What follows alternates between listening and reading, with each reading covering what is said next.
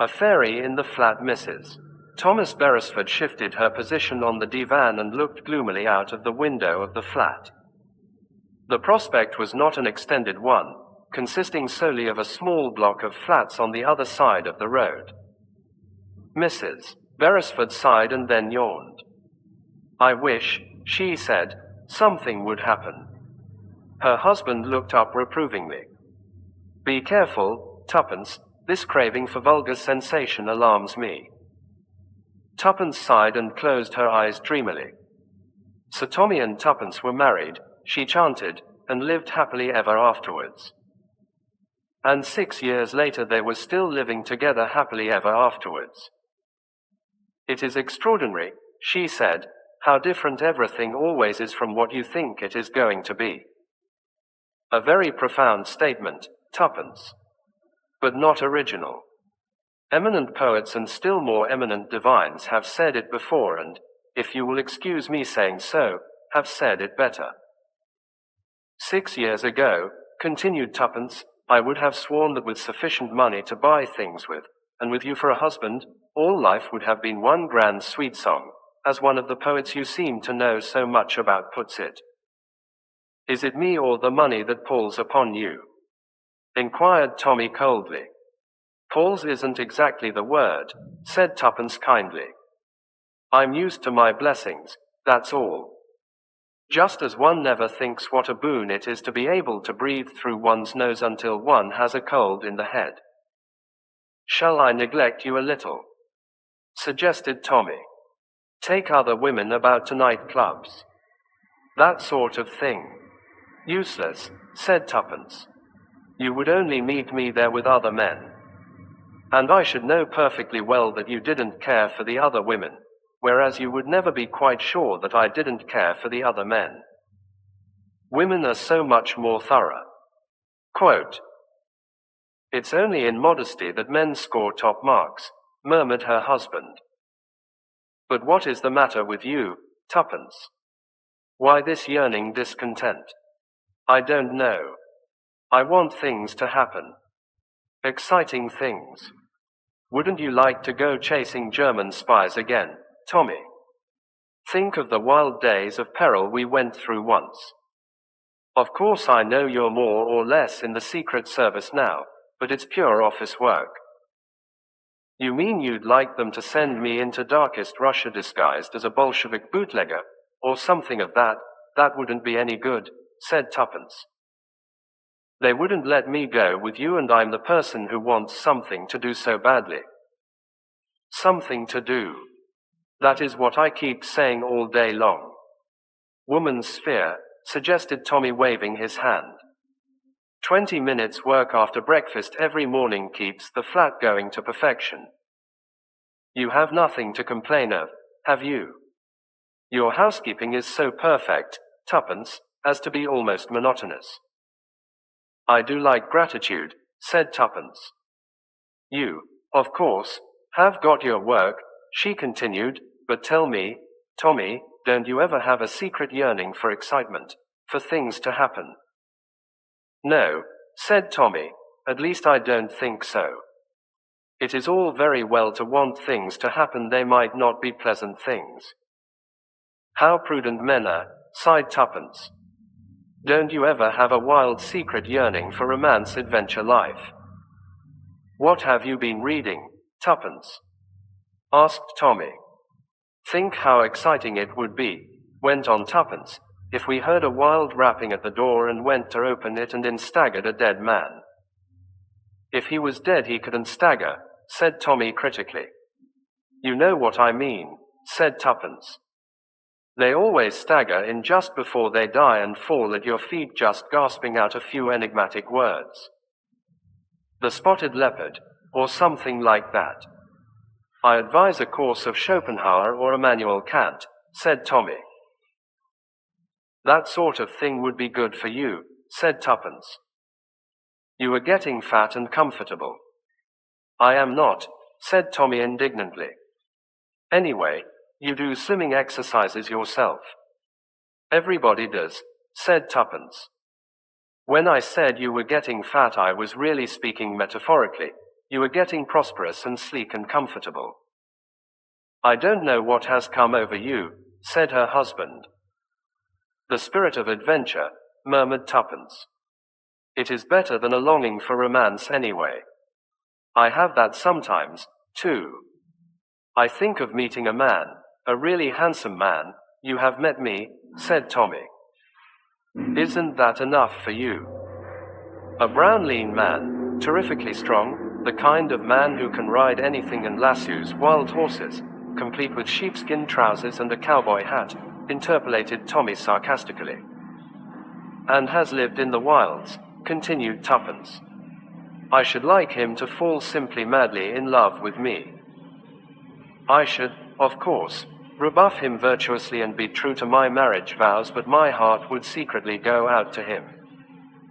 Well, said Tommy, I often wish that I may meet a really beautiful girl. A girl with corn-colored hair who will fall desperately in love with me. Only I don't think I rebuff her. In fact, I am quite sure I don't. That, said Tuppence, is naughty temper. What, said Tommy, is really the matter with you, Tuppence? You have never talked like this before. No, but I have been boiling up inside for a long time, said Tuppence. You see, it is very dangerous to have everything you want, including enough money to buy things. Of course, there are always hats. You have got about 40 hats already, said Tommy, and they all look alike.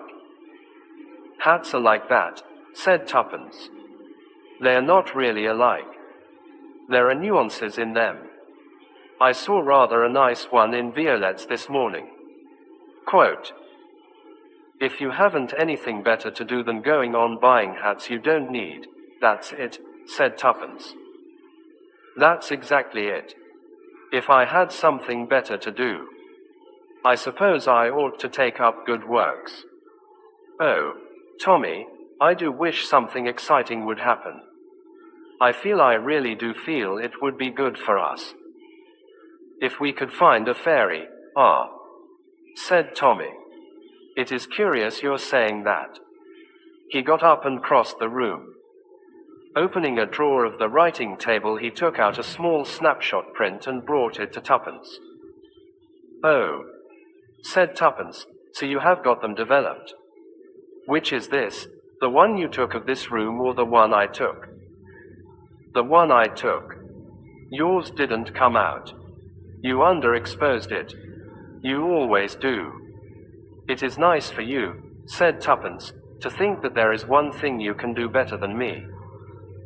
A foolish remark, said Tommy, but I will let it pass for the moment. What I wanted to show you was this. He pointed to a small white speck on the photograph. That is a scratch on the film, said Tuppence. Not at all, said Tommy. That, Tuppence, is a fairy. Tommy, you idiot. Look for yourself. He handed her a magnifying glass. Tuppence studied the print attentively through it. Seen thus by a slight stretch of fancy, the scratch on the film could be imagined to represent a small winged creature perched on the fender. It has got wings, cried Tuppence. What fun, a real live fairy in our flat. Shall we write to Conan Doyle about it? Oh, Tommy, do you think she'll give us wishes? You will soon know, said Tommy. You have been wishing hard enough for something to happen all the afternoon.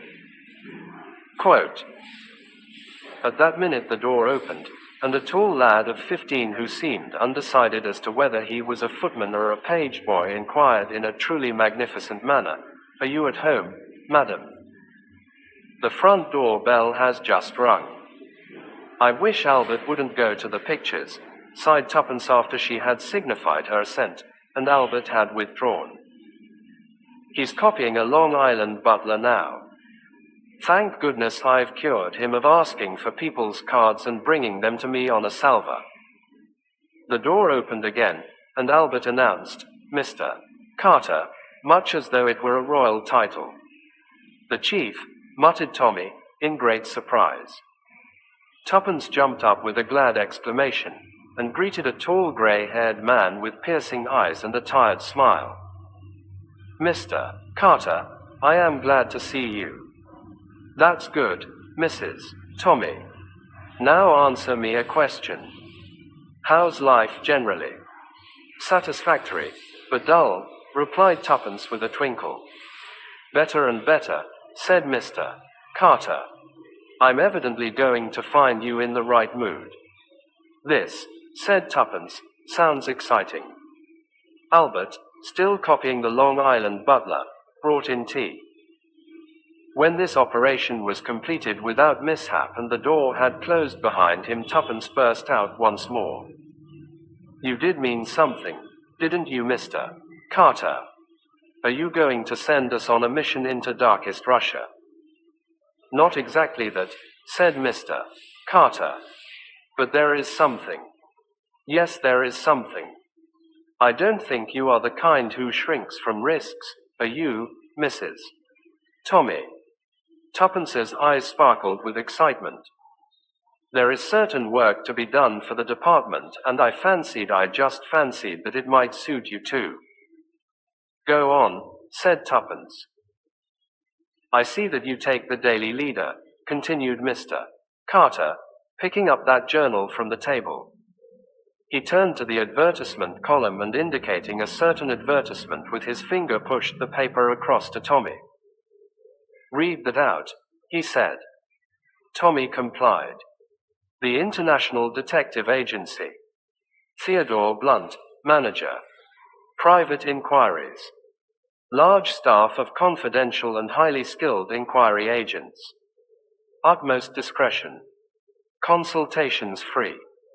118 Halem Street, W.C." He looked inquiringly at Mr. Carter. The latter nodded. "That detective agency has been on its last legs for some time," he murmured. "Friend of mine acquired it for a mere song. We're thinking of setting it going again, say, for a 6 months trial. And during that time, of course, it will have to have a manager." "What about Mr. Theodore Blunt?" asked Tommy. "Mr. Blunt has been rather indiscreet, I'm afraid. In fact, Scotland Yard have had to interfere. Mr. Blunt is being detained at His Majesty's expense, and he won't tell us half of what we'd like to know." "I see, sir," said Tommy. "At least, I think I see. I suggest that you have 6 months' leave from the office. 3 health. And of course, if you like to run a detective agency under the name of Theodore Blunt, it's nothing to do with me." Tommy eyed his chief steadily. "Any instructions, sir?" "Mr. Blunt did some foreign business, I believe. Look out for blue letters with a Russian stamp on them. From a ham merchant anxious to find his wife who came as a refugee to this country some years ago. Moisten the stamp and you'll find the number 16 written underneath. Make a copy of these letters and send the originals on to me. Also, if anyone comes to the office and makes a reference to the number 16, inform me immediately." "I understand, sir," said Tommy. "And apart from these instructions?" Mr. Carter picked up his gloves from the table and prepared to depart. "You can run the agency as you please." I fancied, his eyes twinkled a little, that it might amuse Mrs. Tommy to try her hand at a little detective work. 2. A pot of tea. Mr. and Mrs. Beresford took possession of the offices of the International Detective Agency a few days later. They were on the 2nd floor of a somewhat dilapidated building in Bloomsbury. In the small outer office, Albert relinquished the role of a Long Island butler, and took up that of office boy, a part which he played to perfection. A paper bag of sweets, inky hands, and a tousled head was his conception of the character. From the outer office, 2 doors led into inner offices. On one door was painted the legend, "Clerks." On the other, "Private." Behind the latter was a small, comfortable room furnished with an immense business-like desk, a lot of artistically labeled files, all empty, and some solid leather-seated chairs. Behind the desk sat the pseudo-Mr. Blunt, trying to look as though he had run a detective agency all his life. A telephone, of course, stood at his elbow. Tuppence and he had rehearsed several good telephone effects, and Albert also had his instructions. In the adjoining room was Tuppence, a typewriter, the necessary tables and chairs of an inferior type to those in the room of the great chief, and a gas ring for making tea. Nothing was wanting, in fact, save clients. Tuppence, in the first ecstasies of initiation, had a few bright hopes. "It will be too marvelous," she declared. "We will hunt down murderers, and discover the missing family jewels, and find people who've disappeared and detect embezzlers." At this point, Tommy felt it his duty to strike a more discouraging note. "Calm yourself, Tuppence, and try and forget the cheap fiction you are in the habit of reading. Our clientele, if we have any clientele at all, will consist solely of husbands who want their wives shadowed, and wives who want their husbands shadowed. Evidence for divorce is the sole prop of private inquiry agents." "Ugh," said Tuppence, wrinkling a fastidious nose. "We shan't touch divorce cases. We must raise the tone of our new profession." "Yes," said Tommy doubtfully. And now, a week after installation, they compare notes rather ruefully. "Three idiotic women whose husbands go away for weekends," sighed Tommy. "Anyone come whilst I was out at lunch?" "A fat old man with a flighty wife," sighed Tuppence sadly. "I've read in the papers for years that the divorce evil was growing, but somehow I never seemed to realize it until this last week. I'm sick and tired of saying, we don't undertake divorce cases." "We've put it in the advertisements now," Tommy reminded her.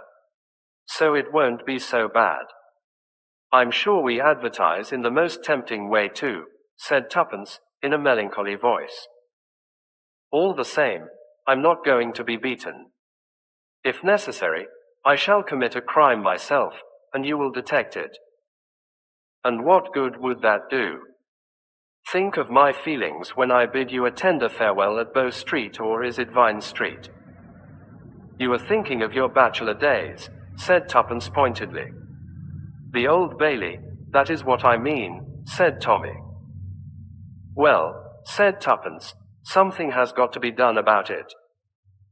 Here we are bursting with talent and no chance of exercising it. I always like your cheery optimism, Tuppence. You seem to have no doubt whatever that you have talent to exercise." "Of course," said Tuppence, opening her eyes very wide. "And yet you have no expert knowledge whatever."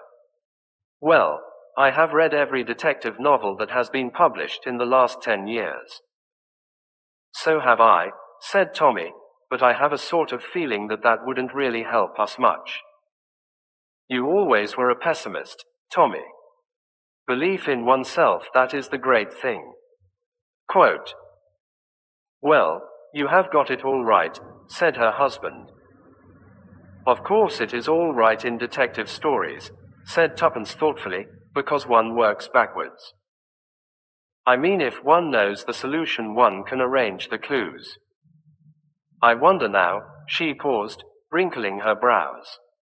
"Yes," said Tommy, inquiringly. "I have got a sort of an idea," said Tuppence. "It hasn't quite come yet, but it's coming." She rose resolutely. "I think I shall go and buy that hat I told you about." "Oh God," said Tommy. "Another hat?" "It's a very nice one," said Tuppence with dignity. She went out with a resolute look on her face. Once or twice in the following days Tommy inquired curiously about the idea. Tuppence merely shook her head and told him to give her time. And then, one glorious morning, the first client arrived, and all else was forgotten. There was a knock on the outer door of the office. Albert, who had just placed an acid drop between his lips, roared out an indistinct, "Come in." He then swallowed the acid drop whole in his surprise and delight. For this looked like the real thing. A tall young man, exquisitely and beautifully dressed, stood hesitating in the doorway. A toff, if ever there was one, said Albert to himself. His judgment in such matters was good. The young man was about 24 years of age, had beautifully slicked back hair, a tendency to pink rims round the eyes, and practically no chin to speak of. In an ecstasy, Albert pressed a button under his desk, and almost immediately a perfect fusillade of typing broke out from the direction of clerks. Tuppence had rushed to the post of duty. The effect of this hum of industry was to overawe the young man still further. "I say," he remarked, "is this the Whatnot Detective Agency, Blunt's brilliant detectives? All that sort of stuff, you know. Quote, did you want, sir, to speak to Mr. Blunt himself?" inquired Albert, with an air of doubt as to whether such a thing could be managed. "Well, yes, laddie, that was the jolly old idea. Can it be done? You haven't an appointment, I suppose?" The visitor became more and more apologetic. "Afraid I haven't. It's always wise, sir, to ring up on the phone first. Mr. Blunt is so terribly busy. He's engaged on the telephone at the moment. Called into consultation by Scotland Yard." The young man seemed suitably impressed. Albert lowered his voice and imported information in a friendly fashion. "Important theft of documents from a government office. They want Mr. Blunt to take up the case."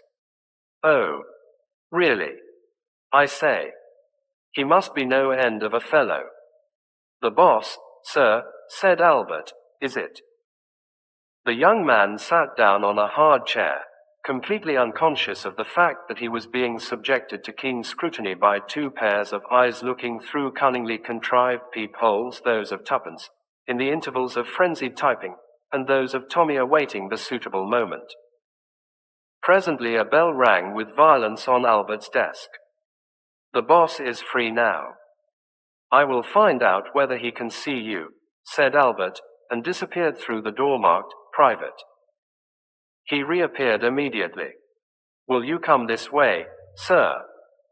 The visitor was ushered into the private office, and a pleasant-faced young man with red hair and an air of brisk capability rose to greet him. "Sit down. You wished to consult me. I am Mr. Blunt." "Oh, really? I say, you're awfully young, aren't you?" "The day of the old men is over," said Tommy, waving his hand. "Who caused the war? The old men. Who is responsible for the present state of unemployment? The old men. Who is responsible for every single rotten thing that has happened? Again I say, the old men."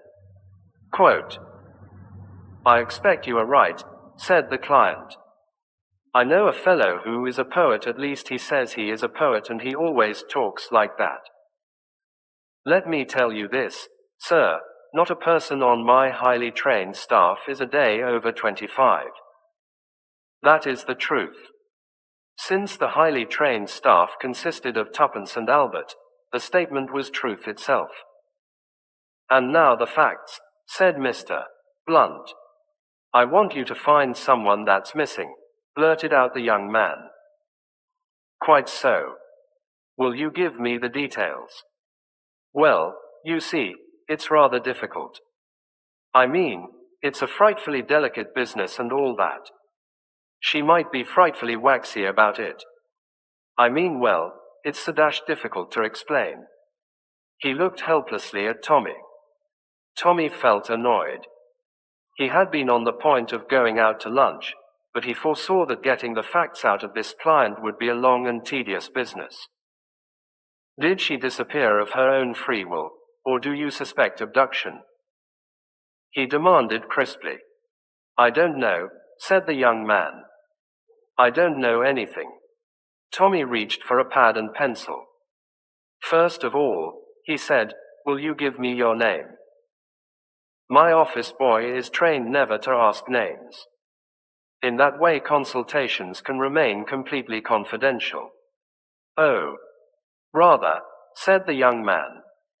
Jolly good idea. My name's Smith. Oh. No, said Tommy. The real one, please. His visitor looked at him in awe. Street. Vincent, he said. Lawrence Street, Vincent. It's a curious thing, said Tommy, how very few people there are whose real name is Smith. Personally, I don't know anyone called Smith. But 9 men out of 10 who wish to conceal their real name give that of Smith. I am writing a monograph upon the subject. At that moment a buzzer purred discreetly on his desk. That meant that Tuppence was requesting to take hold. Tommy, who wanted his lunch, and who felt profoundly unsympathetic towards Mr. Street, Vincent, was only too pleased to relinquish the helm. Excuse me, he said, and picked up the telephone. Across his face there shot rapid changes: surprise, consternation, slight elation. You don't say so, he said into the phone. The Prime Minister himself.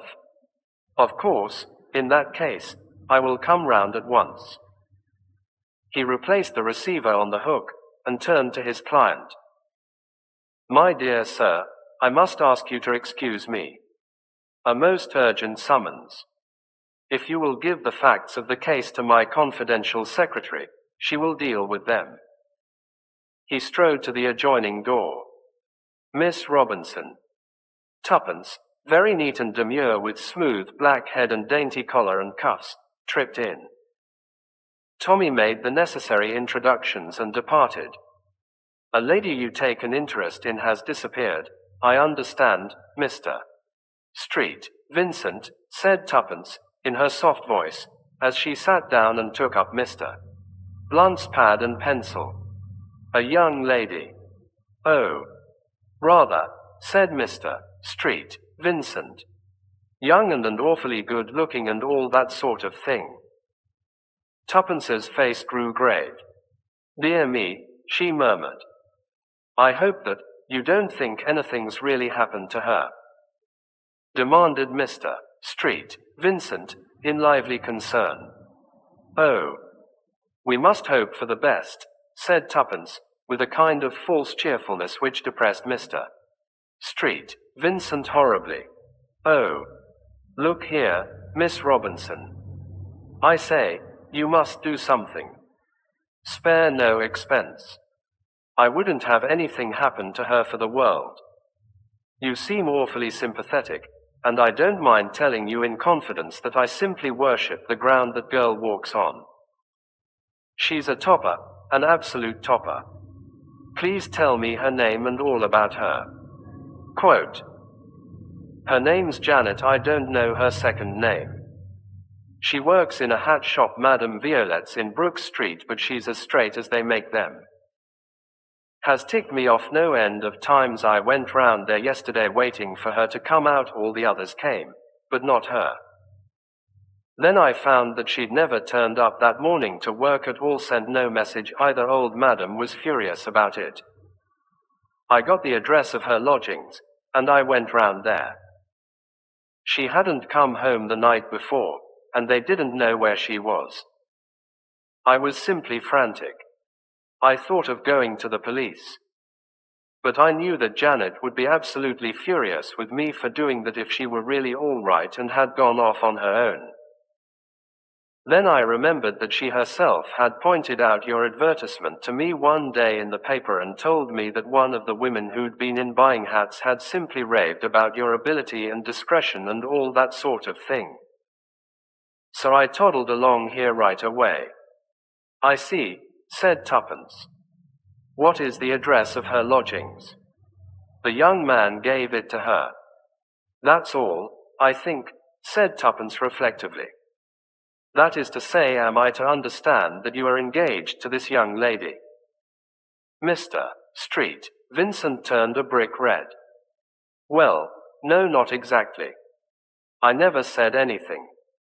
But I can tell you this, I mean to ask her to marry me as soon as ever I see her, if I ever do see her again.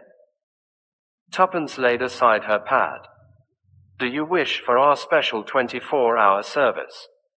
She asked, in business-like tones. What's that?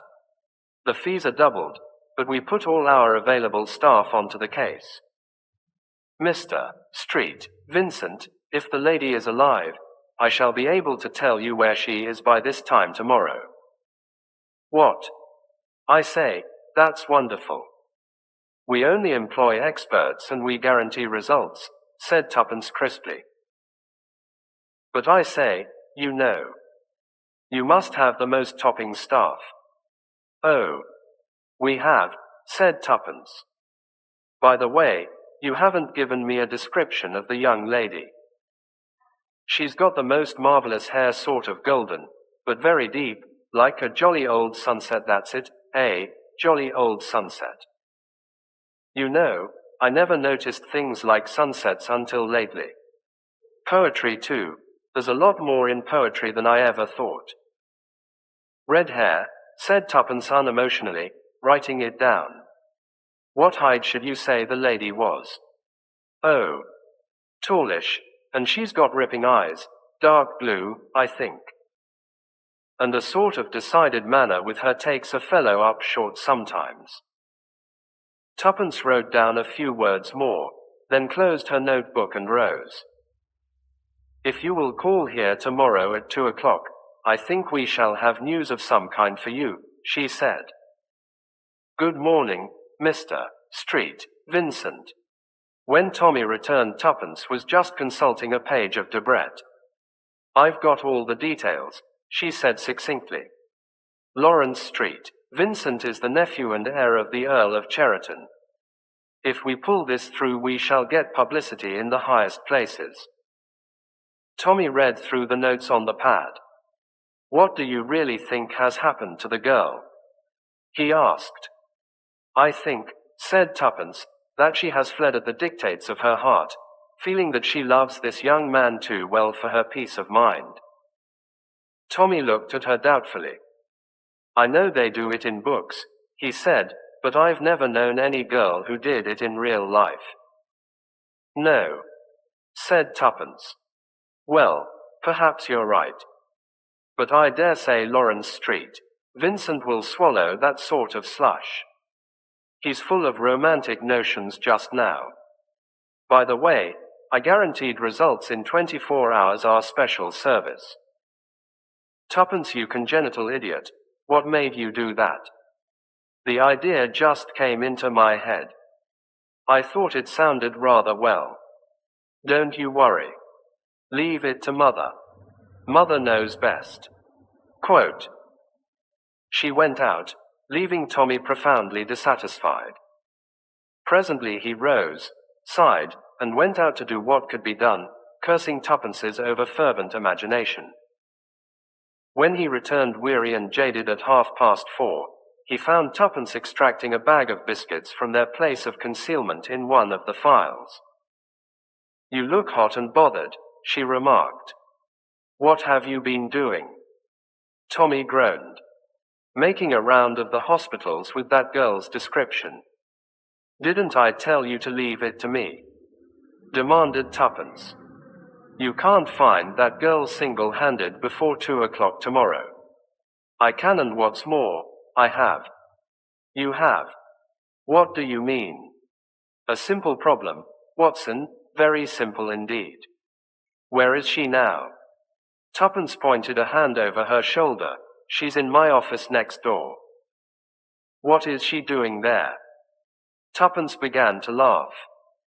Well, she said, early training will tell, and with a kettle, a gas ring, and half a pound of tea staring her in the face, the result is a foregone conclusion. You see, continued Tuppence gently. Madame Violette's is where I go for my hats, and the other day I ran across an old pal of hospital days amongst the girls there. She gave up nursing after the war and started a hat shop, failed, and took this job at Madame Violette's. We fixed up the whole thing between us. She was to rub the advertisement well into Young Street, Vincent, and then disappear. Wonderful efficiency of Blunt's brilliant detectives.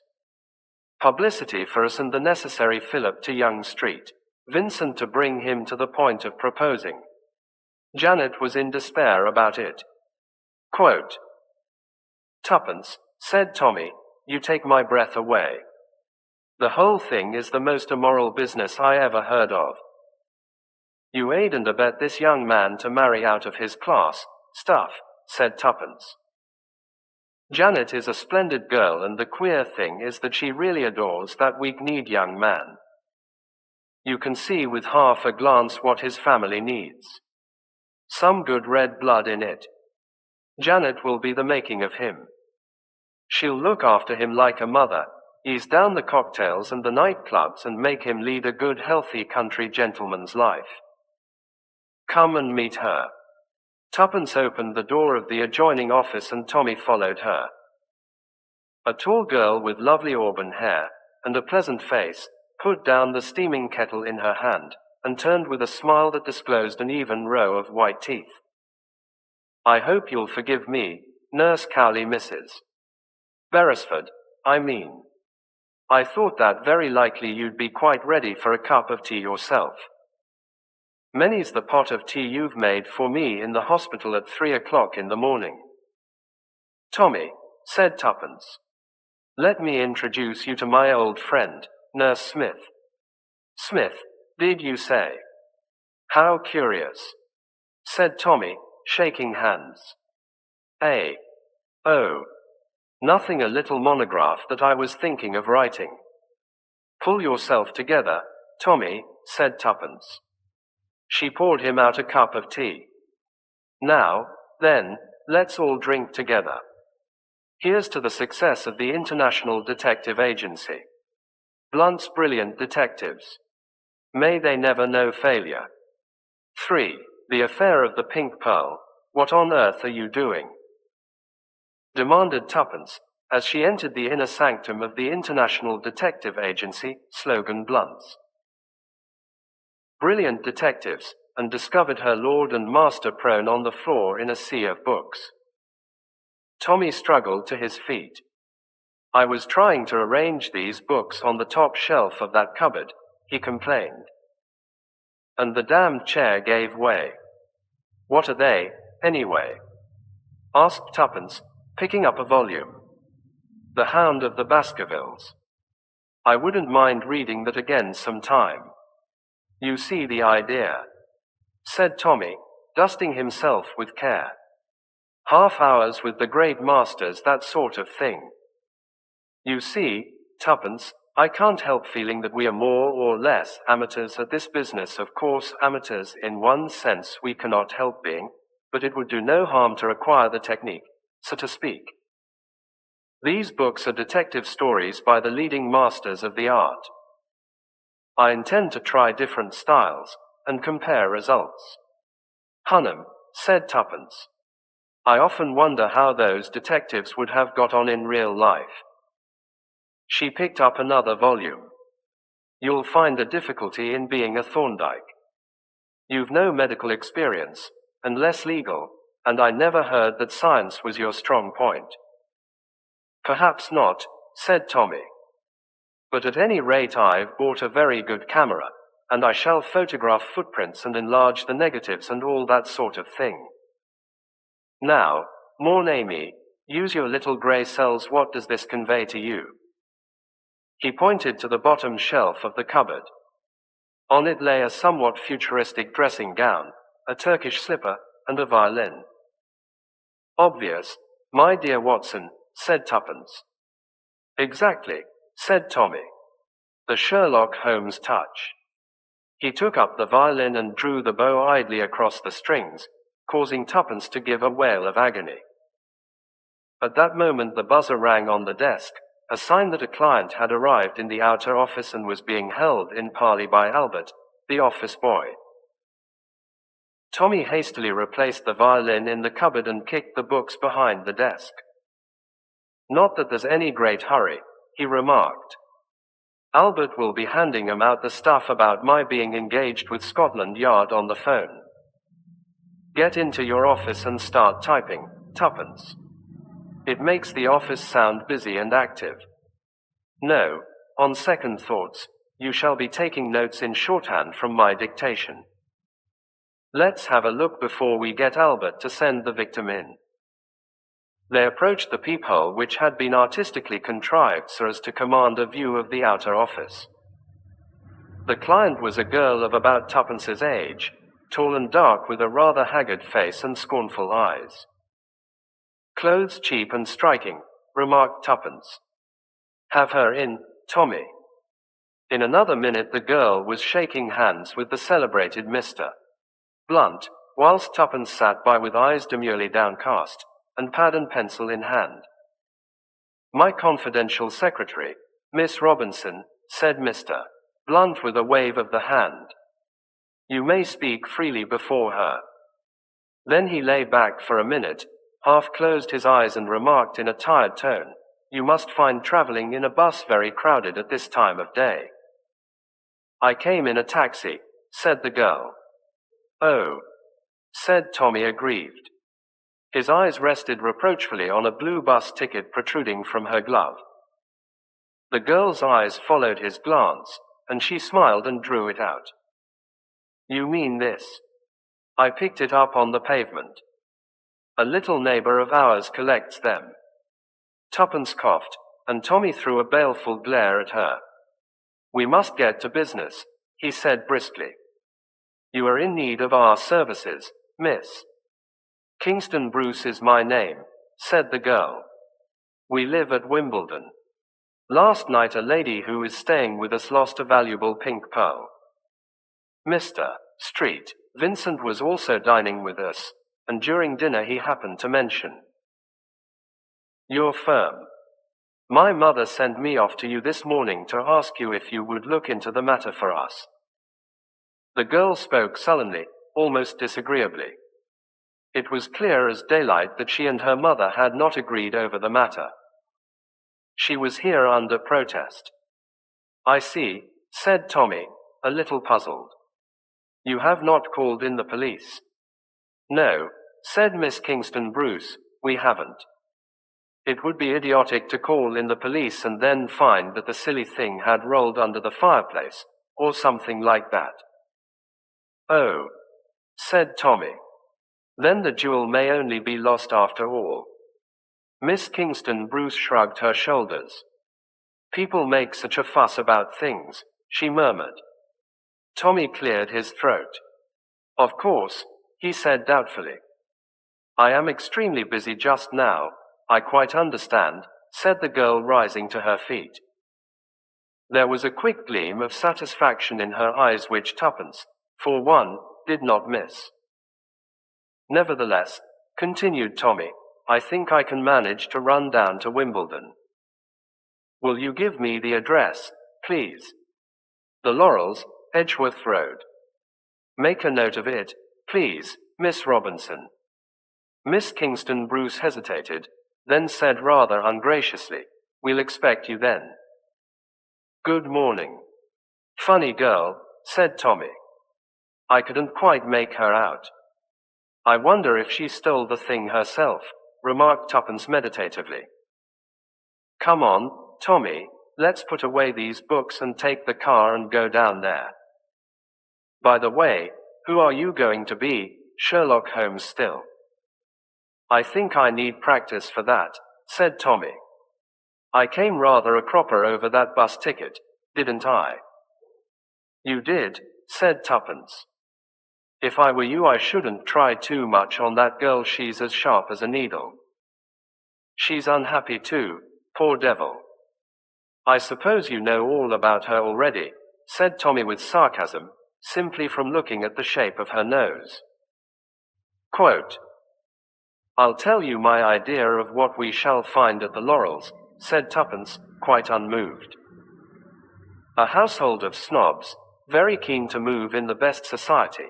The father, if there is a father, is sure to have a military title. The girl falls in with their way of life and despises herself for doing so. Tommy took a last look at the books now neatly ranged upon a shelf. I think, he said thoughtfully, that I shall be Thorndyke today. I shouldn't have thought there was anything medico-legal about this case, remarked Tuppence. Perhaps not, said Tommy. But I'm simply dying to use that new camera of mine. It's supposed to have the most marvelous lens that ever was or ever could be. I know those kind of lenses, said Tuppence. By the time you've adjusted the shutter and stopped down and calculated the exposure and kept your eyes on the spirit level, your brain gives out, and you yearn for the simple brownie. Only an unambitious soul is content with the simple brownie. Well, I bet I shall get better results with it than you will. Tommy ignored this challenge. I ought to have a smoker's companion, he said regretfully. I wonder where one buys them. There's always the patent corkscrew Aunt Araminta gave you last Xmas, said Tuppence helpfully. That's true, said Tommy. A curious-looking engine of destruction I thought it at the time, and rather a humorous present to get from a strictly teetotal aunt. I, said Tuppence, shall be Polton. Tommy looked at her scornfully. Polton indeed. You couldn't begin to do one of the things that he does. Yes, I can, said Tuppence. I can rub my hands together when I'm pleased. That's quite enough to get on with. I hope you're going to take plaster casts of footprints. Quote. Tommy was reduced to silence. Having collected the corkscrew, they went round to the garage, got out the car and started for Wimbledon. The Laurels was a big house. It ran somewhat to gables and turrets, had an air of being very newly painted, and was surrounded with neat flower beds filled with scarlet geraniums. A tall man with a close-cropped white moustache and an exaggeratedly martial bearing opened the door before Tommy had time to ring. I've been looking out for you, he explained fussily. Mr. Blunt, is it not? I am Colonel Kingston Bruce. Will you come into my study? He led them into a small room at the back of the house. Young Street, Vincent was telling me wonderful things about your firm. I've noticed your advertisements myself.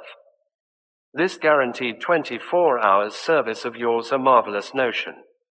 That's exactly what I need. Inwardly anathematizing Tuppence for her irresponsibility in inventing this brilliant detail, Tommy replied, Just so, Colonel. The whole thing is most distressing, sir, most distressing. Perhaps you would kindly give me the facts, said Tommy, with a hint of impatience. Certainly I will at once. We have at the present moment staying with us a very old and dear friend of ours, Lady Laura Barton, daughter of the late Earl of Carroway. The present Earl, her brother, made a striking speech in the House of Lords the other day. As I say, she is an old and dear friend of ours. Some American friends of mine who have just come over, the Hamilton Betts, were most anxious to meet her. Nothing easier, I said. She is staying with me now. Come down for the weekend. You know what Americans are about titles, Mr. Blunt. And others besides Americans sometimes, Colonel Kingston Bruce. Alas! Only too true, my dear sir. Nothing I hate more than a snob. Well, as I was saying, the Betts came down for the weekend. Last night we were playing bridge at the time the clasp of a pendant misses. Hamilton Betts was wearing broke, so she took it off and laid it down on a small table, meaning to take it upstairs with her when she went. This, however, she forgot to do. I must explain, Mr. Blunt, that the pendant consisted of 2 small diamond wings, and a big pink pearl depending from them. The pendant was found this morning lying where Mrs. Betts had left it, but the pearl, a pearl of enormous value, had been wrenched off. Who found the pendant? The parlour-maid Gladys Hill. Any reason to suspect her? She has been with us some years, and we have always found her perfectly honest. But, of course, one never knows exactly. Will you describe your staff, and also tell me who was present at dinner last night? There is the cook. She has been with us only 2 months, but then she would have no occasion to go near the drawing room. The same applies to the kitchen maid. Then there is the housemaid, Alice Cummings. She also has been with us for some years. And Lady Laura's maid, of course. She is French. Colonel Kingston Bruce looked very impressive as he said this. Tommy, unaffected by the revelation of the maid's nationality, said, "Exactly." And the party at dinner? Mr. and Mrs. Betts, ourselves, my wife and daughter, and Lady Laura. Young Street, Vincent was dining with us, and Mr. Rennie looked in after dinner for a while. Who is Mr. Rennie? A most pestilential fellow, an arrant socialist. Good looking, of course, and with a certain specious power of argument. But a man, I don't mind telling you, whom I wouldn't trust a yard. A dangerous sort of fellow. In fact, said Tommy dryly, it is Mr. Rennie whom you suspect. I do, Mr. Blunt.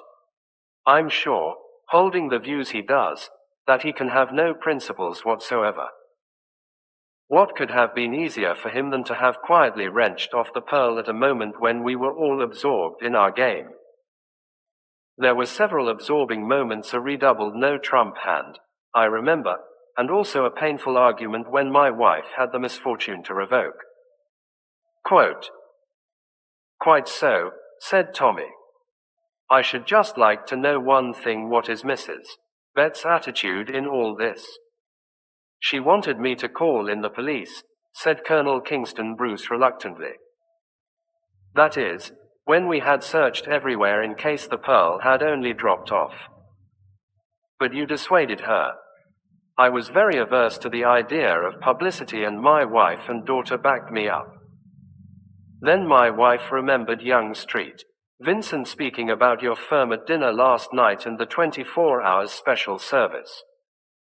"Yes," said Tommy with a heavy heart. "You see, in any case no harm will be done. If we call in the police tomorrow, it can be supposed that we thought the jewel merely lost and were hunting for it. By the way, nobody has been allowed to leave the house this morning."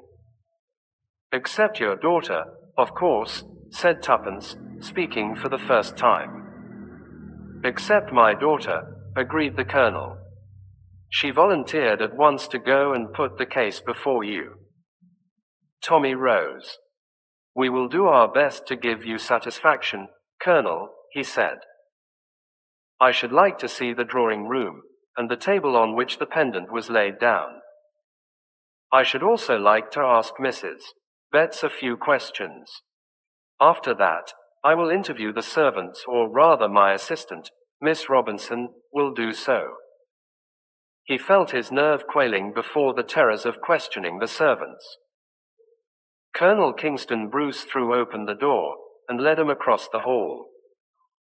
As he did so, a remark came to them clearly through the open door of the room they were approaching, and the voice that uttered it was that of the girl who had come to see them that morning.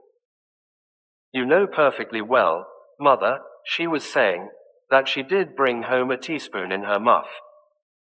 Quote, in another minute they were being introduced to Mrs. Kingston Bruce, a plaintive lady with a languid manner. Miss Kingston Bruce acknowledged their presence with a short inclination of the head. Her face was more sullen than ever. Mrs. Kingston Bruce was voluble. "But I know who I think took it," she ended. "That dreadful socialist young man. He loves the Russians and the Germans and hates the English. What else can you expect? He never touched it, said Miss Kingston Bruce fiercely. I was watching him all the time. I couldn't have failed to see if he had. She looked at them defiantly with her chin up. Tommy created a diversion by asking for an interview with Mrs. Betts. When Mrs. Kingston Bruce had departed accompanied by her husband and daughter to find Mrs. Betts, he whistled thoughtfully. I wonder, he said gently, who it was who had a teaspoon in her muff. Just what I was thinking, replied Tuppence. Mrs. Betts, followed by her husband, burst into the room. She was a big woman with a determined voice. Mr. Hamilton Betts looked dyspeptic and subdued. I understand, Mr. Blunt, that you are a private inquiry agent, and one who hustles things through at a great rate. Hustle, said Tommy, is my middle name, Mrs. Betts. Let me ask you a few questions. Thereafter things proceeded rapidly. Tommy was shown the damaged pendant, the table on which it had lain, and Mr. Betts emerged from his taciturnity to mention the value, in dollars, of the stolen pearl. And withal, Tommy felt an irritating certainty that he was not getting on. I think that will do, he said at length. Miss Robinson, will you kindly fetch the special photographic apparatus from the hall? Miss Robinson complied. A little invention of my own, said Tommy. In appearance, you see, it is just like an ordinary camera. He had some slight satisfaction in seeing that the Betts were impressed. He photographed the pendant, the table on which it had lain, and took several general views of the apartment. Then, Miss Robinson was delegated to interview the servants, and in view of the eager expectancy on the faces of Colonel Kingston Bruce and Mrs. Betts, Tommy felt called upon to say a few authoritative words. The position amounts to this, he said. Either the pearl is still in the house, or it is not still in the house. Quite so, said the colonel with more respect than was, perhaps, quite justified by the nature of the remark. If it is not in the house, it may be anywhere, but if it is in the house, it must necessarily be concealed somewhere, and a search must be made, broke in Colonel Kingston Bruce. Quite so. I give you carte blanche, Mr. Blunt.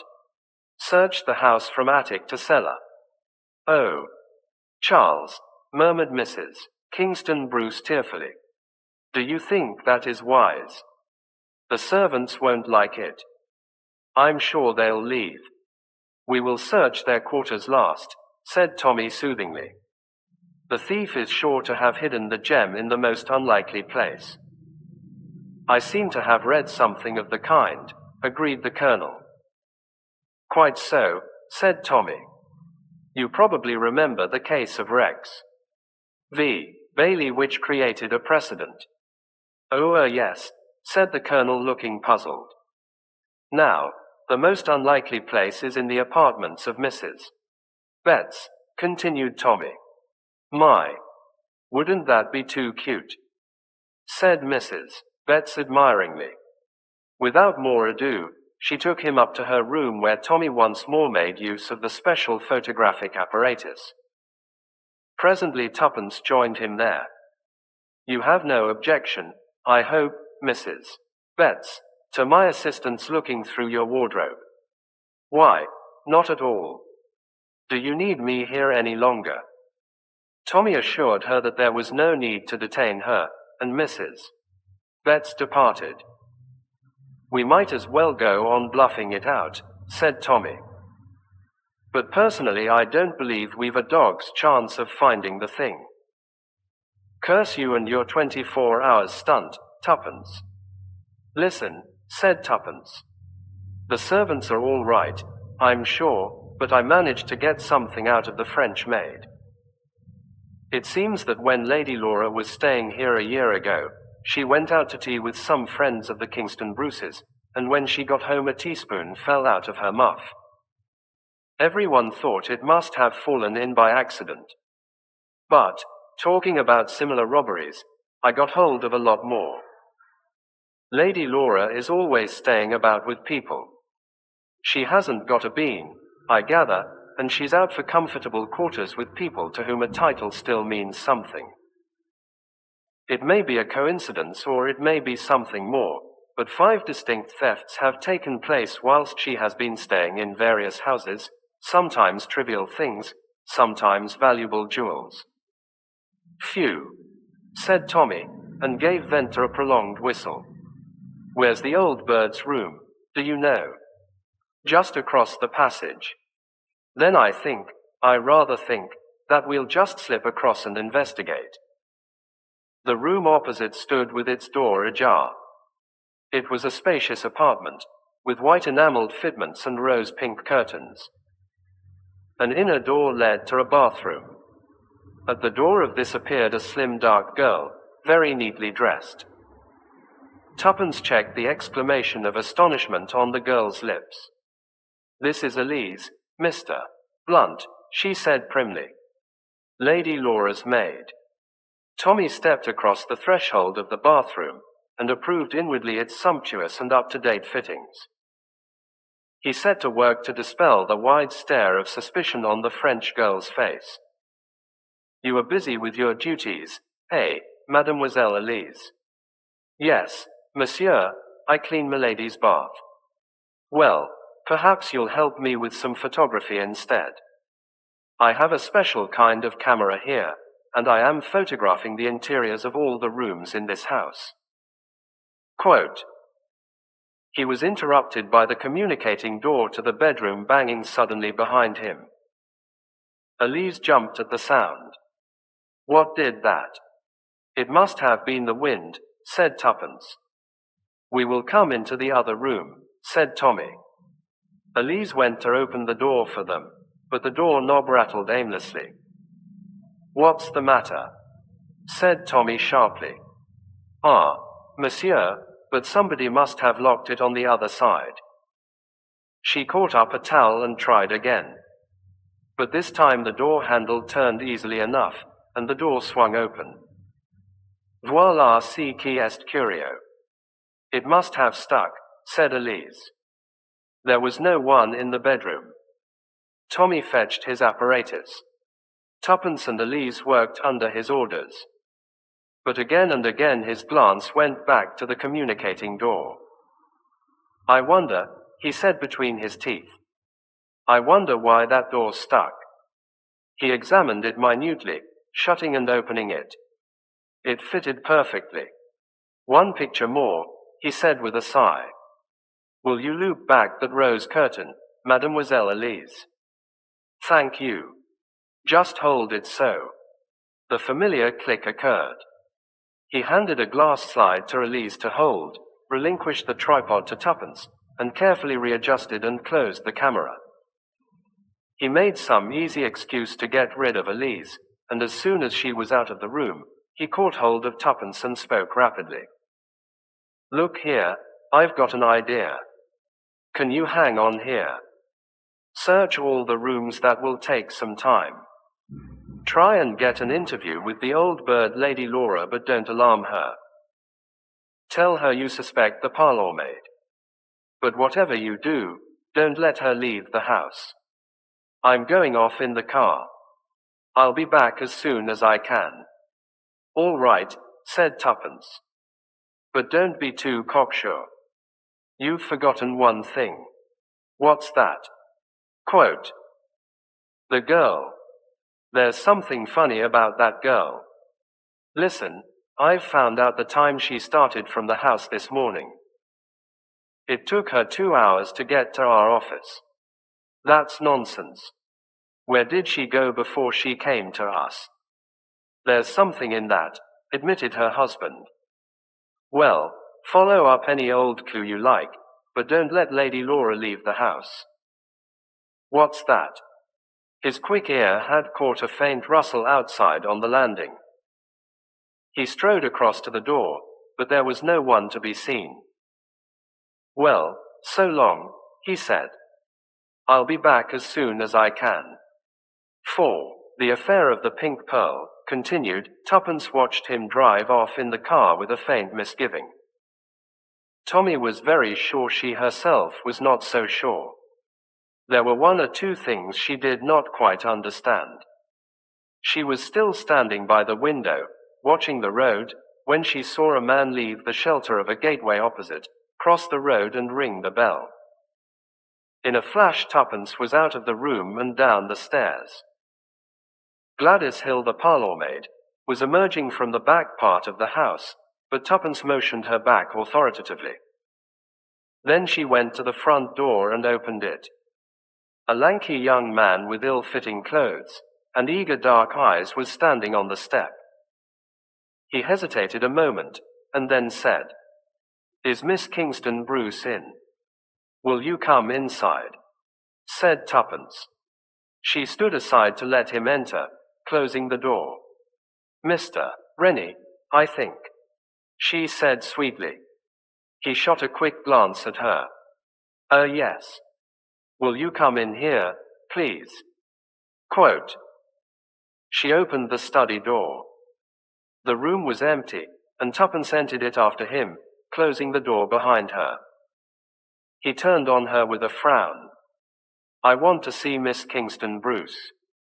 "I am not quite sure that you can," said Tuppence composedly. "Look here, who the devil are you?" said Mr. Rennie rudely. "International Detective Agency," said Tuppence succinctly, and noticed Mr. Rennie's uncontrollable start. "Please sit down, Mr. Rennie," she went on. "To begin with, we know all about Miss Kingston Bruce's visit to you this morning." It was a bold guess, but it succeeded. Perceiving his consternation, Tuppence went on quickly. "The recovery of the pearl is the great thing, Mr. Rennie. No one in this house is anxious for publicity. Can't we come to some arrangement?" The young man looked at her keenly. "I wonder how much you know," he said thoughtfully. "Let me think for a moment."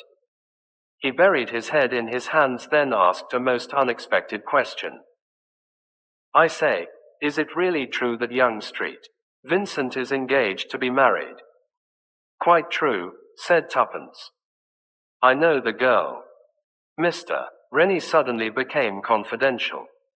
"It's been hell," he confided. "They've been asking him here morning, noon and night, chucking Beatrice at his head. All because he'll come into a title someday. If I had my way, don't let's talk politics," said Tuppence hastily. "Do you mind telling me, Mr. Rennie, why you think Miss Kingston Bruce took the pearl?" I don't." "You do," said Tuppence calmly. "You wait to see the detective, as you think, drive off and the coast clear, and then you come and ask for her. It's obvious.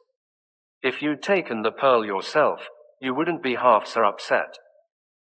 "Her manner was so odd," said the young man. "She came this morning and told me about the robbery, explaining that she was on her way to a firm of private detectives. She seemed anxious to say something, and yet not able to get it out." "Well," said Tuppence, "all I want is the pearl. You'd better go and talk to her."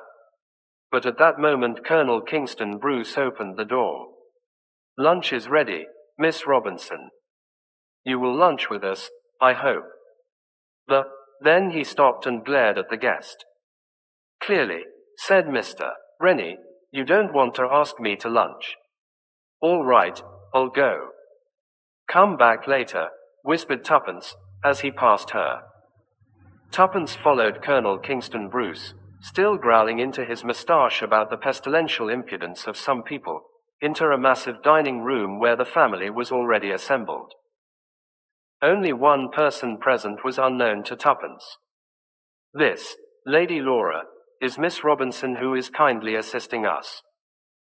Lady Laura bent her head, and then proceeded to stare at Tuppence through her pince-nez.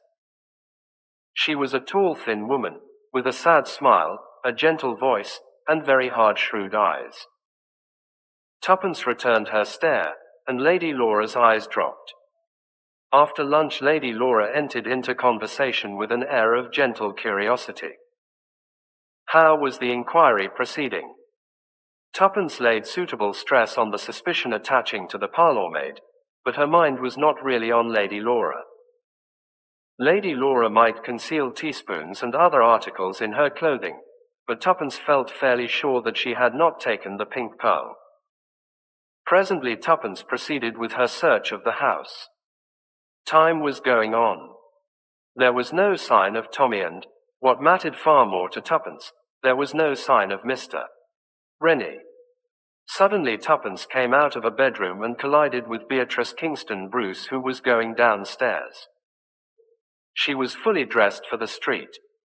"I'm afraid," said Tuppence, "that you mustn't go out just now." The other girl looked at her haughtily. "Whether I go out or not is no business of yours," she said coldly. "It is my business whether I communicate with the police or not, though," said Tuppence. In a minute the girl had turned ashy pale. You mustn't, I won't go out, but don't do that." She clung to Tuppence beseechingly. "My dear Miss Kingston Bruce," said Tuppence smiling, "the case has been perfectly clear to me from the start." But she was interrupted. In the stress of her encounter with the girl, Tuppence had not heard the front door bell. Now, to her astonishment, Tommy came bounding up the stairs, and in the hall below she caught sight of a big burly man in the act of removing a bowler hat. "Detective Inspector Marriott of Scotland Yard," he said with a grin. With a cry, Beatrice Kingston Bruce tore herself from Tuppence's grasp and dashed down the stairs, just as the front door was opened once more to admit Mr. Rennie. "Now you have torn it," said Tuppence bitterly. "Eh?"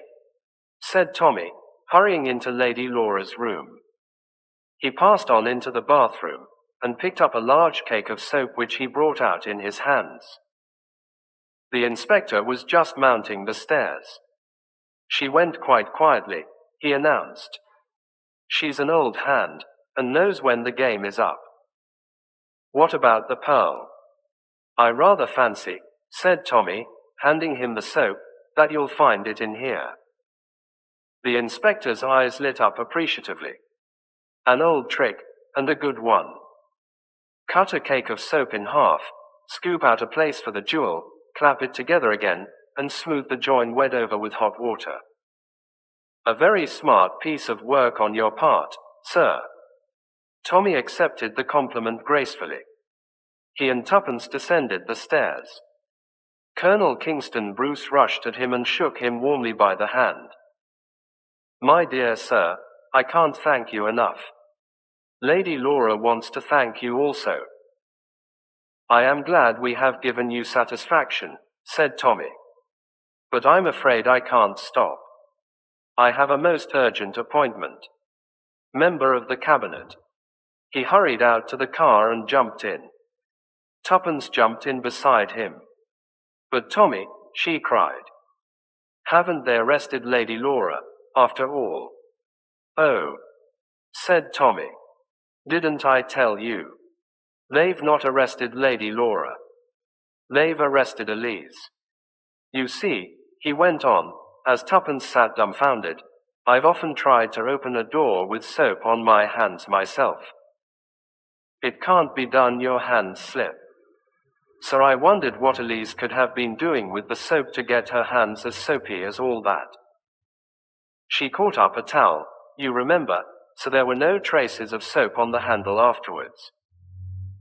But it occurred to me that if you were a professional thief, it wouldn't be a bad plan to be made to a lady suspected of kleptomania who stayed about a good deal in different houses. So I managed to get a photo of her as well as of the room, induced her to handle a glass slide, and toddled off to dear old Scotland Yard. Lightning development of negative, successful identification of fingerprints and photo. Elise was a long-lost friend. Useful place, Scotland Yard.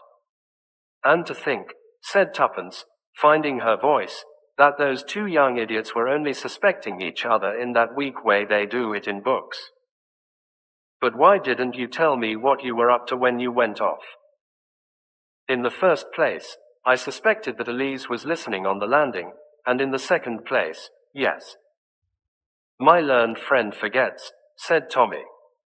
Thorndyke never tells until the last moment. Besides, tuppence, you and your pal Janet Smith put one over on me last time. This makes us and square. 5. The Adventure of the Sinister Stranger. It's been a darned dull day, said Tommy, and yawned widely. Nearly tea time, said Tuppence, and also yawned. Business was not brisk in the International Detective Agency. The eagerly expected letter from the ham merchant had not arrived, and bona fide cases were not forthcoming. Albert, the office boy, entered with a sealed package which he laid on the table. The mystery of the sealed packet, murmured Tommy. Did it contain the fabulous pearls of the Russian Grand Duchess?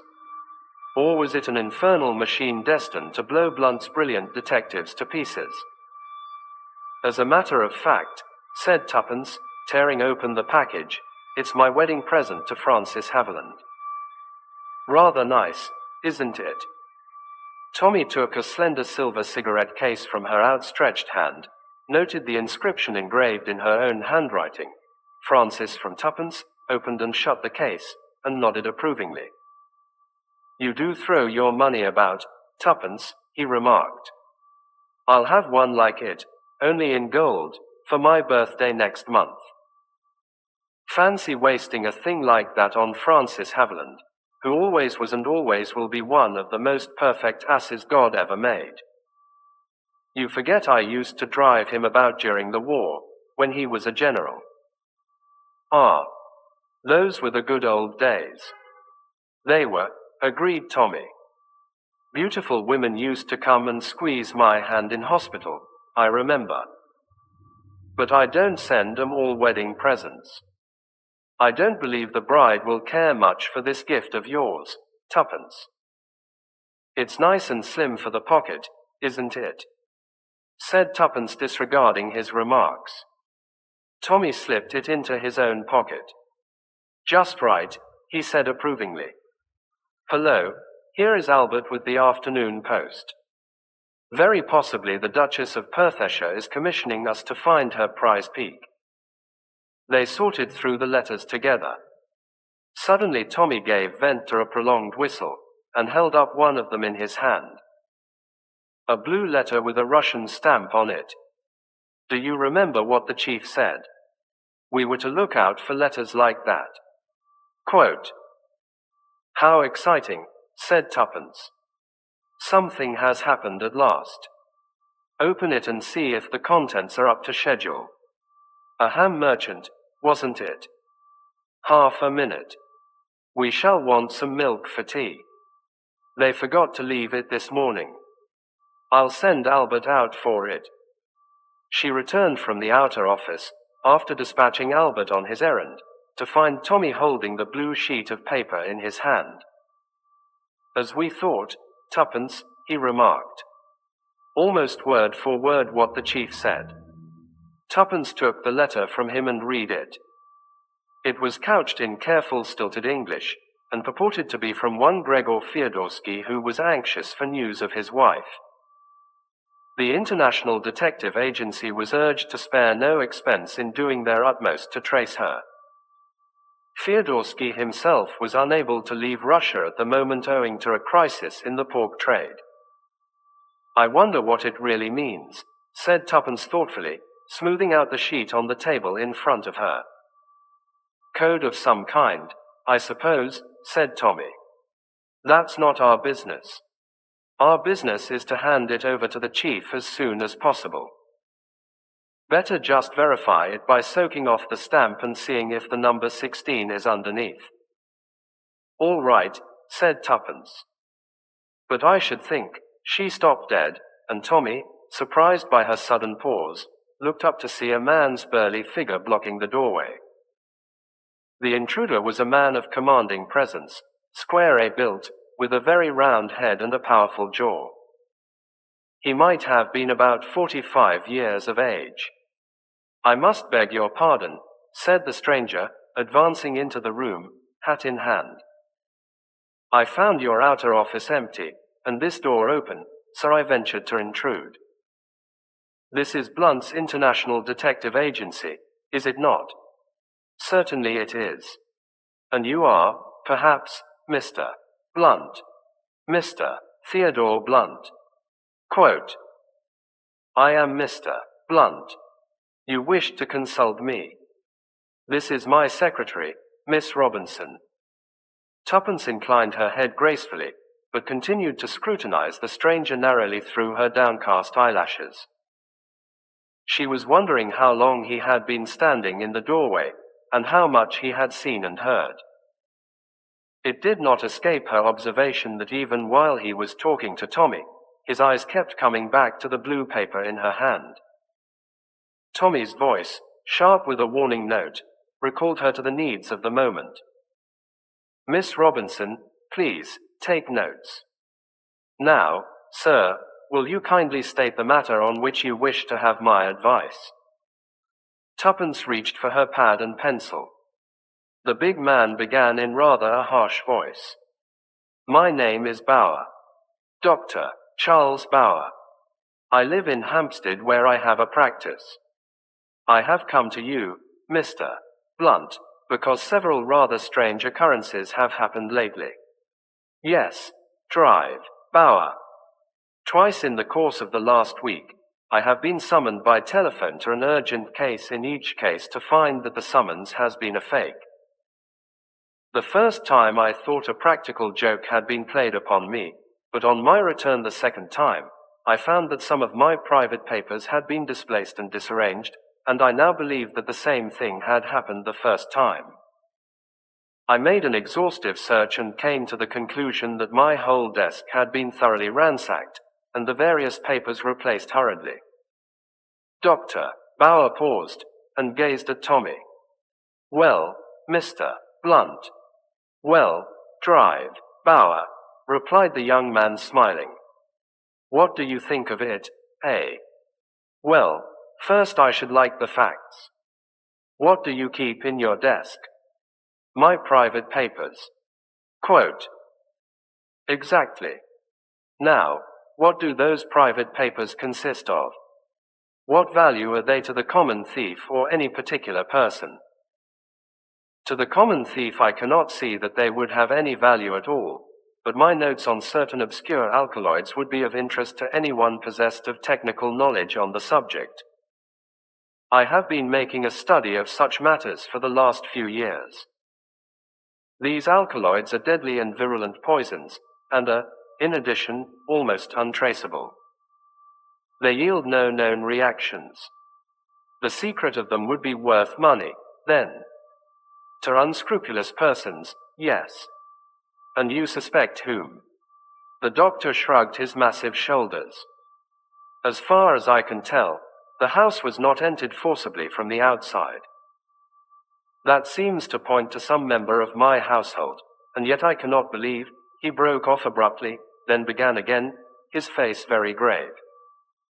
Mr. Blunt, I must place myself in your hands unreservedly. I dare not go to the police in the matter. Of my 3 servants I am almost entirely sure. They have served me long and faithfully. Still, one never knows.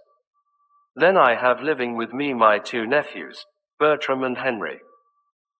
Henry is a good boy, a very good boy. He has never caused me any anxiety, an excellent hard-working young fellow. Bertram, I regret to say, is of quite a different character, wild, extravagant, and persistently idle. I see, said Tommy thoughtfully. You suspect your nephew Bertram of being mixed up in this business.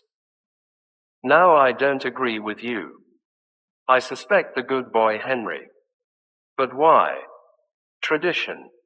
Precedent. Tommy waved his hand airily. In my experience, the suspicious characters are always innocent and vice versa, my dear sir. Yes, decidedly, I suspect Henry. Excuse me, Mr. Blunt, said Tuppence, interrupting in a deferential voice. Did I understand Drive Bauer to say that these notes on obscure alkaloids are kept in the desk with the other papers? Quote, They're kept in the desk, my dear young lady, but in a secret drawer, the position of which is known only to myself. Hence they have so far defied the search. And what exactly do you want me to do, Drive Bauer? Asked Tommy. Do you anticipate that a further search will be made? I do, Mr. Blunt. I have every reason to believe so.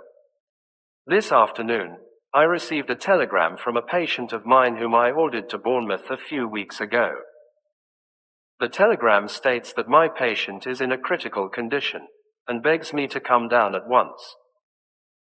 Rendered suspicious by the events I have told you of, I myself dispatched a telegram, prepaid, to the patient in question, and elicited the fact that he was in good health and had sent no summons to me of any kind. It occurred to me that if I pretended to have been taken in, and duly departed to Bournemouth, we should have a very good chance of finding the miscreants at work. They or he will doubtless wait until the household has retired to bed before commencing operations.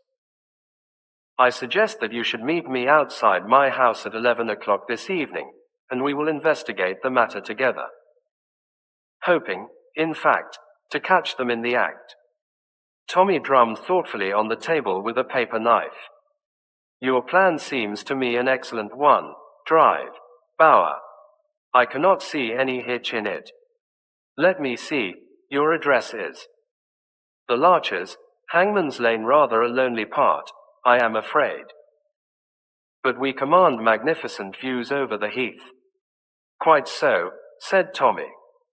The visitor rose. Then I shall expect you tonight, Mr. Blunt. Outside the Larches at, shall we say, 5 minutes to 11 to be on the safe side?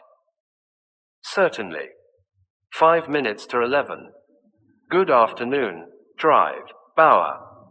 Tommy rose, pressed the buzzer on his desk, and Albert appeared to show the client out.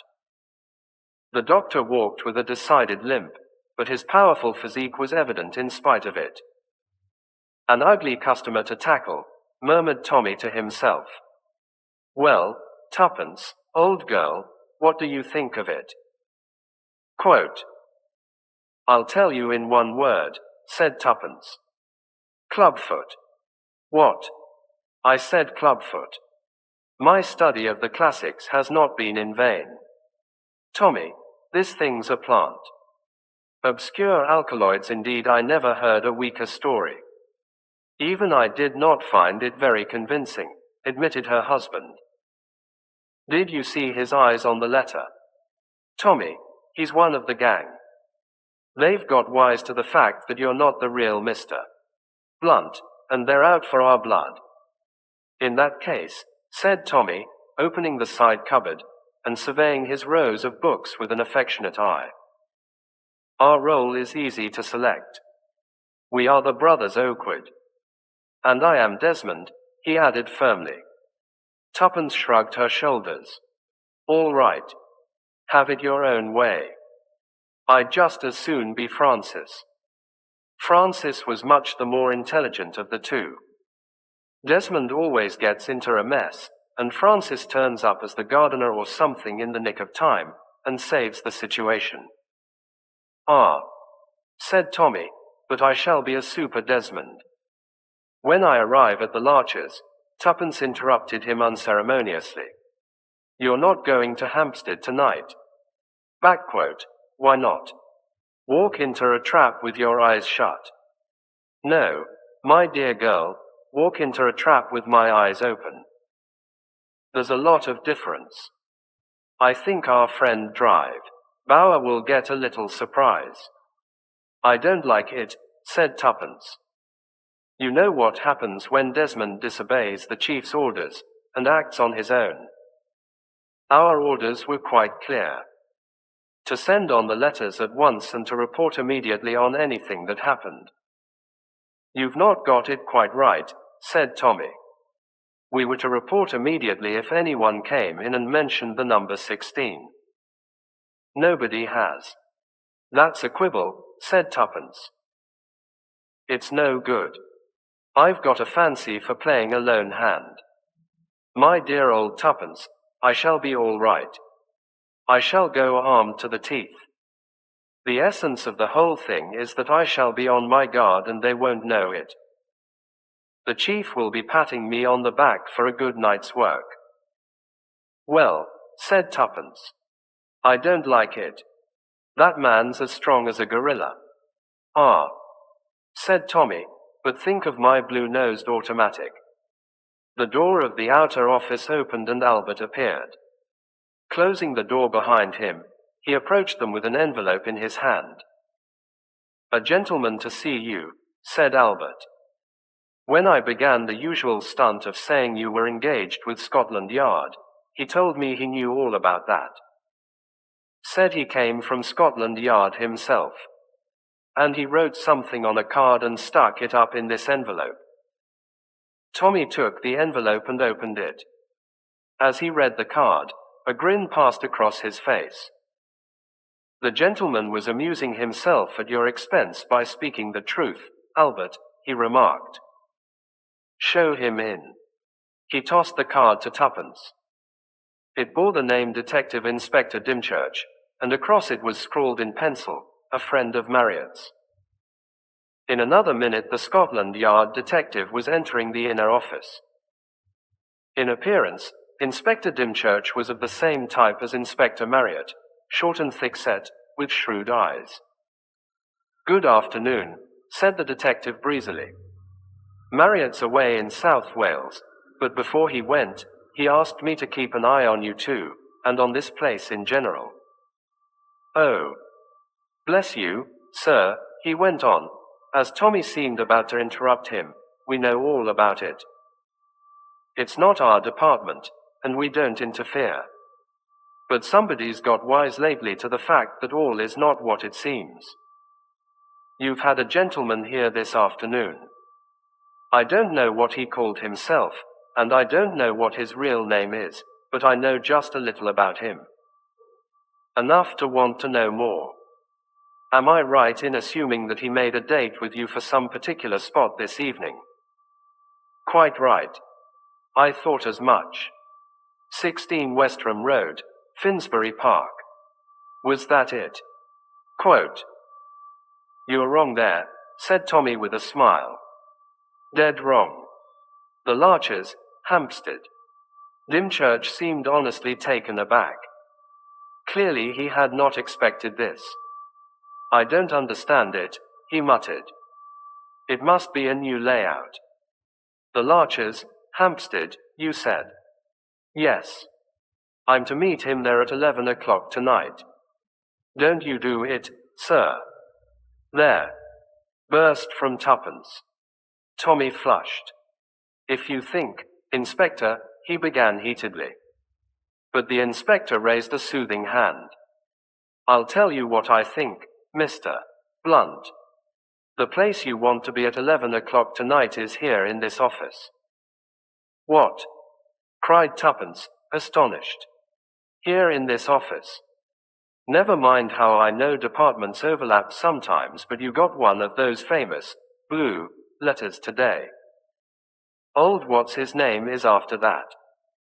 He lures you up to Hampstead, makes quite sure of your being out of the way, and steps in here at night when all the building is empty and quiet to have a good search round at his leisure. But why should he think the letter would be here? He'd know I should have it on me or else have passed it on. Begging your pardon, sir, that's just what he wouldn't know. He may have tumbled to the fact that you're not the original Mr. Blunt, but he probably thinks that you're a bona fide gentleman who's bought the business. In that case, the letter would be all in the way of regular business and would be filed as such. I see, said Tuppence. And that's just what we've got to let him think. We'll catch him red-handed here tonight. So that's the plan, is it? Yes. It's the chance of a lifetime. Now, let me see, what's the time? 6 o'clock. What time do you usually leave here, sir? Quote, "About 6. You must seem to leave the place as usual. Actually, we'll sneak back to it as soon as possible. I don't believe they'll come here till about 11, but of course they might. If you'll excuse me, I'll just go and take a look round outside and see if I can make out anyone watching the place." Dymchurch departed, and Tommy began an argument with Tuppence. It lasted some time and was heated and acrimonious. In the end, Tuppence suddenly capitulated. "All right," she said. "I give in. I'll go home and sit there like a good little girl whilst you tackle crooks and hobnob with detectives, but you wait, young man. I'll be even with you yet for keeping me out of the fun." Dymchurch returned at that moment. "Coast seems clear enough," he said. "But you can't tell. Better seem to leave in the usual manner. They won't go on watching the place once you've gone." Tommy called Albert and gave him instructions to lock up. Then the four of them made their way to the garage nearby where the car was usually left. Tuppence drove and Albert sat beside her. Tommy and the detective sat behind. Presently they were held up by a block in the traffic. Tuppence looked over her shoulder and nodded. Tommy and the detective opened the right-hand door and stepped out into the middle of Oxford Street. In a minute or two Tuppence drove on. 6. The adventure of the sinister stranger continued. "Better not go in just yet," said Dymchurch as he and Tommy hurried into Hallam Street. "You've got the key all right?" Tommy nodded. "Then what about a bite of dinner? It's early, but there's a little place here right opposite. We'll get a table by the window so that we can watch the place all the time." Quote, "They had a very welcome little meal, in the manner the detective had suggested. Tommy found Inspector Dymchurch quite an entertaining companion. Most of his official work had lain amongst international spies, and he had tales to tell which astonished his simple listener. They remained in the little restaurant until 8 o'clock, when Dymchurch suggested a move. "It's quite dark now, sir," he explained. "We shall be able to slip in without anyone being the wiser." It was, as he said, quite dark. They crossed the road, looked quickly up and down the deserted street, and slipped inside the entrance. Then they mounted the stairs, and Tommy inserted his key in the lock of the outer office. Just as he did so, he heard, as he thought, Dymchurch whistle beside him. "What are you whistling for?" he asked sharply. "I didn't whistle," said Dymchurch, very much astonished. "I thought you did." "Well, someone," began Tommy. He got no further. Strong arms seized him from behind, and before he could cry out, a pad of something sweet and sickly was pressed over his mouth and nose. He struggled valiantly, but in vain. The chloroform did its work. His head began to whirl and the floor heaved up and down in front of him. Choking, he lost consciousness. He came to himself painfully but in full possession of his faculties. The chloroform had been only a whiff. They had kept him under long enough to force a gag into his mouth and ensure that he did not cry out. When he came to himself, he was half lying, half sitting, propped against the wall in a corner of his own inner office. Two men were busily turning out the contents of the desk and ransacking the cupboards, and as they worked they cursed freely. "Swelp me, governor," said the taller of the two hoarsely. "We've turned the whole bloody place upside down and inside out. It's not there." Quote, "It must be here," snarled the other. "It isn't on him. And there's no other place it can be." As he spoke he turned, and to Tommy's utter amazement he saw that the last speaker was none other than Inspector Dymchurch. The latter grinned when he saw Tommy's astonished face. "So our young friend is awake again," he said. "And a little surprised, yes, a little surprised. But it was so simple. We suspect that all is not as it should be with the International Detective Agency. I volunteer to find out if that is so, or not. If the new Mr. Blunt is indeed a spy, he will be suspicious, so I send first my dear old friend Carl Bauer. Carl is told to act suspiciously and pitch an improbable tale. He does so, and then I appear on the scene. I use the name of Inspector Marriott to gain confidence. The rest is easy. He laughed. Tommy was dying to say several things, but the gag in his mouth prevented him. Also, he was dying to do several things mostly with his hands and feet, but alas, that too had been attended to. He was securely bound. The thing that amazed him most was the astounding change in the man standing over him.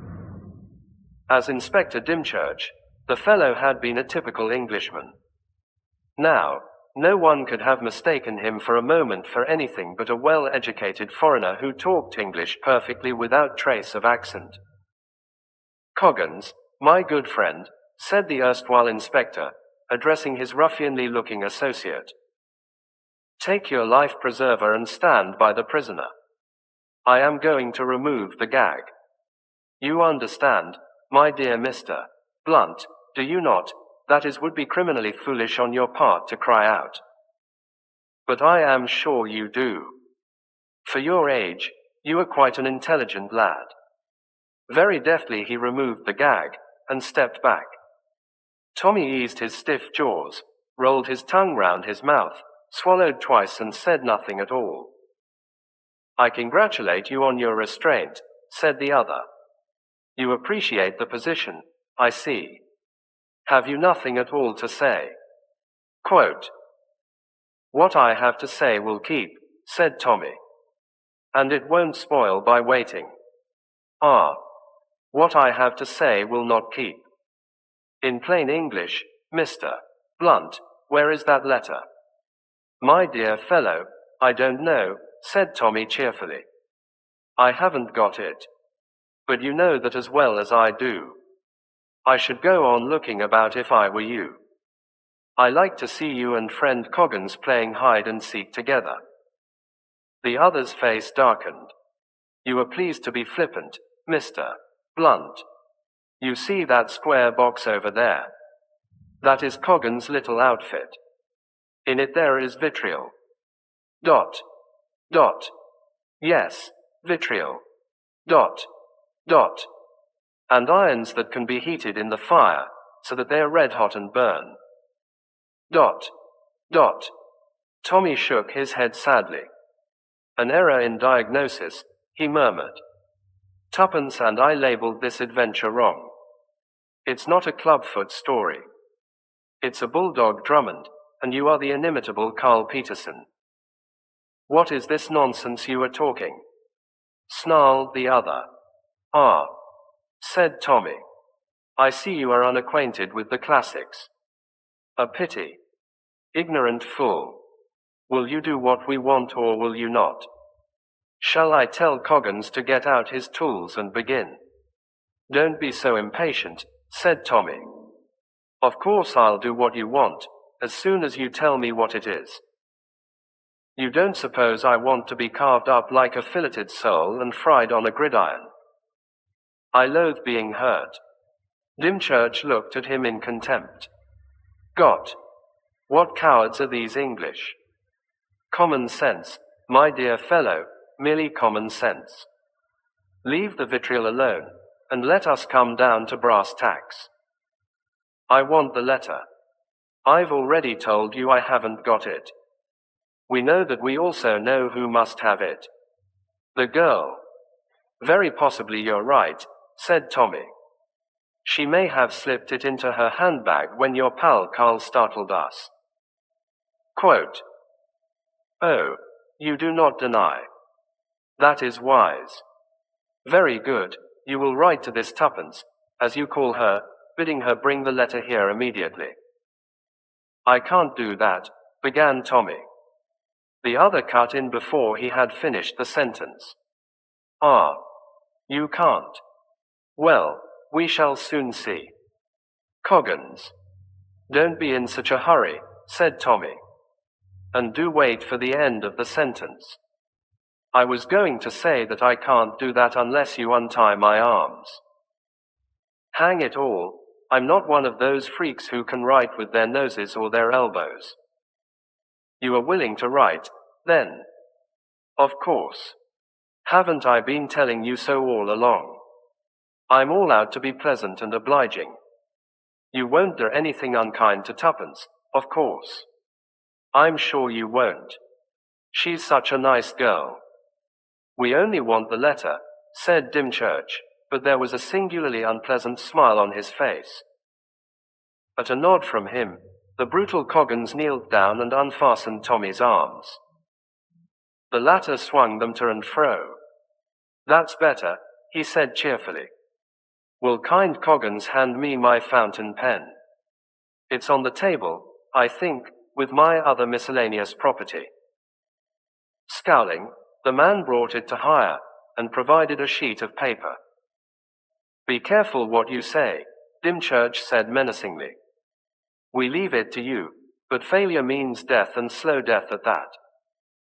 In that case, said Tommy, I will certainly do my best.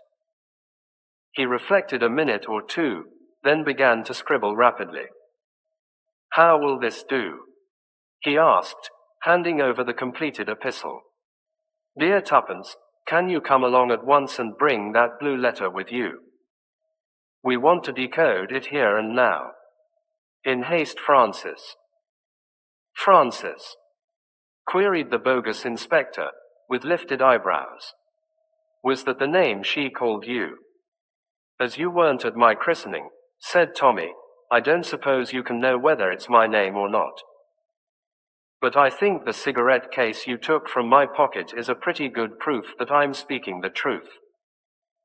The other stepped over to the table and took up the case, read, Francis from Tuppence, with a faint grin and laid it down again. I am glad to find you are behaving so sensibly, he said. Coggins, give that note to Vasily. He is on guard outside. Tell him to take it at once.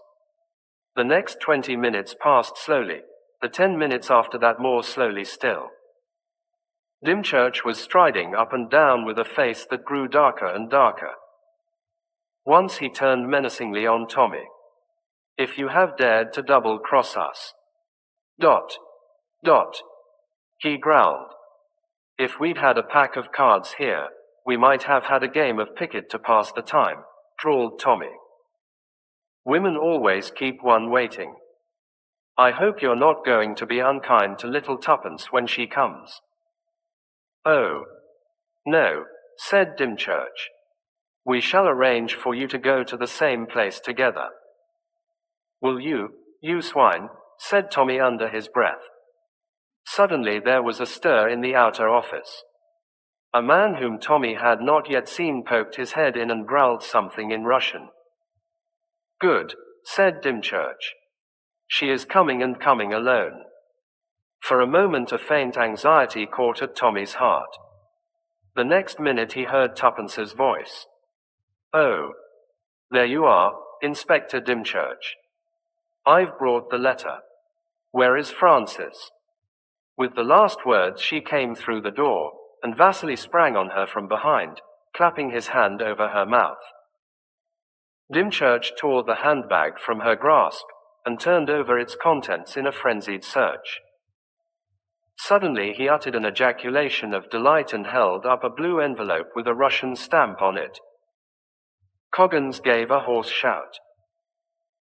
And just in that minute of triumph, the other door, the door into Tuppence's own office, opened noiselessly and Inspector Marriott and two men armed with revolvers stepped into the room, with the sharp command, hands up. There was no fight. The others were taken at a hopeless disadvantage. Dymchurch's automatic lay on the table, and the two others were not armed. A very nice little haul, said Inspector Marriott with approval, as he snapped on the last pair of handcuffs. And we'll have more as time goes on, I hope. White with rage, Dymchurch glared at Tuppence. You little devil, he snarled, it was you put 'em onto us. It wasn't all my doing. I ought to have guessed, I admit, when you brought in the number 16 this afternoon. But it was Tommy's note clinched matters.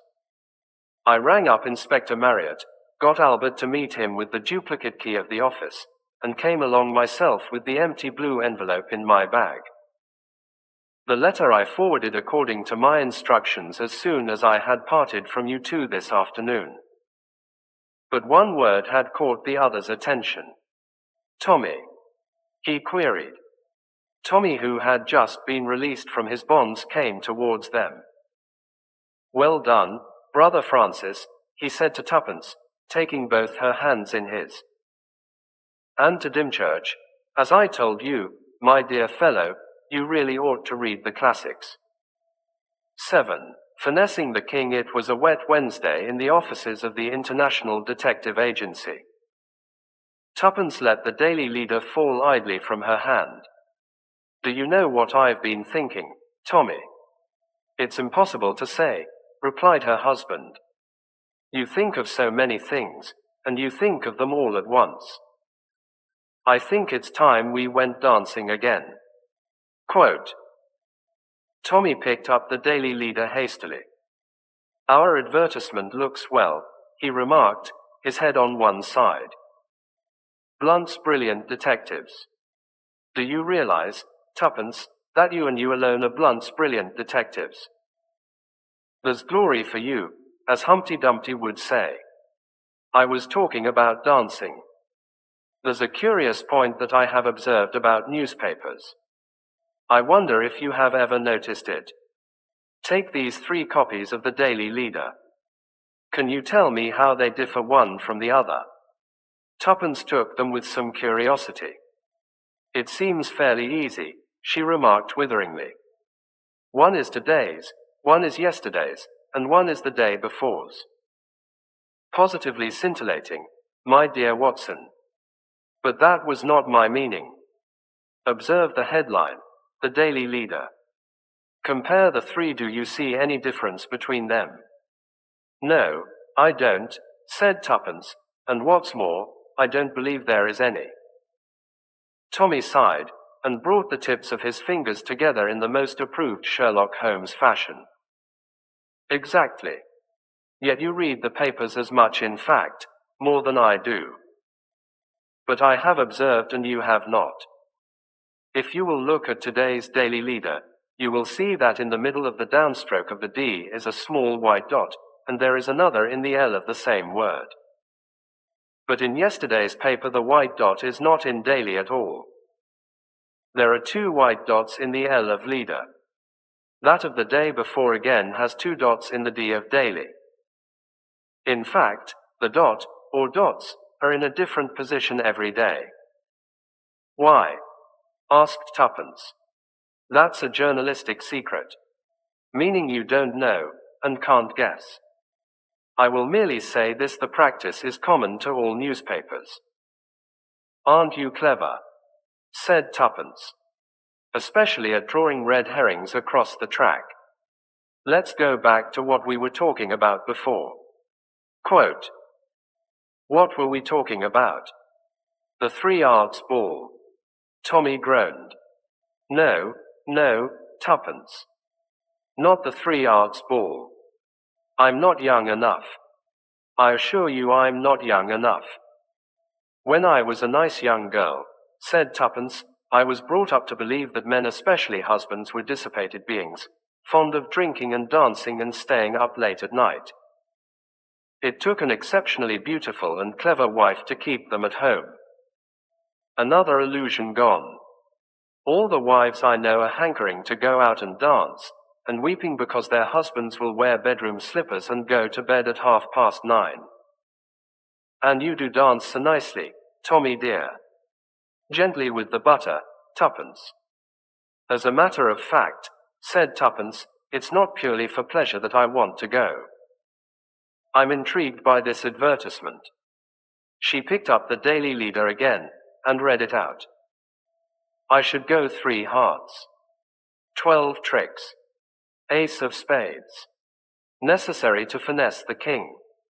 Rather an expensive way of learning bridge, was Tommy's comment. Don't be an ass. That's nothing to do with bridge. You see, I was lunching with a girl yesterday at the Ace of Spades. It's a queer little underground den in Chelsea, and she told me that it's quite the fashion at these big shows to trundle round there in the course of the evening for bacon and eggs and Welsh rabbits, bohemian sort of stuff. It's got screened-off booths all round it.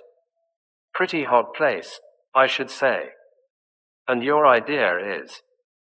3 Hearts stands for the 3 Arts Ball tomorrow night, 12 Tricks is 12 o'clock, and the Ace of Spades is the Ace of Spades. And what about its being necessary to finesse the king? Well, that's what I thought we'd find out. I shouldn't wonder if you weren't right, Tuppence, said Tommy magnanimously. But I don't quite see why you want to butt in upon other people's love affairs. Quote, I shan't butt in. What I'm proposing is an interesting experiment in detective work. We need practice. Business is certainly not too brisk, agreed Tommy. All the same, Tuppence, what you want is to go to the 3 Arts Ball and dance. Talk of red herrings. Tuppence laughed shamelessly. Be a sport, Tommy. Try and forget you're 32 and have got 1 grey hair in your left eyebrow. I was always weak where women were concerned, murmured her husband. Have I got to make an ass of myself in fancy dress? Of course, but you can leave that to me. I've got a splendid idea. Tommy looked at her with some misgiving. He was always profoundly mistrustful of Tuppence's brilliant ideas. When he returned to the flat on the following evening, Tuppence came flying out of her bedroom to meet him. It's come, she announced. What's come? The costume. Come and look at it. Tommy followed her. Spread out on the bed was a complete fireman's kit with shining helmet. Good God! Groaned Tommy. Have I joined the Wembley Fire Brigade? Guess again, said Tuppence. You haven't caught the idea yet. Use your little grey cells, mourn Amy. Scintillate, Watson. Be a bull that has been more than 10 minutes in the arena. Wait a minute, said Tommy. I begin to see. There is a dark purpose in this. What are you going to wear, Tuppence? An old suit of your clothes, an American hat and some horn spectacles. Crude, said Tommy. But I catch the idea. McCarty incog. And I am Riordan. That's it. I thought we ought to practice American detective methods as well as English ones. Just for once I am going to be the star, and you will be the humble assistant. Quote, Don't forget, said Tommy warningly, that it's always an innocent remark by the simple Denny that puts McCarty on the right track. But Tuppence only laughed. She was in high spirits. It was a most successful evening. The crowds, the music, the fantastic dresses, everything conspired to make the young couple enjoy themselves. Tommy forgot his role of the bored husband dragged out against his will. At 10 minutes to 12, they drove off in the car to the famous or infamous Ace of Spades. As Tuppence had said, it was an underground den, mean and tawdry in appearance, but it was nevertheless crowded with couples in fancy dress. There were closed-in booths round the walls, and Tommy and Tuppence secured one of these. They left the doors purposely a little ajar so that they could see what was going on outside. I wonder which there are people, I mean, said Tuppence. What about that Columbine over there with the red Mephistopheles? I fancy the wicked Mandarin and the lady who calls herself a battleship more of a fast cruiser, I should say. Isn't he witty? Said Tuppence. All done on a little drop of drink. Who's this coming in dressed as the Queen of Hearts? Rather a good get-up, that. The girl in question passed into the booth next to them accompanied by her escort who was the gentleman dressed in newspaper, from Alice in Wonderland. They were both wearing masks. It seemed to be rather a common custom at the Ace of Spades. I'm sure we're in a real den of iniquity, said Tuppence with a pleased face. Scandals all round us. What a row everyone makes. A cry, as of protest, rang out from the booth next door and was covered by a man's loud laugh. Everybody was laughing and singing. The shrill voices of the girls rose above the booming of their male escorts. What about that shepherdess? Demanded Tommy. The one with the comic Frenchman. They might be our little lot. Anyone might be, confessed Tuppence. I'm not going to bother. The great thing is that we are enjoying ourselves. Quote, I could have enjoyed myself better in another costume, grumbled Tommy. You've no idea of the heat of this one. Cheer up, said Tuppence. You look lovely. I'm glad of that, said Tommy. It's more than you do. You're the funniest little guy I've ever seen. Will you keep a civil tongue in your head, Denny, my boy? Hello, the gentleman in newspaper is leaving his lady alone. Where's he going, do you think? Going to hurry up the drinks, I expect, said Tommy. I wouldn't mind doing the same thing. He's a long time doing it, said Tuppence, when 4 or 5 minutes had passed. Tommy, would you think me an awful ass? She paused. Suddenly she jumped up. Call me an ass if you like. I'm going in next door. Look here, Tuppence, you can't. I've a feeling there's something wrong. I know there is. Don't try and stop me. She passed quickly out of their own booth, and Tommy followed her. The doors of the one next door were closed. Tuppence pushed them apart and went in, Tommy on her heels. The girl dressed as the Queen of Hearts sat in the corner leaning up against the wall in a queer huddled position. Her eyes regarded them steadily through her mask, but she did not move. Her dress was carried out in a bold design of red and white, but on the left side of the pattern seemed to have got mixed. There was more red than should have been. Dot, dot, dot. With a cry, Tuppence hurried forward. At the same time, Tommy saw what she had seen, the hilt of a jeweled dagger just below the heart. Tuppence dropped on her knees by the girl's side. Quick, Tommy, she's still alive.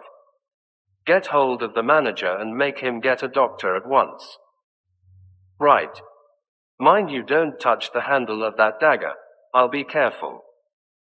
Go quickly. Quote. Tommy hurried out, pulling the doors to behind him. Tuppence passed her arm around the girl. The latter made a faint gesture, and Tuppence realized that she wanted to get rid of the mask. Tuppence unfastened it gently. She saw a fresh, flower-like face, and wide, starry eyes that were full of horror, suffering, and a kind of dazed bewilderment. My dear, said Tuppence, very gently. Can you speak at all? Will you tell me, if you can, who did this? She felt the eyes fix themselves on her face. The girl was sighing, the deep palpitating sighs of a failing heart. And still she looked steadily at Tuppence. Then her lips parted. Bingo did it, she said in a strained whisper. Then her hands relaxed, and she seemed to nestle down on Tuppence's shoulder. Tommy came in, 2 men with him. The bigger of the 2 came forward with an air of authority, the word, doctor, written all over him. Tuppence relinquished her burden. She's dead, I'm afraid, she said with a catch in her voice. The doctor made a swift examination. Yes, he said. Nothing to be done. We had better leave things as they're till the police come. How did the thing happen? Tuppence explained rather haltingly, slurring over her reasons for entering the booth. It's a curious business, said the doctor. You heard nothing. I heard her give a kind of cry, but then the man laughed. Naturally I didn't think. Naturally not, agreed the doctor. And the man wore a mask, you say? You wouldn't recognize him? I'm afraid not. Would you, Tommy? Number. Still there is his costume. The first thing will be to identify this poor lady, said the doctor. After that, well, I suppose the police will get down to things pretty quickly. It ought not to be a difficult case. Ah, here they come. Quote. Dot. The gentleman dressed in newspaper. It was after 3 o'clock when, weary and sick at heart, the husband and wife reached home. Several hours passed before Tuppence could sleep. She lay tossing from side to side, seeing always that flower-like face with the horror-stricken eyes. The dawn was coming in through the shutters when Tuppence finally dropped off to sleep. After the excitement, she slept heavily and dreamlessly. It was broad daylight when she awoke to find Tommy, up and dressed, standing by the bedside, shaking her gently by the arm. Wake up, old thing. Inspector Marriott and another man are here and want to see you. What time is it? Just on 11. I'll get Alice to bring you your tea right away. Yes, do. Tell Inspector Marriott I'll be there in 10 minutes. A quarter of an hour later, Tuppence came hurrying into the sitting room. Inspector Marriott, who was sitting looking very straight and solemn, rose to greet her. Good morning, Mrs. Beresford. This is Sir Arthur Merivale. Tuppence shook hands with a tall thin man with haggard eyes and praying hair. It's about this sad business last night, said Inspector Marriott. I want Sir Arthur to hear from your own lips what you told me, the words the poor lady said before she died. Sir Arthur has been very hard to convince. I can't believe, said the other, and I won't believe, that Bingo Hale ever hurt a hair on Vere's head. Inspector Marriott went on. We've made some progress since last night, Mrs. Beresford, he said. First of all, we managed to identify the lady as Lady Merivale. We communicated with Sir Arthur here. He recognized the body at once, and was horrified beyond words, of course. Then I asked him if he knew anyone called Bingo. Quote, You must understand, Mrs. Beresford, said Sir Arthur, that Captain Hale, who is known to all his friends as Bingo, is the dearest pal I have. He practically lives with us. He was staying at my house when they arrested him this morning. I cannot but believe that you have made a mistake. It was not his name that my wife uttered. There is no possibility of mistake, said Tuppence gently. She said, Bingo did it, you see, Sir Arthur, said Marriott. The unhappy man sank into a chair and covered his face with his hands. It's incredible. What earthly motive could there be? Oh, I know your idea, Inspector Marriott. You think Hale was my wife's lover, but even if that was so, which I don't admit for a moment, what motive was there for killing her? Inspector Marriott coughed. It's not a very pleasant thing to say, sir. But Captain Hale has been paying a lot of attention to a certain young American lady of late, a young lady with inconsiderable amount of money. If Lady Merivale liked to turn nasty, she could probably stop his marriage. This is outrageous, Inspector. Sir Arthur sprang angrily to his feet. The other calmed him with a soothing gesture. I beg your pardon, I'm sure, Sir Arthur. You say that you and Captain Hale both decided to attend this show. Your wife was away on a visit at the time, and you had no idea that she was to be there. Not the least idea. Just show him that advertisement you told me about, Mrs. Beresford. Tuppence complied. That seems to me clear enough. It was inserted by Captain Hale to catch your wife's eye. They had already arranged to meet there. But you only made up your mind to go the day before, hence it was necessary to warn her.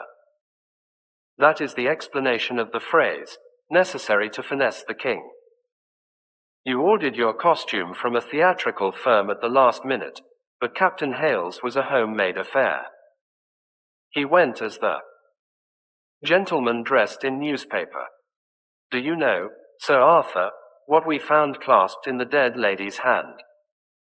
A fragment torn from a newspaper. My men have orders to take Captain Hale's costume away with them from your house. I shall find it at the yard when I get back. If there's a tear in it corresponding to the missing piece, well, it'll be the end of the case. You won't find it, said Sir Arthur.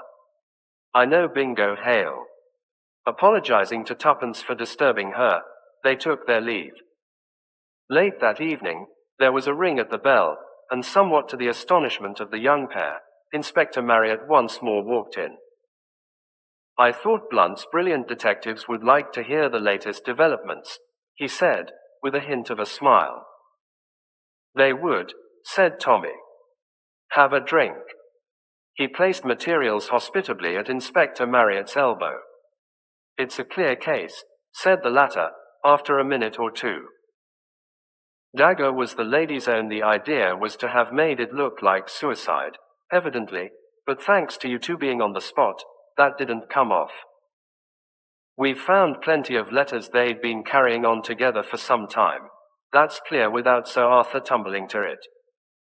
Then we found the last link. The last what? Said Tuppence sharply.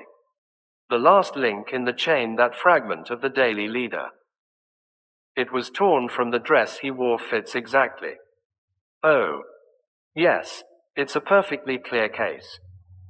By the way, I brought round a photograph of those two exhibits. I thought they might interest you. It's very seldom that you get such a perfectly clear case.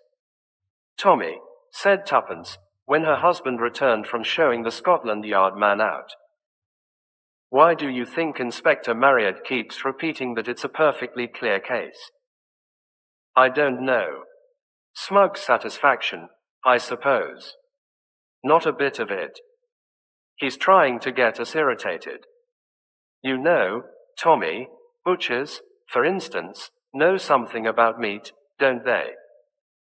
I should say so, but what on earth? And in the same way, greengrocers know all about vegetables, and fishermen about fish. Detectives, professional detectives, must know all about criminals. They know the real thing when they see it, and they know when it isn't the real thing. Marriott's expert knowledge tells him that Captain Hale isn't a criminal, but all the facts are dead against him.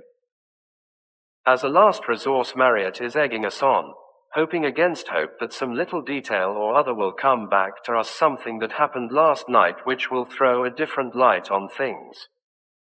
Tommy, why shouldn't it be suicide, after all?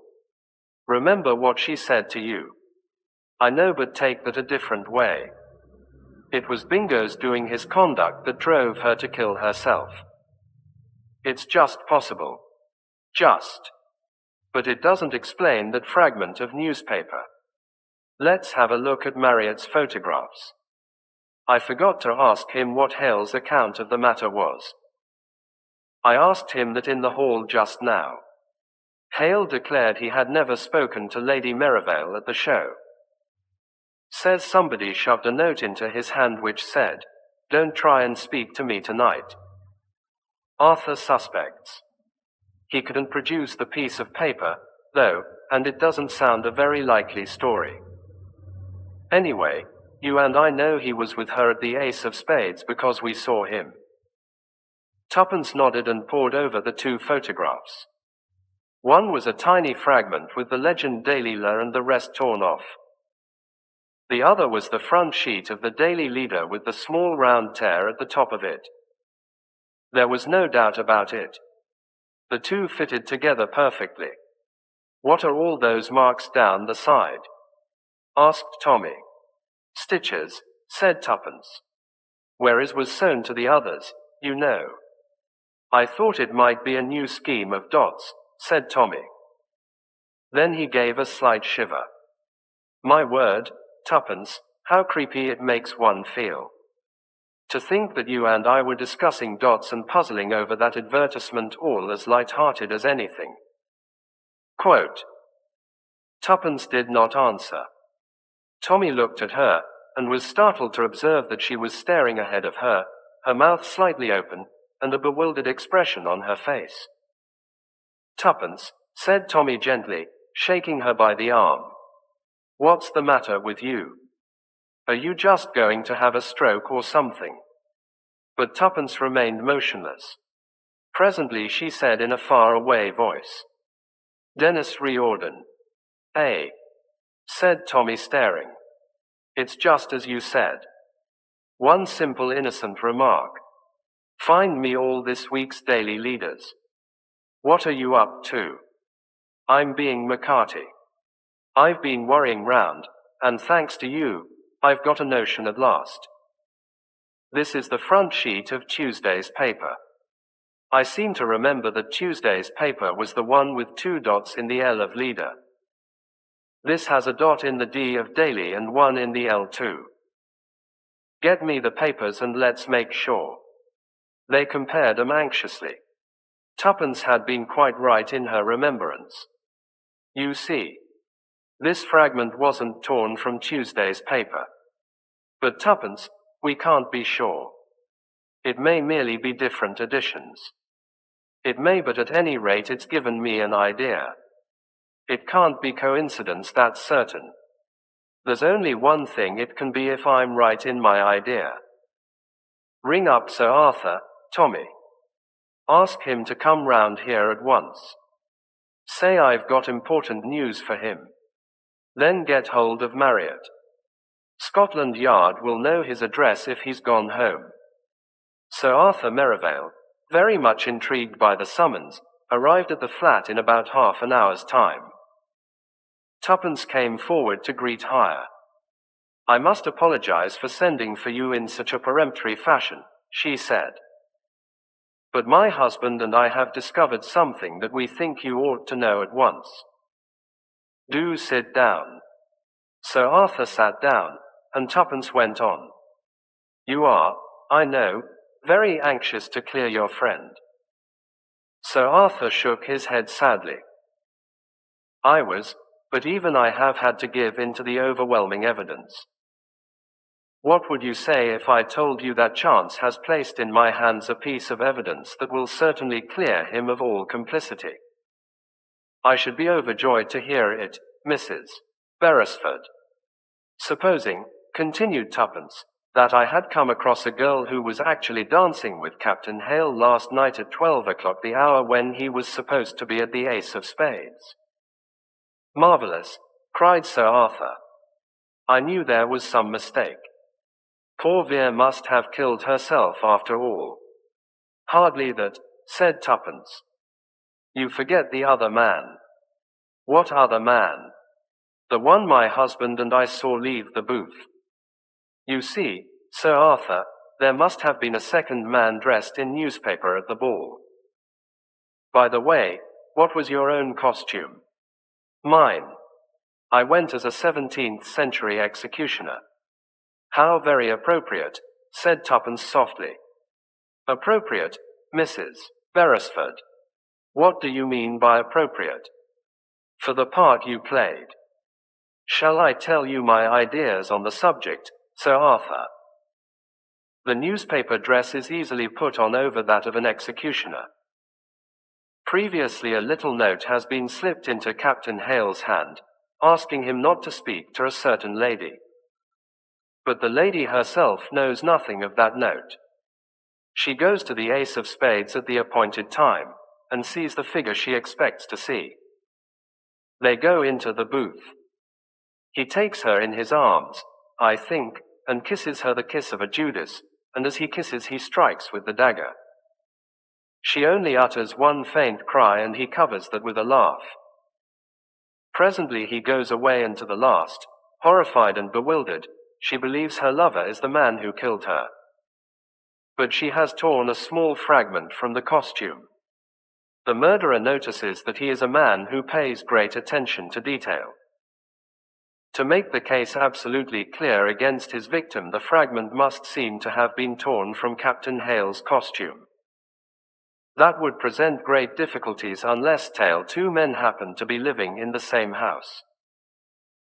Then, of course, the thing would be simplicity itself. He makes an exact duplicate of the tear in Captain Hale's costume, then he burns his own and prepares to play the part of the loyal friend. Tuppence paused. Well, Sir Arthur. Sir Arthur rose and made her a bow. The rather vivid imagination of a charming lady who reads too much fiction. You think so? Said Tommy. And a husband who is guided by his wife, said Sir Arthur. I do not fancy you will find anybody to take the matter seriously. He laughed out loud, and Tuppence stiffened in her chair. I would swear to that laugh anywhere, she said. I heard it last in the Ace of Spades. And you are under a little misapprehension about us both. Beresford is our real name, but we have another. She picked up a card from the table and handed it to him. Sir Arthur read it aloud. International Detective Agency. ... He drew his breath sharply. So that is what you really are. That was why Marriott brought me here this morning. It was a trap. He strolled to the window.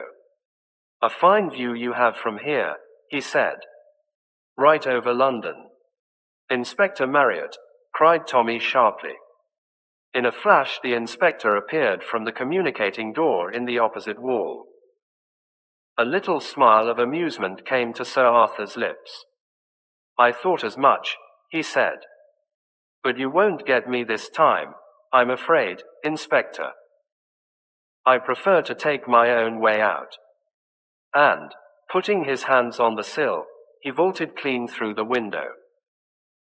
Tuppence shrieked and clapped her hands to her ears to shut out the sound. She had already imagined the sickening thud far beneath. Inspector Marriott uttered an oath. We should have thought of the window, he said.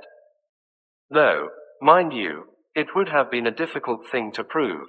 I'll go down and see to things. Poor devil, said Tommy slowly. If he was fond of his wife, but the inspector interrupted him with a snort. Fond of her. That's as may be.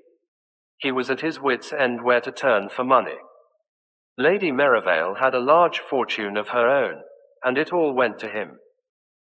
If she'd bolted with young Hale, he'd never have seen a penny of it. That was it, was it? Of course, from the very start, I sensed that Sir Arthur was a bad lot, and that Captain Hale was all right. We know pretty well what's what at the Yard, but it's awkward when you're up against facts. I'll be going down now. I should give your wife a glass of brandy if I were you, Mr. Beresford. It's been upsetting like for her. Greengrowers, said Tuppence in a low voice as the door closed behind the imperturbable inspector. Butchers. Fishermen. Detectives. I was right, wasn't I? He knew. Tommy, who had been busy at the sideboard, approached her with a large glass. Drink this. What is it? Brandy. No, it's a large cocktail suitable for a triumphant Maccarty. Yes, Marriott's right all round. That was the way of it. A bold finesse for game and rubber. Tuppence nodded.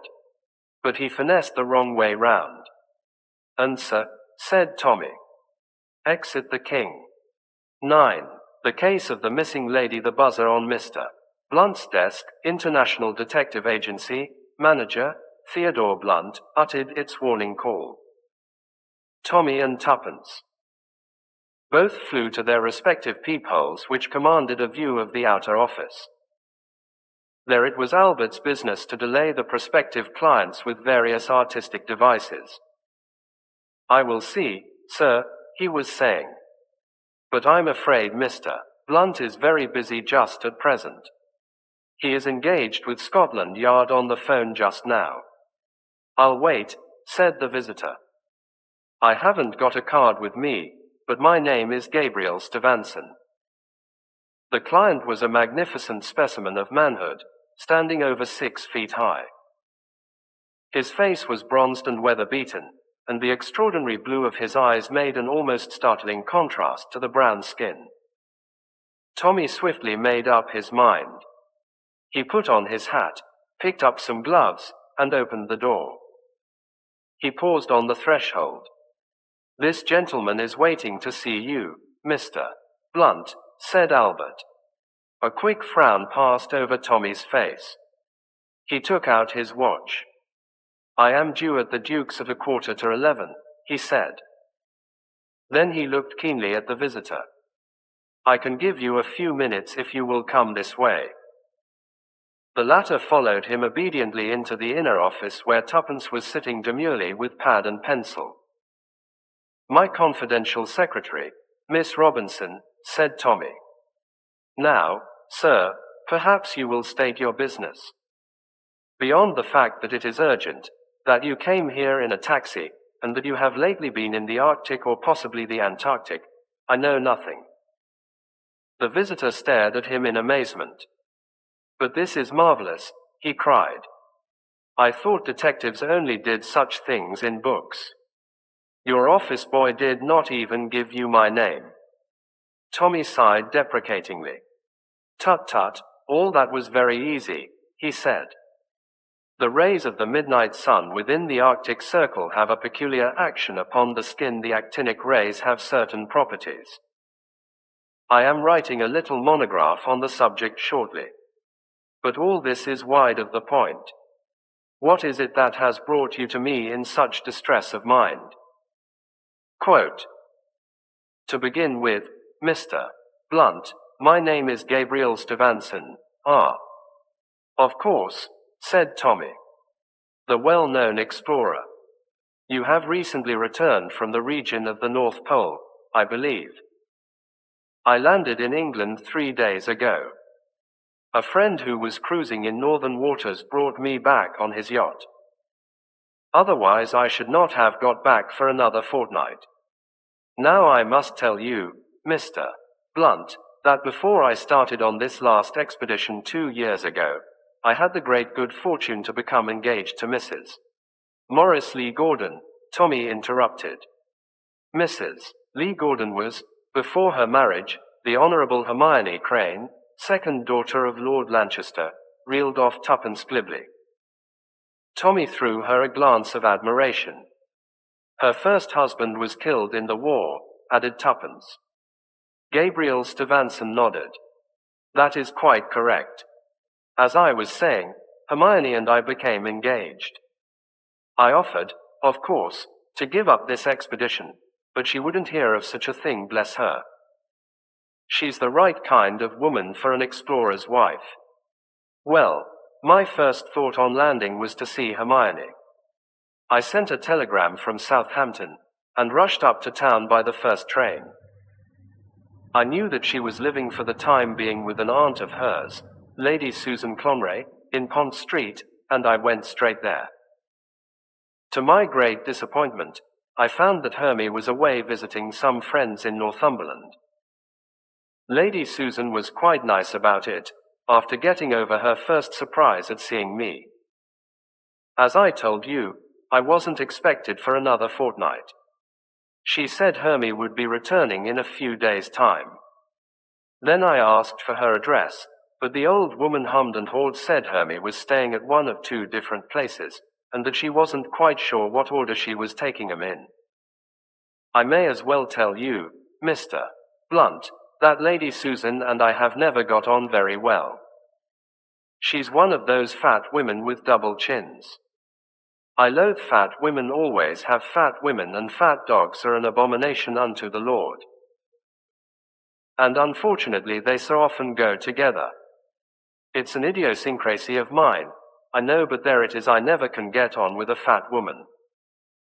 Fashion agrees with you, Mr. Stevenson, said Tommy dryly. And everyone has their own pet aversion. That of the late Lord Roberts was cats. Mind you, I'm not saying that Lady Susan isn't a perfectly charming woman. She may be, but I've never taken to her. I've always felt, deep down, that she disapproved of our engagement, and I feel sure that she would influence Hermie against me if that were possible. I'm telling you this for what it's worth. Count it out as prejudice, if you like. Well, to go on with my story, I'm the kind of obstinate brute who likes his own way. I didn't leave Pont Street until I'd got out of her the names and addresses of the people Hermie was likely to be staying with. Then I took the mail train north. You are, I perceive, a man of action, Mr. Stevenson, said Tommy, smiling. The thing came upon me like a bombshell. Mr. Blunt, none of these people had seen a sign of Hermie. Of the 3 houses, only one had been expecting her. Lady Susan must have made a bloomer over the other 2, and she had put off her visit there at the last moment by telegram. I returned post haste to London, of course, and went straight to Lady Susan. I will do her the justice to say that she seemed upset. She admitted that she had no idea where Hermie could be. All the same, she strongly negatived any idea of going to the police. She pointed out that Hermie was not a silly young girl, but an independent woman who had always been in the habit of making her own plans. She was probably carrying out some idea of her own. I thought it quite likely that Hermie didn't want to report all her movements to Lady Susan. But I was still worried. I had that queer feeling one gets when something is wrong. I was just leaving when a telegram was brought to Lady Susan. She read it with an expression of relief and handed it to me. It ran as follows: changed my plans, just off to Monte Carlo for a week, Hermie. Quote. Tommy held out his hand. You have got the telegram with you? No, I haven't. But it was handed in at Malden, Surrey. I noticed that at the time, because it struck me as odd. What should Hermie be doing at Malden? She'd no friends there that I had ever heard of. You didn't think of rushing off to Monte Carlo in the same way that you had rushed north. I thought of it, of course. But I decided against it. You see, Mr. Blunt, whilst Lady Susan seemed quite satisfied by that telegram, I wasn't. It struck me as odd that she should always telegraph, not write. A line or 2 in her own handwriting would have set all my fears at rest. But anyone can sign a telegram, Hermie. The more I thought it over, the more uneasy I got. In the end I went down to Malden. That was yesterday afternoon. It's a fair-sized place, good links there and all that, 2 hotels. I inquired everywhere I could think of, but there wasn't a sign that Hermie had ever been there. Coming back in the train I read your advertisement, and I thought I'd put it up to you. If Hermie has really gone off to Monte Carlo, I don't want to set the police on her track and make a scandal, but I'm not going to be sent off on a wild goose chase myself. I stay here in London, in case there's been foul play of any kind. Tommy nodded thoughtfully. What do you suspect exactly? I don't know. But I feel there's something wrong. With a quick movement, Stevenson took a case from his pocket and laid it open before them. That is Hermione, he said. I will leave it with you. The photograph represented a tan, willowy woman, no longer in her first youth, but with a charming, frank smile and lovely eyes. Now, Mr. Stevenson, said Tommy, there is nothing you have omitted to tell me. Nothing whatever. No detail, however small. Quote. I don't think so. Tommy sighed. That makes the task harder, he observed. You must often have noticed, Mr. Stevenson, in reading of crime, how one small detail is all the great detective needs to set him on the track. I may say that this case presents some unusual features. I have, I think, practically solved it already, but time will show. He picked up a violin which lay on the table, and drew the bow once or twice across the strings. Tuppence ground her teeth, and even the explorer blenched. The performer laid the instrument down again. "A few chords from Moskowskensky," he murmured. "Leave me your address, Mr. Stevenson, and I will report progress to you." As the visitor left the office, Tuppence grabbed the violin and, putting it in the cupboard, turned the key in the lock. "If you must be Sherlock Holmes," she observed, "I'll get you a nice little syringe and a bottle labeled cocaine, but for God's sake leave that violin alone." If that nice explorer man hadn't been as simple as a child, he'd have seen through you. "Are you going on with the Sherlock Holmes touch?" "I flatter myself that I have carried it through very well so far," said Tommy with some complacence. "The deductions were good, weren't they? I had to risk the taxi. After all, it's the only sensible way of getting to this place. It's lucky I had just read the bit about his engagement in this morning's Daily Mirror," remarked Tuppence. "Yes, that looked well for the efficiency of Blunt's brilliant detectives. This is decidedly a Sherlock Holmes case. Even you cannot have failed to notice the similarity between it and the disappearance of Lady Frances Carfax. Do you expect to find Mrs. Lee Gordon's body in a coffin? Logically, history should repeat itself. Actually, well, what do you think?" "Well," said Tuppence, "the most obvious explanation seems to be that for some reason or other Hermie, as he calls her, is afraid to meet her fiancé, and that Lady Susan is backing her up.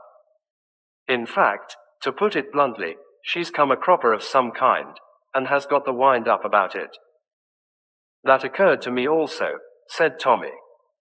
"But I thought we'd better make pretty certain before suggesting that explanation to a man like Stevenson. What about a run down to Malden, old thing? And it would do no harm to take some golf clubs with us." Tuppence agreeing, the International Detective Agency was left in the charge of Albert. Malden, though a well-known residential place, did not cover a large area. Tommy and Tuppence, making every possible inquiry that ingenuity could suggest, nevertheless drew a complete blank. It was as they were returning to London that a brilliant idea occurred to Tuppence. "Tommy, why did they put Malden, Surrey on the telegram?" "Because Malden is in Surrey, idiot." "Idiot yourself, I don't mean that. If you get a telegram from Hastings, say, or Torquay, they don't put the county after it. But from Richmond, they do put Richmond, Surrey. That's because there are two Richmonds." Tommy, who was driving, slowed up. "Tuppence," he said affectionately, "your idea is not so dusty. Let us make inquiries at yonder post office." They drew up before a small building in the middle of a village street. A very few minutes sufficed to elicit the information that there were two Maldens. Malden, Surrey, and Malden, Sussex, the latter a tiny hamlet but possessed of a telegraph office. "That's it," said Tuppence excitedly. Stevenson knew Malden was in Surrey, so he hardly looked at the word beginning with S after Malden.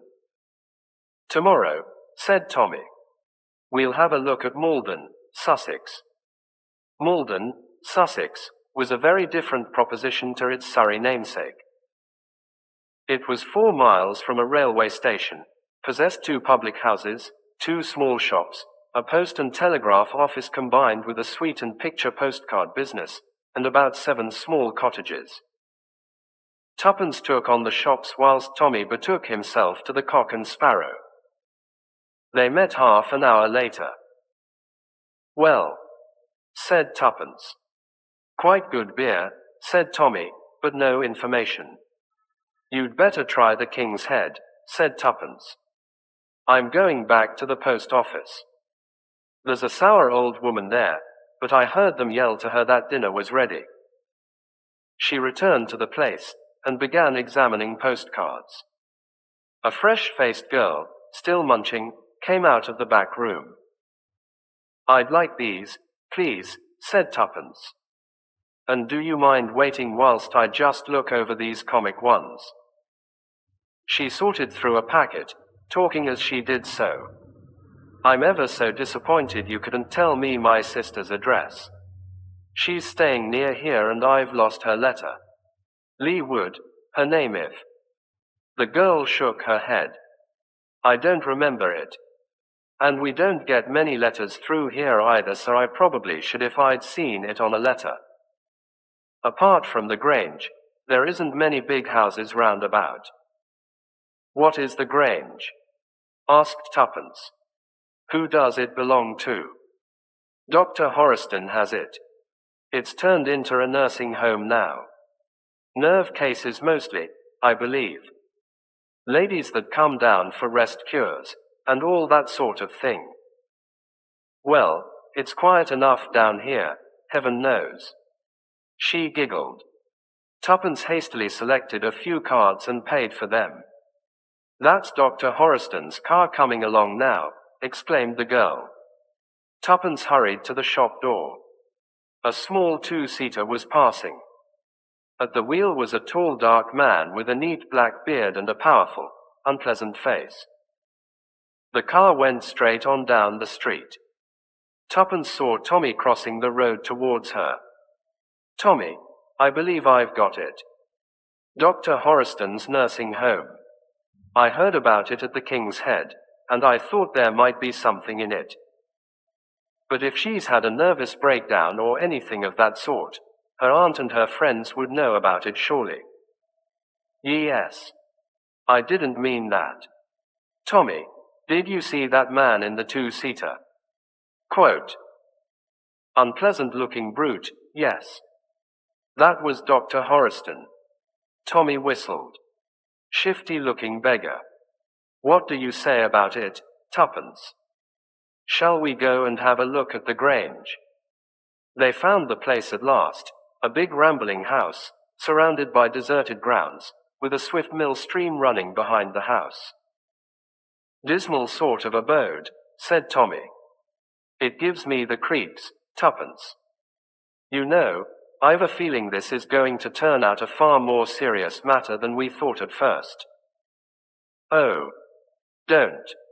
If only we are in time. That woman's in some awful danger. I feel it in my bones. Don't let your imagination run away with you. I can't help it. I mistrust that man. What shall we do? I think it would be a good plan if I went and rang the bell alone first, and asked boldly for Mrs. Lee Gordon just to see what answer I get. Because, after all, it may be perfectly fair and above board. Tuppence carried out her plan. The door was opened almost immediately by a man-servant with an impassive face.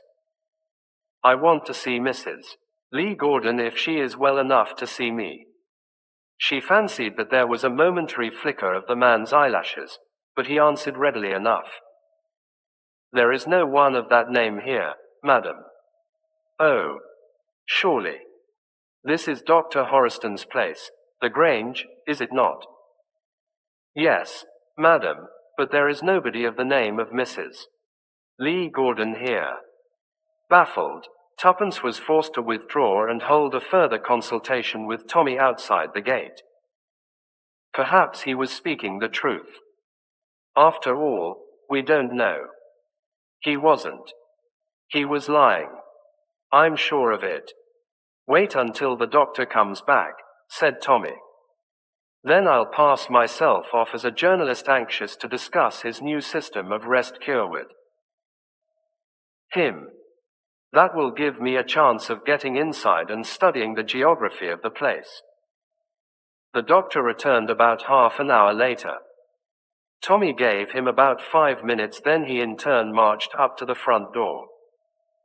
But he too returned baffled. The doctor was engaged and couldn't be disturbed. And he never sees journalists. Tuppence, you're right. There's something fishy about this place. It's ideally situated miles from anywhere. Any mortal thing could go on here, and no one would ever know. Come on, said Tuppence with determination. What are you going to do? I'm going to climb over the wall and see if I can't get up to the house quietly without being seen. Right. I'm with you. The garden was somewhat overgrown, and afforded a multitude of cover. Tommy and Tuppence managed to reach the back of the house unobserved.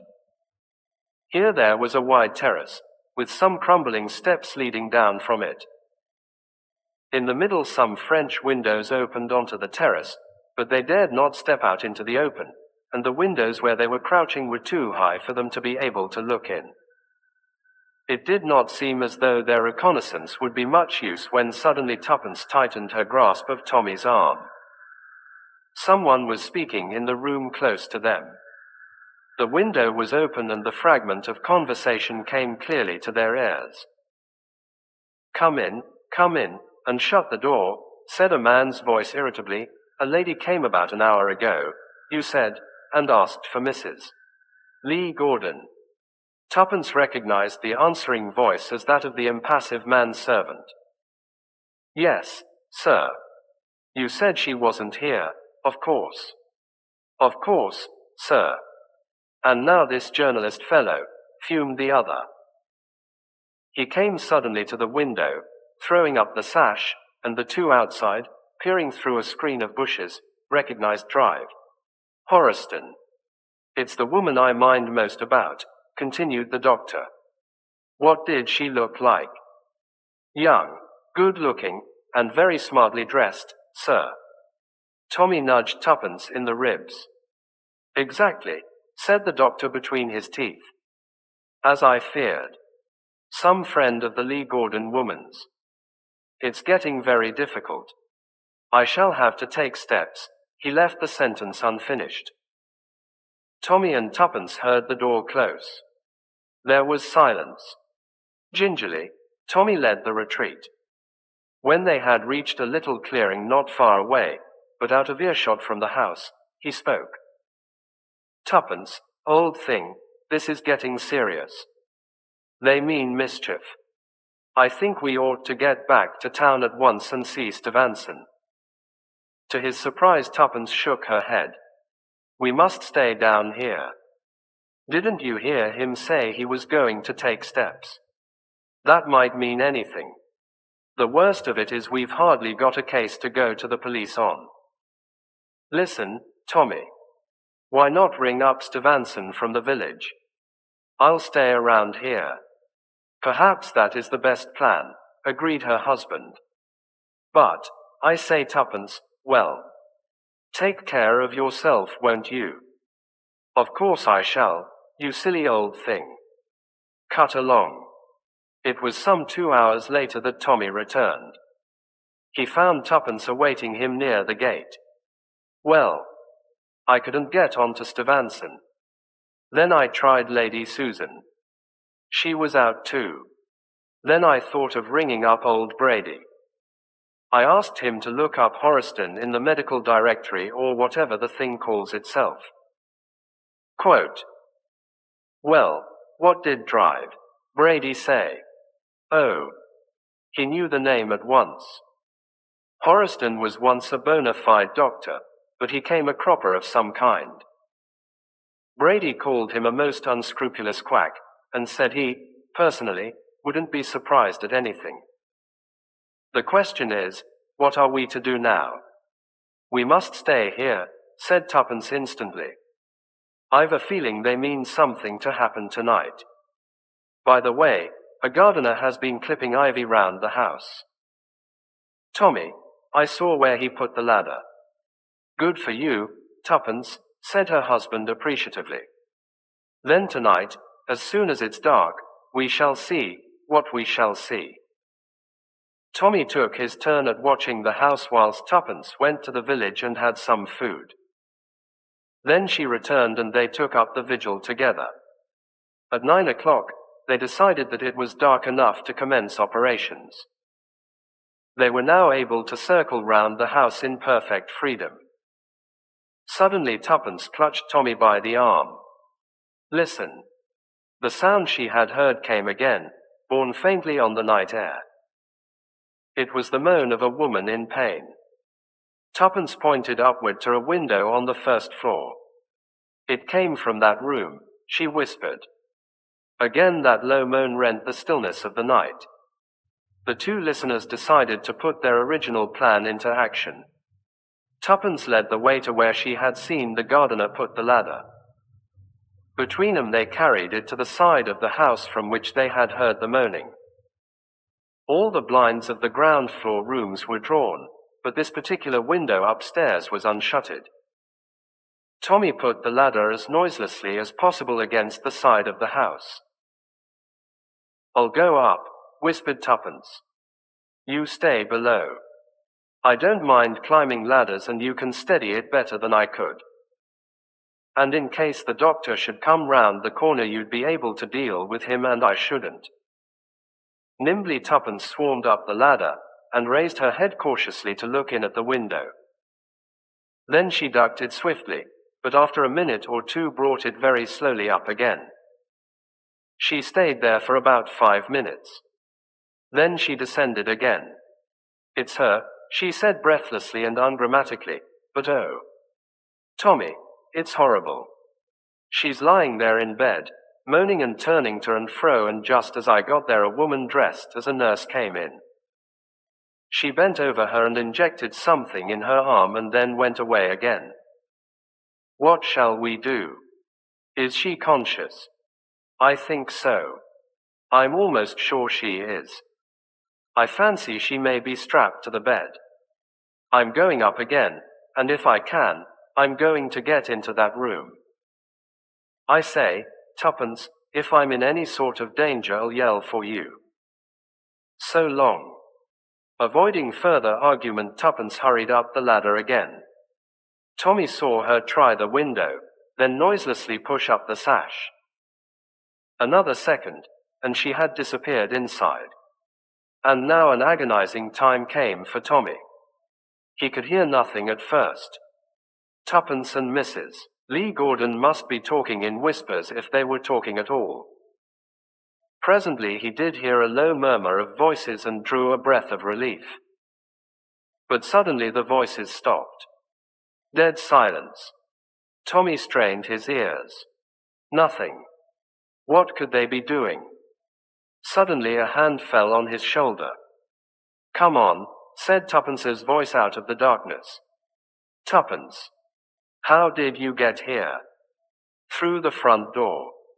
"Let's get out of this." "Get out of this." "That's what I said." "But Mrs. Lee Gordon." Quote. In a tone of indescribable bitterness, Tuppence replied, "Getting thin." Tommy looked at her, suspecting irony. "What do you mean?" "What I say. Getting thin. Slinkiness. Reduction of weight. Didn't you hear Stevenson say he hated fat women? In the 2 years he's been away, his Hermie has put on weight. Got a panic when she knew he was coming back, and rushed off to do this new treatment of Dr. Horriston's. It's injections of some sort, and he makes a deadly secret of it, and charges through the nose. I dare say he is a quack, but he's a damned successful one. Stevenson comes home a fortnight too soon when she's only beginning the treatment. Lady Susan has been sworn to secrecy, and plays up. And we come down here and make blithering idiots of ourselves." Tommy drew a deep breath. "I believe, Watson," he said with dignity, "that there is a very good concert at the Queen's Hall tomorrow. We shall be in plenty of time for it. And you will oblige me by not placing this case upon your records. It has absolutely no distinctive features." 10. "Blindman's buff, right," said Tommy, and replaced the receiver on its hoof backquote. Then he turned to Tuppence. "That was the chief. Seems to have got the wind up about us. It appears that the parties we're after have got wise to the fact that I'm not the genuine Mr. Theodore Blunt. We're to expect excitements at any minute. The chief begs you as a favor to go home and stay at home. and not mix yourself up in it anymore. Apparently the hornet's nest we've stirred up is bigger than anyone imagined. All that about my going home is nonsense, said Tuppence decidedly. Who is going to look after you if I go home? Besides, I like excitement. Business hasn't been very brisk just lately. Quote, well, one can't have murders and robberies every day, said Tommy. Be reasonable. Now my idea is this. When business is slack, we ought to do a certain amount of home exercises every day. Lie on our backs and wave our feet in the air. That sort of thing. Don't be so literal in your interpretation. When I say exercises, I mean exercises in the detective art. Reproductions of the great masters. For instance, from the drawer beside him, Tommy took out a formidable dark green eyeshade covering both eyes. This he adjusted with some care. Then he drew a watch from his pocket. I broke the glass this morning, he remarked. That paved the way for its being the crystallis watch which my sensitive fingers touch so lightly. Be careful, said Tuppence. You nearly had the short hand off then. Give me your hand, said Tommy. He held it, one finger feeling for the pulse. Ah, the keyboard of silence. This woman has not got heart disease. I suppose, said Tuppence, that you are Thornley Colton. Just so, said Tommy. The blind problemist. And your thingamabob, the black-haired apple-cheeked secretary, the bundle of baby clothes picked up on the banks of the English River, finished Tuppence. And Albert is the fee, alias Shrimp. We must teach him to say, gee, said Tuppence. And his voice isn't shrill. It's dreadfully hoarse. Against the wall by the door, said Tommy, you perceive the slim hollow cane which held in my sensitive hand tells me so much. He rose and cannoned into a chair. Damn, said Tommy. I forgot the chair was there. It must be beastly to be blind, said Tuppence with feeling. Rather, agreed Tommy heartily. I'm sorrier for all those poor devils who lost their eyesight in the war than for anyone else. But they say that when you live in the dark you really do develop special senses. That's what I want to try and see if one couldn't do. It would be jolly handy to train oneself to be some good in the dark. Now, Tuppence, be a good Sydney Thames. How many steps to that cane? Tuppence made a desperate guess. 3 straight, 5 left, she hazarded.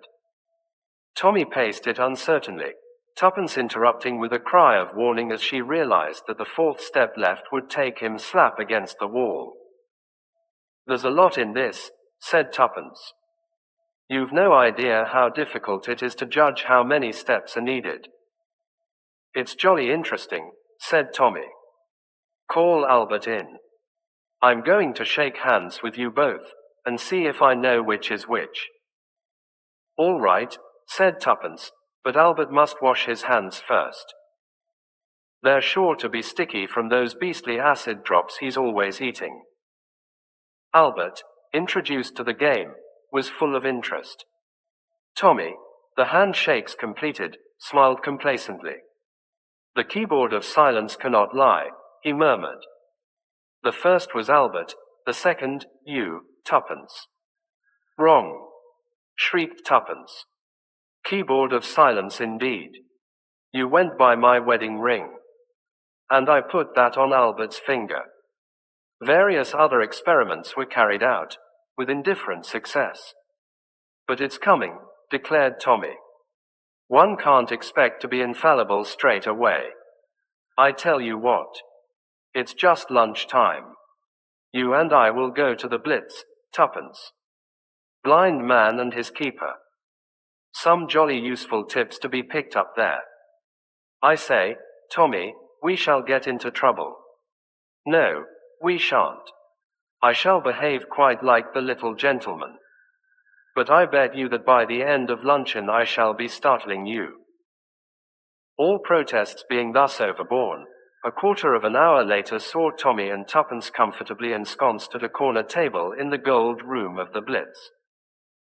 Tommy ran his fingers lightly over the menu. "Pilaf de homard and grilled chicken for me," he murmured. Tuppence also made her selection, and the waiter moved away. "So far, so good," said Tommy. "Now for a more ambitious venture. What beautiful legs that girl in the short skirt has, the one who has just come in." "How was that done, Thorn?" "Beautiful legs impart a particular vibration to the floor which is received by my hollow cane.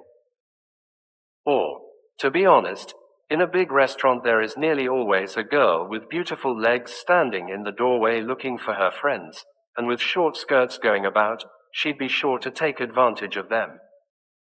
The meal proceeded. "The man 2 tables from us is a very wealthy profiteer, I fancy," said Tommy carelessly.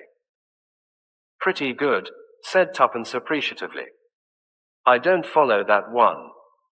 I shan't tell you how it's done every time. It spoils my show. The head waiter is serving champagne 3 tables off to the right. A stout woman in black is about to pass our table. Tommy, how can you, aha. You're beginning to see what I can do. That's a nice girl in brown just getting up at the table behind you." "Snoo," said Tuppence. "It's a young man in grey." "Oh," said Tommy, momentarily disconcerted. And at that moment 2 men who had been sitting at a table not far away, and who had been watching the young pair with keen interest, got up and came across to the corner table. "Excuse me," said the elder of the 2, a tall, well-dressed man with an eyeglass and a small grey moustache. "But you have been pointed out to me as Mr. Theodore Blunt. May I ask if that is so?" Tommy hesitated a minute, feeling somewhat at a disadvantage. Then he bowed his head. "That is so. I am Mr. Blunt." Quote, "What an unexpected piece of good fortune. Mr. Blunt, I was going to call at your offices after lunch. I am in trouble, very grave trouble. But excuse me, you have had some accident to your eyes." "My dear sir," said Tommy in a melancholy voice, "I am blind, completely blind." "What? You are astonished. But surely you have heard of blind detectives? In fiction. Never in real life. And I have certainly never heard that you were blind." "Many people are not aware of the fact," murmured Tommy. "I am wearing an eye shade today to save my eyeballs from glare. But without it, quite a host of people have never suspected my infirmity, if you call it that. You see, my eyes cannot mislead me. But enough of all this. Shall we go at once to my office, or will you give me the facts of the case here?" "The latter would be best, I think." A waiter brought up 2 extra chairs, and the 2 men sat down. The second man, who had not yet spoken, was shorter, sturdy in build and very dark. "It is a matter of great delicacy," said the older man, dropping his voice confidentially. He looked uncertainly at Tuppence. Mr. Blunt seemed to feel the glance. "Let me introduce my confidential secretary," he said. "Miss Ganges. Found on the banks of the Indian River a mere bundle of baby clothes. Very sad history. Miss Ganges is my eyes. She accompanies me everywhere." The stranger acknowledged the introduction with a bow. "Then I can speak out. Mr. Blunt, my daughter, a girl of 16, has been abducted under somewhat peculiar circumstances.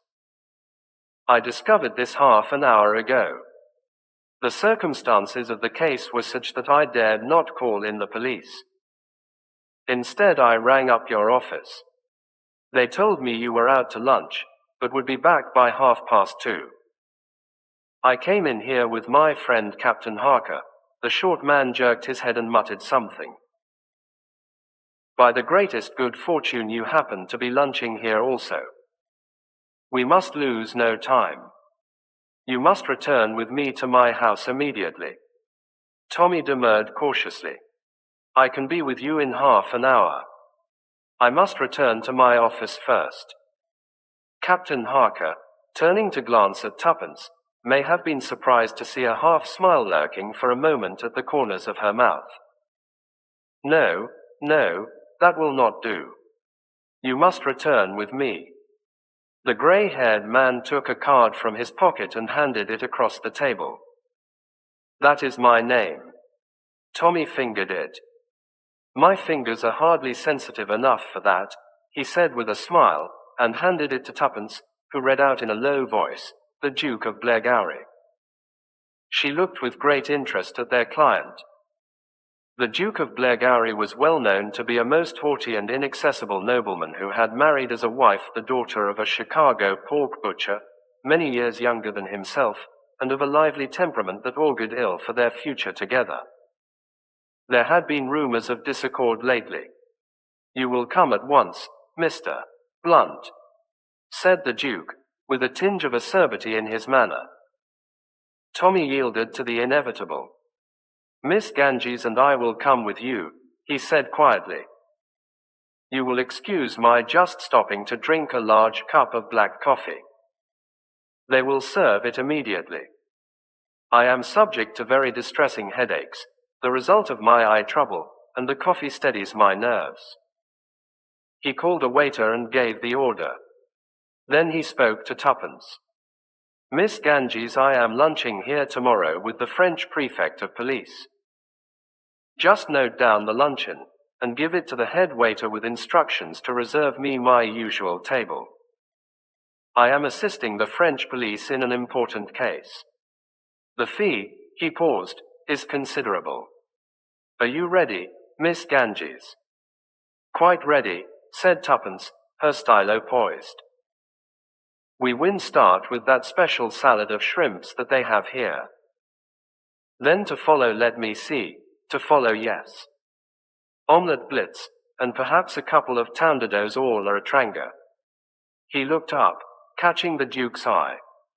You will forgive me, I hope, he murmured. Ah. Yes, soufflé en surprise. That will conclude the repast. A most interesting man, the French prefect. You know him, perhaps. The other replied in the negative, as Tuppence rose and went to speak to the head waiter. Presently she returned, just as the coffee was brought. Tommy drank a large cup of it, sipping it slowly, then rose. My cane, Miss Ganges. Thank you.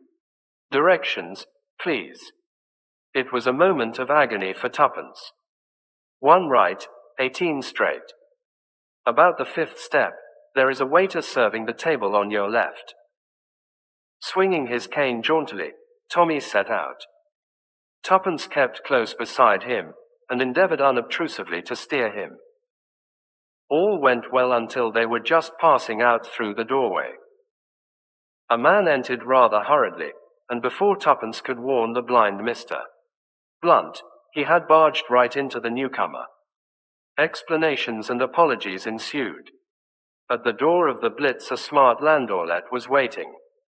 The Duke himself aided Mr. Blunt to get in.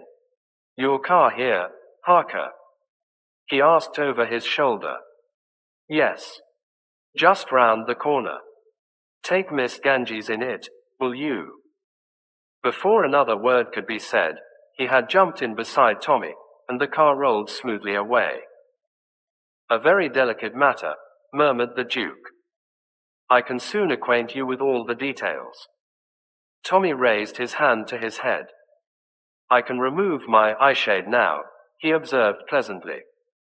It was only the glare of artificial light in the restaurant necessitated its use. But his arm was jerked down sharply. At the same time he felt something hard and round being poked between his ribs. No, my dear Mr. Blunt. said the Duke's voice, but a voice that seemed suddenly different. You will not remove that eyeshade. You will sit perfectly still and not move in any way. You understand? I don't want this pistol of mine to go off. You see, I happen not to be the Duke of Blairgowrie at all. I borrowed his name for the occasion, knowing that you would not refuse to accompany such a celebrated client. I am something much more prosaic, a ham merchant who has lost his wife. He felt the start the other gave. That tells you something, he laughed. My dear young man, you have been incredibly foolish. I'm very much afraid that your activities will be curtailed in future.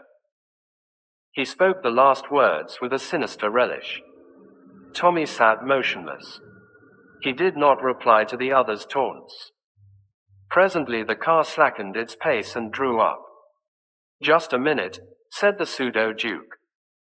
He twisted a handkerchief deftly into Tommy's mouth, and drew up his scarf over it. In case you should be foolish enough to think of calling for help, he explained suavely. The door of the car opened and the chauffeur stood ready. He and his master took Tommy between them and propelled him rapidly up some steps and in at the door of a house. The door closed behind them. There was a rich oriental smell in the air. Tommy's feet sank deep into velvet pile. He was propelled in the same fashion up a flight of stairs and into a room which he judged to be at the back of the house. Here the two men bound his hands together. The chauffeur went out again, and the other removed the gag. You may speak freely now, he announced pleasantly. What have you to say for yourself, young man? Tommy cleared his throat and eased the aching corners of his mouth. I hope you haven't lost my hollow cane, he said mildly. It cost me a lot to have that made. You have nerve, said the other, after a minute's pause. Or else you are just a fool. Don't you understand that I have got you in the hollow of my hand? That you're absolutely in my power? That no one who knows you is ever likely to see you again? Can't we cut out the melodrama? Asked Tommy plaintively. Have I got to say, you villain, I'll foil you yet? That sort of thing is so very much out of date. What about the girl? Said the other, watching him. Doesn't that move you? Putting two and two together during my enforced silence just now, said Tommy, I have come to the inevitable conclusion that that chatty lad Harker is another of the doers of desperate deeds, and that therefore my unfortunate secretary will shortly join this little tea party. Right as to one point, but wrong on the other. Mrs. Beresford, you see, I know all about you, Mrs. Beresford will not be brought here. That is a little precaution I took. It occurred to me that just probably your friends in high places might be keeping you shadowed. In that case, by dividing the pursuit, you could not both be trailed. I should still keep one in my hands. I am waiting now, he broke off, as the door opened. The chauffeur spoke. We've not been followed, sir. It's all clear. Good. You can go, Gregory. The door closed again. So far, so good, said the Duke. And now what are we to do with you, Mr. Beresford Blunt? I wish you'd take this confounded eyeshade off me, said Tommy. I think not.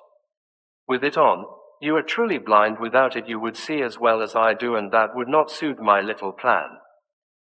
For I have a plan. You are fond of sensational fiction, Mr. Blunt. This little game that you and your wife were playing today proves that.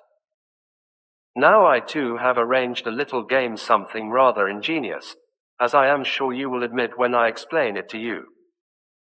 You see, this floor on which you are standing is made of metal, and here and there on its surface are little projections.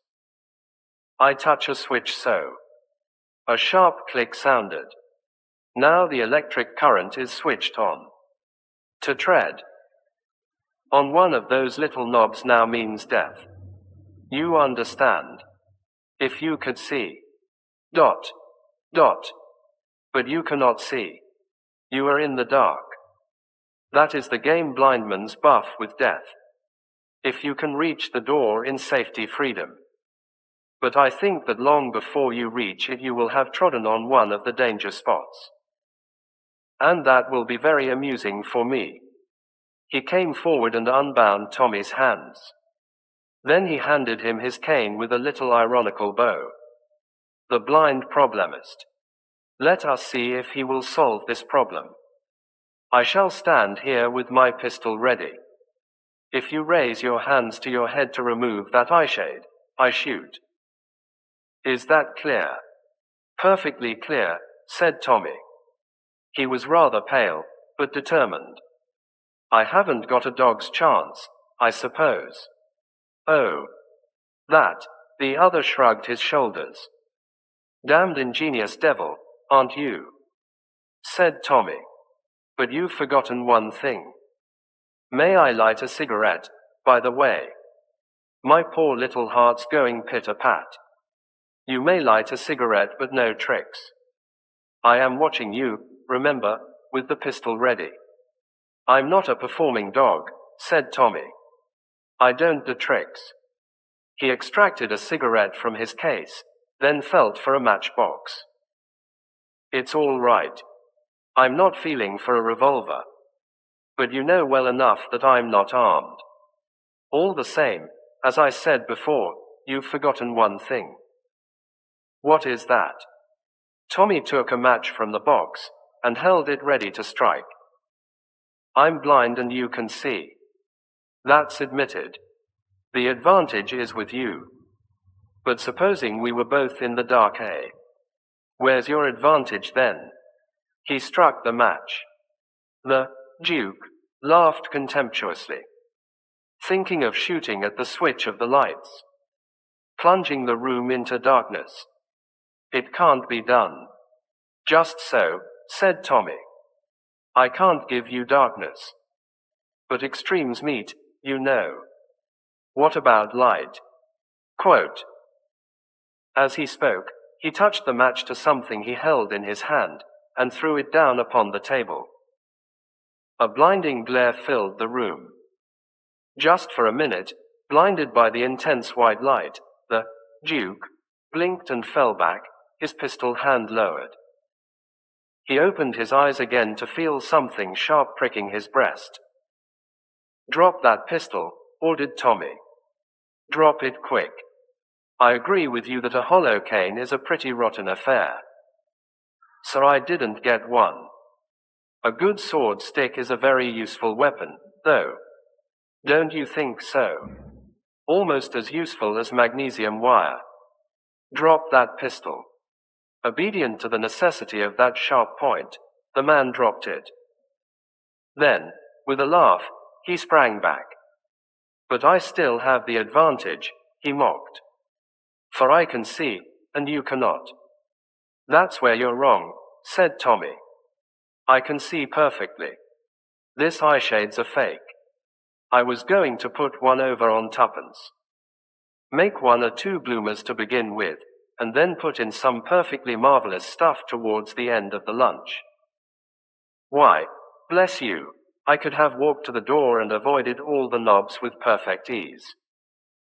But I didn't trust you to play a sporting game. You'd never have let me get out of this alive. Careful now, for, with his face distorted with rage, the Duke sprang forward, forgetting in his fury to look where he put his feet.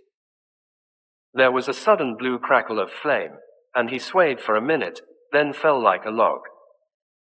A faint odor of singed flesh filled the room, mingling with a stronger smell of ozone. Phew, said Tommy. He wiped his face. Then, moving gingerly, and with every precaution, he reached the walk and touched the switch he had seen the other manipulate. He crossed the room to the door, opened it carefully, and looked out. There was no one about. He went down the stairs and out through the front door. Safe in the street, He looked up at the house with a shudder, noting the number. Then he hurried to the nearest telephone box. There was a moment of agonizing anxiety, and then a well-known voice spoke. "Tuppence, thank goodness. Yes, I'm all right. I got all your points. The fee, shrimp come to the Blitz and follow the two strangers." Albert got there in time, and when we went off in separate cars, followed me in a taxi, saw where they took me, and rang up the police. "Albert's a good lad," said Tommy. "Chivalrous. I was pretty sure he'd choose to follow you. But I've been worried, all the same. I've got lots to tell you. I'm coming straight back now. And the first thing I shall do when I get back is to write a thumping big check for St. Dunstan's. Lord, it must be awful not to be able to see." 11. The man in the mist. Tommy was not pleased with life. Blunt's brilliant detectives had met with a reverse, distressing to their pride if not to their pockets. Called in professionally to elucidate the mystery of a stolen pearl necklace at Adlington Hall, Adlington, Blunt's brilliant detectives had failed to make good. Whilst Tommy, hard on the track of a gambling countess, was tracking her in the disguise of a Roman Catholic priest, and Tuppence was getting off with a nephew of the house on the golf links, the local inspector of police had unemotionally arrested the second footman, who proved to be a thief well known at headquarters and who admitted his guilt without making any bones about it. Tommy and Tuppence, therefore, had withdrawn with what dignity they could muster, and were at the present moment solacing themselves with cocktails at the Grand Adlington Hotel. Tommy still wore his clerical disguise. "Hardly a Father Brown touch, that," he remarked gloomily. "And yet I've got just the right kind of umbrella." Quote, "It wasn't a Father Brown problem," said Tuppence. "One needs a certain atmosphere from the start. One must be doing something quite ordinary, and then bizarre things begin to happen. That's the idea. Unfortunately," said Tommy, "we have to return to town. Perhaps something bizarre will happen on the way to the station." He raised the glass he was holding to his lips, but the liquid in it was suddenly spilled, as a heavy hand smacked him on the shoulder, and a voice to match the hand boomed out words of greeting. "Upon my soul, it is. Old Tommy. And Mrs. Tommy too. Where did you blow in from? Haven't seen or heard anything of you for years." "Why, it's Bulger," said Tommy, setting down what was left of the cocktail, and turning to look at the intruder, a big square-shouldered man of 30 years of age, with a round red beaming face, and dressed in golfing kit. "Good old Bulger." "But I say, old chap," said Bulger, whose real name, by the way, was Mervyn Estcourt, "I never knew you'd taken orders. Fancy you a blinking parson." Tuppence burst out laughing, and Tommy looked embarrassed. And then they suddenly became conscious of a fourth person. A tall, slender creature, with very golden hair and very round blue eyes, almost impossibly beautiful, with an effect of really expensive black topped by wonderful ermines, and very large pearl earrings. She was smiling, and her smile said many things. It asserted, for instance, that she knew perfectly well that she herself was the thing best worth looking at, certainly in England, and possibly in the whole world. She was not vain about it in any way, but she just knew, with certainty and confidence, that it was so. Both Tommy and Tuppence recognized her immediately. They had seen her 3 times in The Secret of the Heart, and an equal number of times in that other great success, Pillars of Fire, and in innumerable other plays. There was, perhaps, no other actress in England who had so firm a hold on the British public as Miss Gilda Glenn. She was reported to be the most beautiful woman in England. It was also rumored that she was the stupidest. "Old friends of mine, Miss Glenn," said Estcourt, with a tinge of apology in his voice for having presumed, even for a moment, to forget such a radiant creature. Tommy, and Mrs. Tommy, let me introduce you to Miss Gilda Glenn. The ring of pride in his voice was unmistakable. By merely being seen in his company, Miss Glenn had conferred great glory upon him. The actress was staring with frank interest at Tommy. "Are you really a priest?" she asked. "A Roman Catholic priest, I mean. Because I thought they didn't have wives." Estcourt went off in a boom of laughter again. "That's good," he exploded. "You sly dog, Tommy. Glad he hasn't renounced you, Mrs. Tommy, with all the rest of the pomps and vanities." Gilda Glenn took not the faintest notice of him. She continued to stare at Tommy with puzzled eyes. "Are you a priest?" she demanded. "Very few of us are what we seem to be," said Tommy gently. "My profession is not unlike that of a priest. I don't give absolution, but I listen to confessions." "Don't you listen to him," interrupted Estcourt. "He's pulling your leg. If you're not a clergyman, I don't see why you're dressed up like one," she puzzled. "That is, unless, not a criminal flying from justice," said Tommy. "The other thing." "Oh." She frowned, and looked at him with beautiful, bewildered eyes. "I wonder if she'll ever get that," thought Tommy to himself. "Not unless I put it in words of one syllable for her, I should say." Aloud he said, "Know anything about the trains back to town, Bulger? We've got to be pushing for home. How far is it to the station?" 10 minutes walk. But no hurry. Next train up is the 6:35 and it's only about 20 to 6 now. You've just missed one. Which way is it to the station from here? Quote, "Sharp to the left when you turn out of the hotel. Then let me see, down Morgan's Avenue would be the best way, wouldn't it?" Morgan's Avenue. Miss Glenn started violently, and stared at him with startled eyes. "I know what you're thinking of," said Estcourt, laughing, "the ghost." Morgan's Avenue is bounded by the cemetery on one side, and tradition has it that a policeman who met his death by violence gets up and walks on his old beat up and down Morgan's Avenue. A spook policeman. Can you beat it? But lots of people swear to having seen him. "A policeman," said Miss Glenn. She shivered a little. "But there aren't really any ghosts, are there? I mean, there aren't such things." She got up, folding her wrap tight around her. "Goodbye," she said vaguely. She had ignored Tuppence completely throughout, and now she did not even glance in her direction. But over her shoulder she threw one puzzled, questioning glance at Tommy. Just as she got to the door, she encountered a tall man with gray hair and a puffy red face who uttered an exclamation of surprise. His hand on her arm, he led her through the doorway, talking in an animated fashion. "Beautiful creature, isn't she?" said Estcourt. "Brains of a rabbit. Rumor has it that she's going to marry Lord Leconbury." That was Leconbury in the doorway. "He doesn't look a very nice sort of man to marry," remarked Tuppence. Estcourt shrugged his shoulders. "A title has a kind of glamour still, I suppose," he said. "And Leconbury is not an impoverished peer by any means. She'll be in clover. Nobody knows where she sprang from. Pretty near the gutter, I dare say. There's something deuced mysterious about her being down here anyway.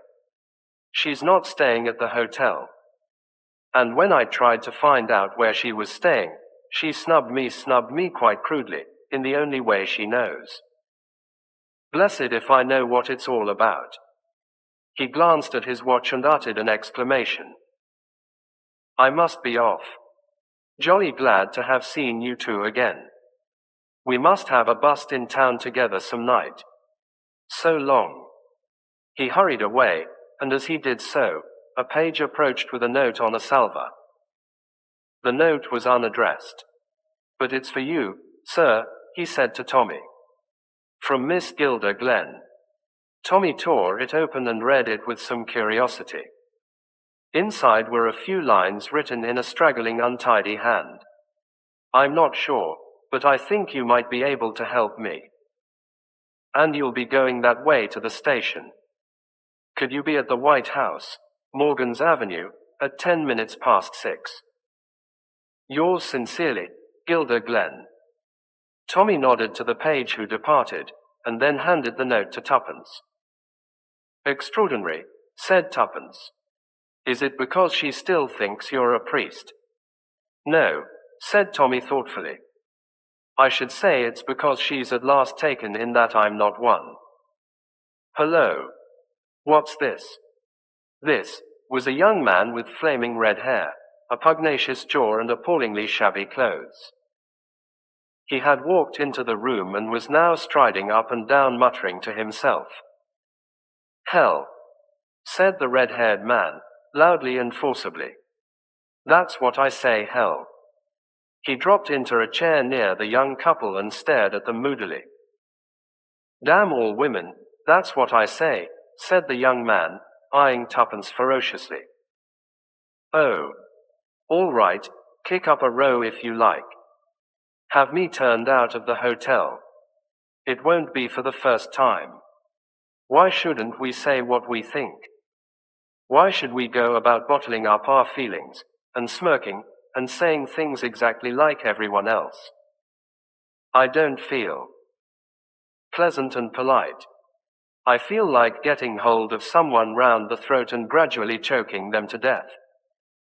He paused. "Any particular person?" asked Tuppence. "Or just anybody?" "One particular person," said the young man grimly. "This is very interesting," said Tuppence. "Won't you tell us some more?" "My name's Riley," said the red-haired man. "James Riley. You may have heard it. I wrote a little volume of pacifist poems, good stuff, although I say so." "Pacifist poems?" said Tuppence. "Yes, why not?" demanded Mr. Riley belligerently. "Oh, nothing," said Tuppence hastily. "I'm for peace all the time," said Mr. Riley fiercely. "To hell with war. And women. Women. Did you see that creature who was trailing around here just now? Gilda Glenn, she calls herself. Gilda Glenn. God. How I've worshipped that woman. And I'll tell you this, if she's got a heart at all, it's on my side. She cared once for me, and I could make her care again. And if she sells herself to that muck-heap Lecanbury, well, God help her. I'd as soon kill her with my own hands." And on this, suddenly, he rose and rushed from the room. Tommy raised his eyebrows. "A somewhat excitable gentleman," he murmured. "Well, Tuppence, shall we start?" A fine mist was coming up as they emerged from the hotel into the cool outer air. Obeying Estcourt's directions, they turned sharp to the left, and in a few minutes they came to a turning labeled Morgan's Avenue. The mist had increased. It was soft and white, and hurried past them in little eddying drifts. To their left was the high wall of the cemetery, on their right a row of small houses. Presently these ceased, and a high hedge took their place. "Tommy," said Tuppence, "I'm beginning to feel jumpy. The mist and the silence. As though we were miles from anywhere." Quote, "One does feel like that," agreed Tommy. "All alone in the world. It's the effect of the mist, and not being able to see ahead of one." Tuppence nodded. "Just our footsteps echoing on the pavement." "What's that?" "What's what?" "I thought I heard other footsteps behind us." "You'll be seeing the ghost in a minute if you work yourself up like this," said Tommy kindly. "Don't be so nervy. Are you afraid the spook policeman will lay his hand on your shoulder?" Tuppence emitted a shrill squeal. Don't, Tommy. Now you've put it into my head. She craned her head back over her shoulder, trying to peer into the white veil that was wrapped all round them. They're there again, she whispered. No, they're in front now. Oh. Tommy, don't say you can't hear them.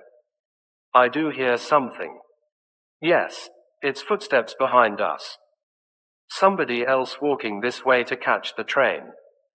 I wonder. He stopped suddenly, and stood still, and Tuppence gave a gasp. For the curtain of mist in front of them suddenly parted in the most artificial manner, and there, not 20 feet away, a gigantic policeman suddenly appeared, as though materialized out of the fog. 1 minute he was not there, the next minute he was, or at least it seemed to the rather superheated imaginations of the two watchers.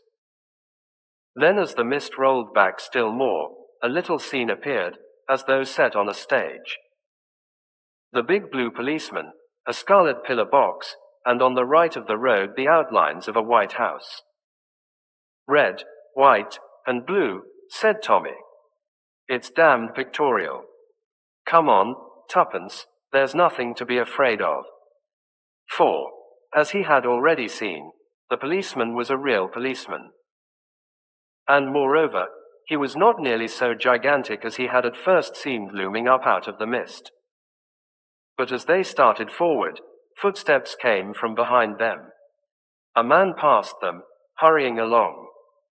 He turned in at the gate of the White House, ascended the steps, and beat a deafening tattoo upon the knocker. He was admitted just as they reached the spot where the policeman was standing staring after him. There's a gentleman seems to be in a hurry, commented the policeman. He spoke in a slow, reflective voice, as of one whose thoughts took some time to mature. He's the sort of gentleman always would be in a hurry, remarked Tommy. The policeman's stare, slow and rather suspicious, came round to rest on his face. Friend of yours? He demanded, and there was distinct suspicion now in his voice. No, said Tommy. He's not a friend of mine, but I happen to know who he is. Name of Riley. Ah, said the policeman. Well, I'd better be getting along. Can you tell me where the White House is? Asked Tommy. The constable jerked his head sideways. This is it. Mrs. Honeycott's. He paused, and added, evidently with the idea of giving them valuable information, nervous party. Always suspecting burglars is around. Always asking me to have a look around the place. Middle-aged women get like that. Middle-aged, eh? Said Tommy. Do you happen to know if there's a young lady staying there? A young lady, said the policeman, ruminating. A young lady. No, I can't say I know anything about that. She mayn't be staying here, Tommy, said Tuppence. And anyway, she mayn't be here yet. She could only have started just before we did. Ah, said the policeman suddenly. Now that I call it to mind, a young lady did go in at this gate. I saw her as I was coming up the road. About 3 or 4 minutes ago it might be. With ermine furs on. Asked Tuppence eagerly. She had some kind of white rabbit round her throat, admitted the policeman. Tuppence smiled. The policeman went on in the direction from which they had just come, and they prepared to enter the gate of the White House. Suddenly a faint muffled cry sounded from inside the house, and almost immediately afterwards the front door opened and James Riley came rushing down the steps. His face was white and twisted, and his eyes glared in front of him unseeingly. He staggered like a drunken man. He passed Tommy and Tuppence as though he did not see them, muttering to himself with a kind of dreadful repetition. My God! My God! Oh, my God! He clutched at the gate-post, as though to steady himself, and then, as though animated by sudden panic, He raced off down the road as hard as he could go in the opposite direction to that taken by the policeman. 12. The man in the mist, continued. Tommy and Tuppence stared at each other in bewilderment. Well, said Tommy, something's happened in that house to scare our friend Riley pretty badly.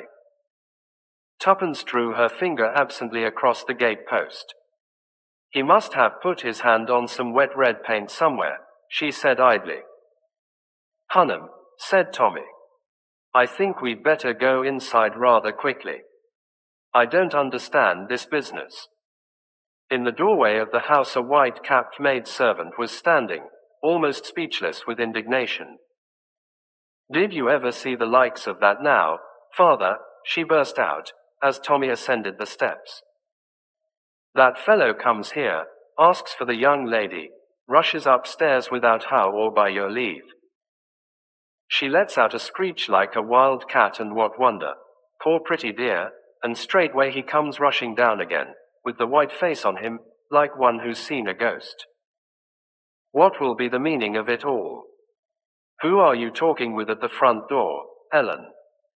Demanded a sharp voice from the interior of the hall. Here's Mrs., said Ellen, somewhat unnecessarily.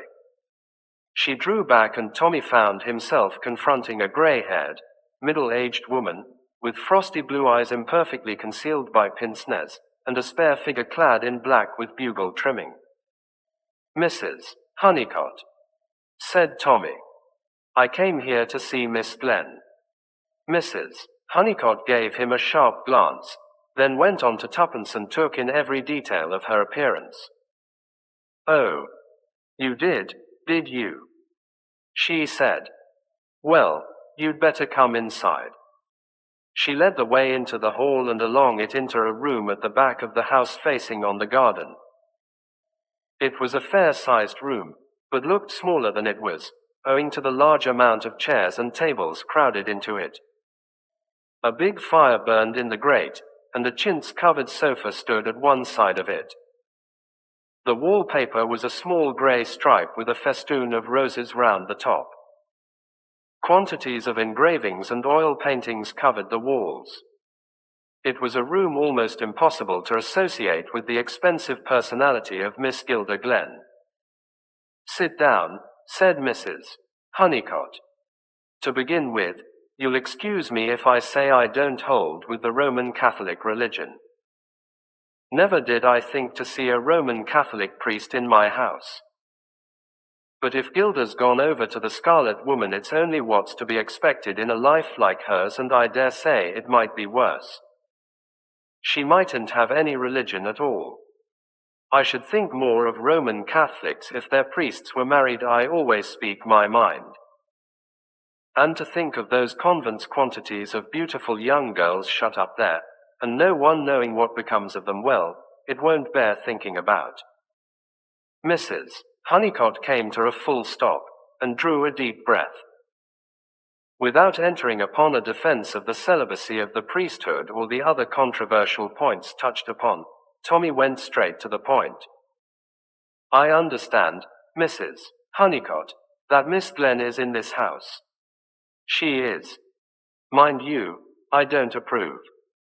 Marriage is marriage, and your husband's your husband. As you make your bed, so you must lie on it. Quote. I don't quite understand, began Tommy, bewildered. I thought as much. That's the reason I brought you in here. You can go up to Gilda after I've spoken my mind. She came to me after all these years, think of it, and asked me to help her. Wanted me to see this man and persuade him to agree to a divorce. I told her straight out I'd have nothing whatever to do with it. Divorce is sinful. But I couldn't refuse my own sister shelter in my house, could I now? Your sister? Exclaimed Tommy. Yes, Gilda's my sister. Didn't she tell you? Tommy stared at her open-mouthed. The thing seemed fantastically impossible. Then he remembered that the angelic beauty of Gilda Glenn had been in evidence for many years. He had been taken to see her act as quite a small boy. Yes, it was possible after all. But what a piquant contrast. So it was from this lower middle-class respectability that Gilda Glenn had sprung. How well she had guarded her secret. "I am not yet quite clear," he said. "Your sister is married." "Ran away to be married as a girl of 17, said Miss Honeycott succinctly. "Some common fellow far below her in station. And our father a reverend. It was a disgrace. Then she left her husband and went on the stage. Play acting. I've never been inside a theater in my life. I hold no truck with wickedness. Now, after all these years, she wants to divorce the man. Means to marry some big wig, I suppose. But her husband's standing firm not to be bullied and not to be bribed. I admire him for it." "What is his name?" asked Tommy suddenly. "That's an extraordinary thing now, but I can't remember. It's nearly 20 years ago, remember, since I heard it.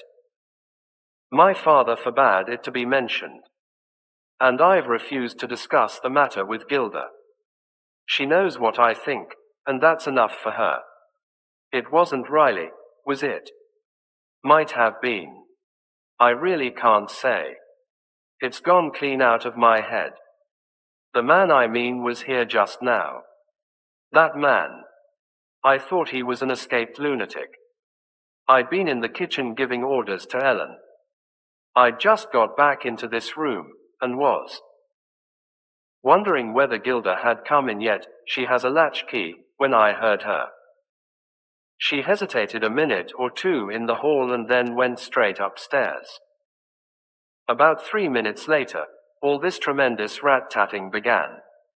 I went out into the hall, and just saw a man rushing upstairs. Then there was a sort of cry upstairs, and presently down he came again and rushed out like a madman.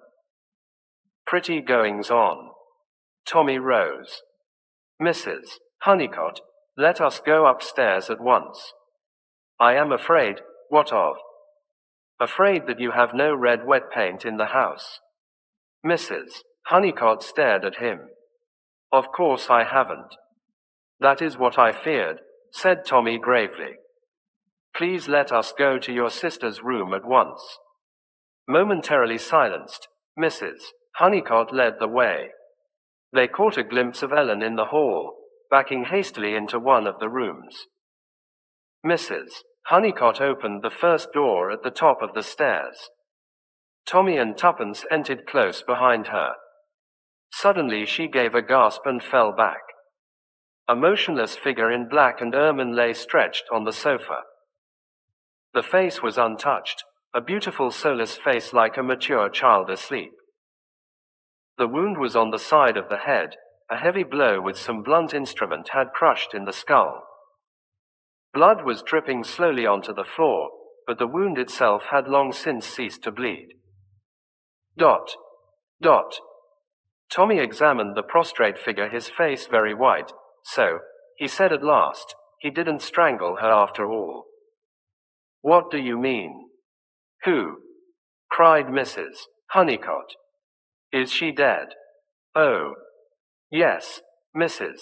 Honeycott, she's dead. Murdered. The question is by whom? Not that it is much of a question. Funny for all his ranting words, I didn't think the fellow had got it in him." He paused a minute, then turned to Tuppence with decision. "Will you go out and get a policeman, or ring up the police station from somewhere?" Quote. Tuppence nodded. She, too, was very white. Tommy led Mrs. Honeycott downstairs again. "I don't want there to be any mistake about this," he said. "Do you know exactly what time it was when your sister came in?" "Yes, I do," said Mrs. Honeycott. "Because I was just setting the clock on 5 minutes as I have to do every evening. It gains just 5 minutes a day. It was exactly 8 minutes past 6 by my watch, and that never loses or gains a second. Tommy nodded. That agreed perfectly with the policeman's story. He had seen the woman with the white furs go in at the gate. Probably 3 minutes had elapsed before he and Tuppence had reached the same spot. He had glanced at his own watch then and had noted that it was just 1 minute after the time of their appointment. There was just the faint chance that someone might have been waiting for Gilder Glenn in the room upstairs.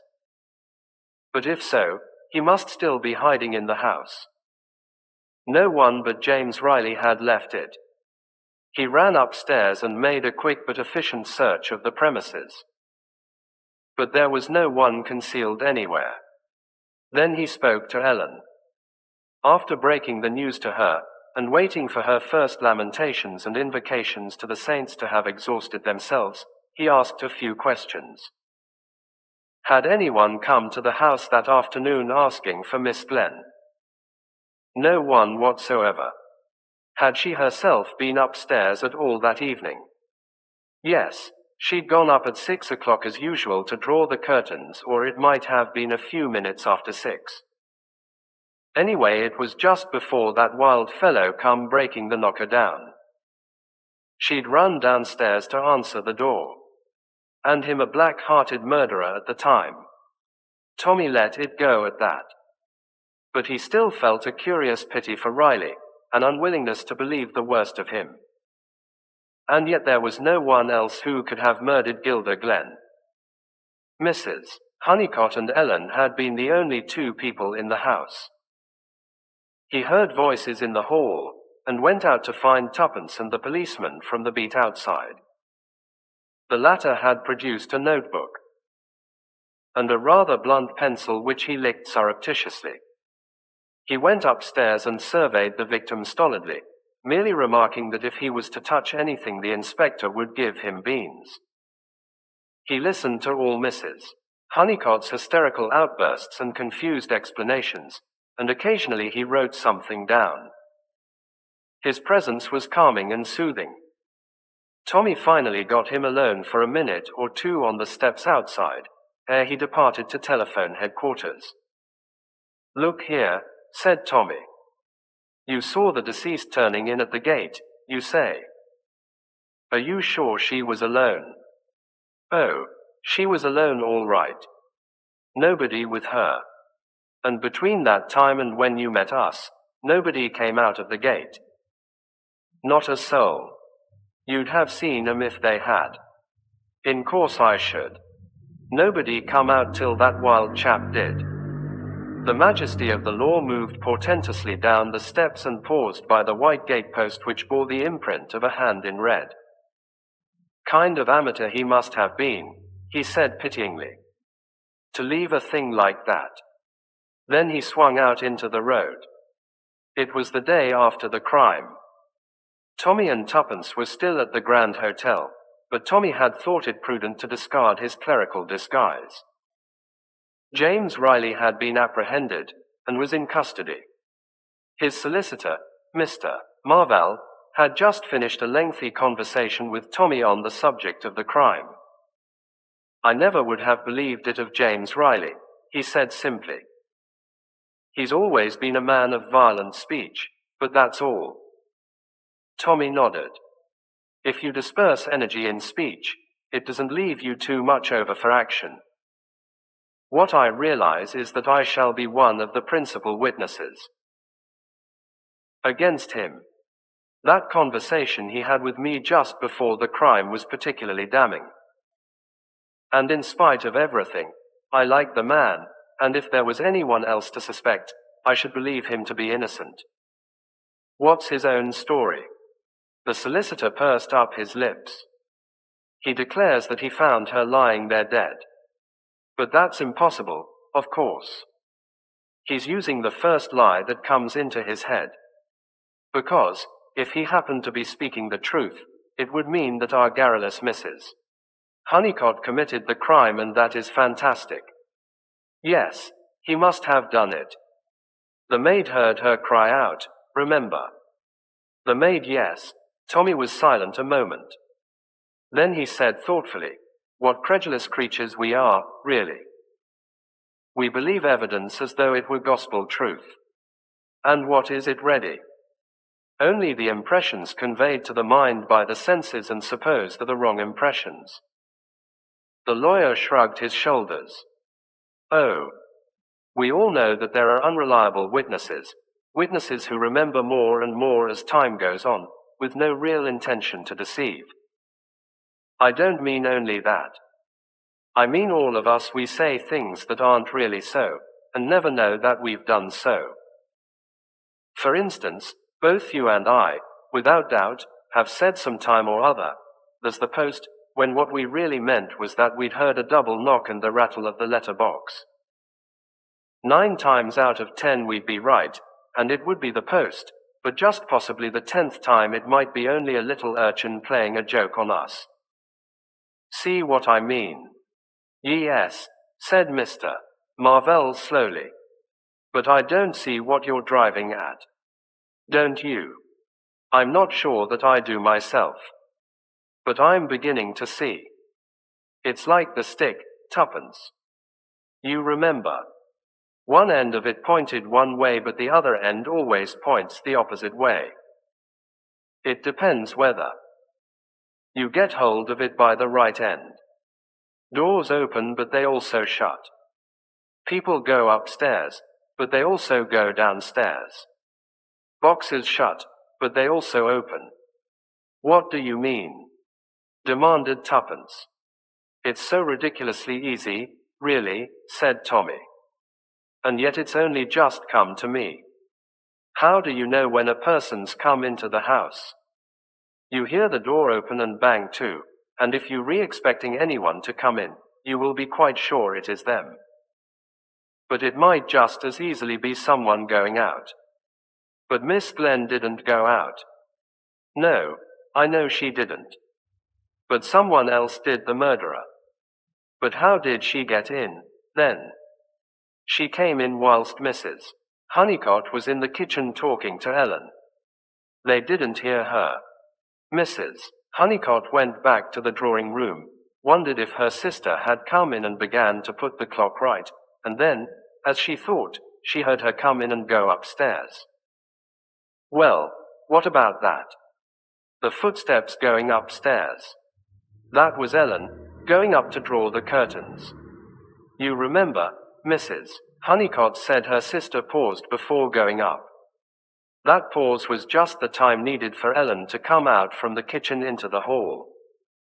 She just missed seeing the murderer. But Tommy, cried Tuppence. The cry she gave. That was James Riley. Didn't you notice what a high-pitched voice he has? In moments of great emotion, men often squeal just like a woman.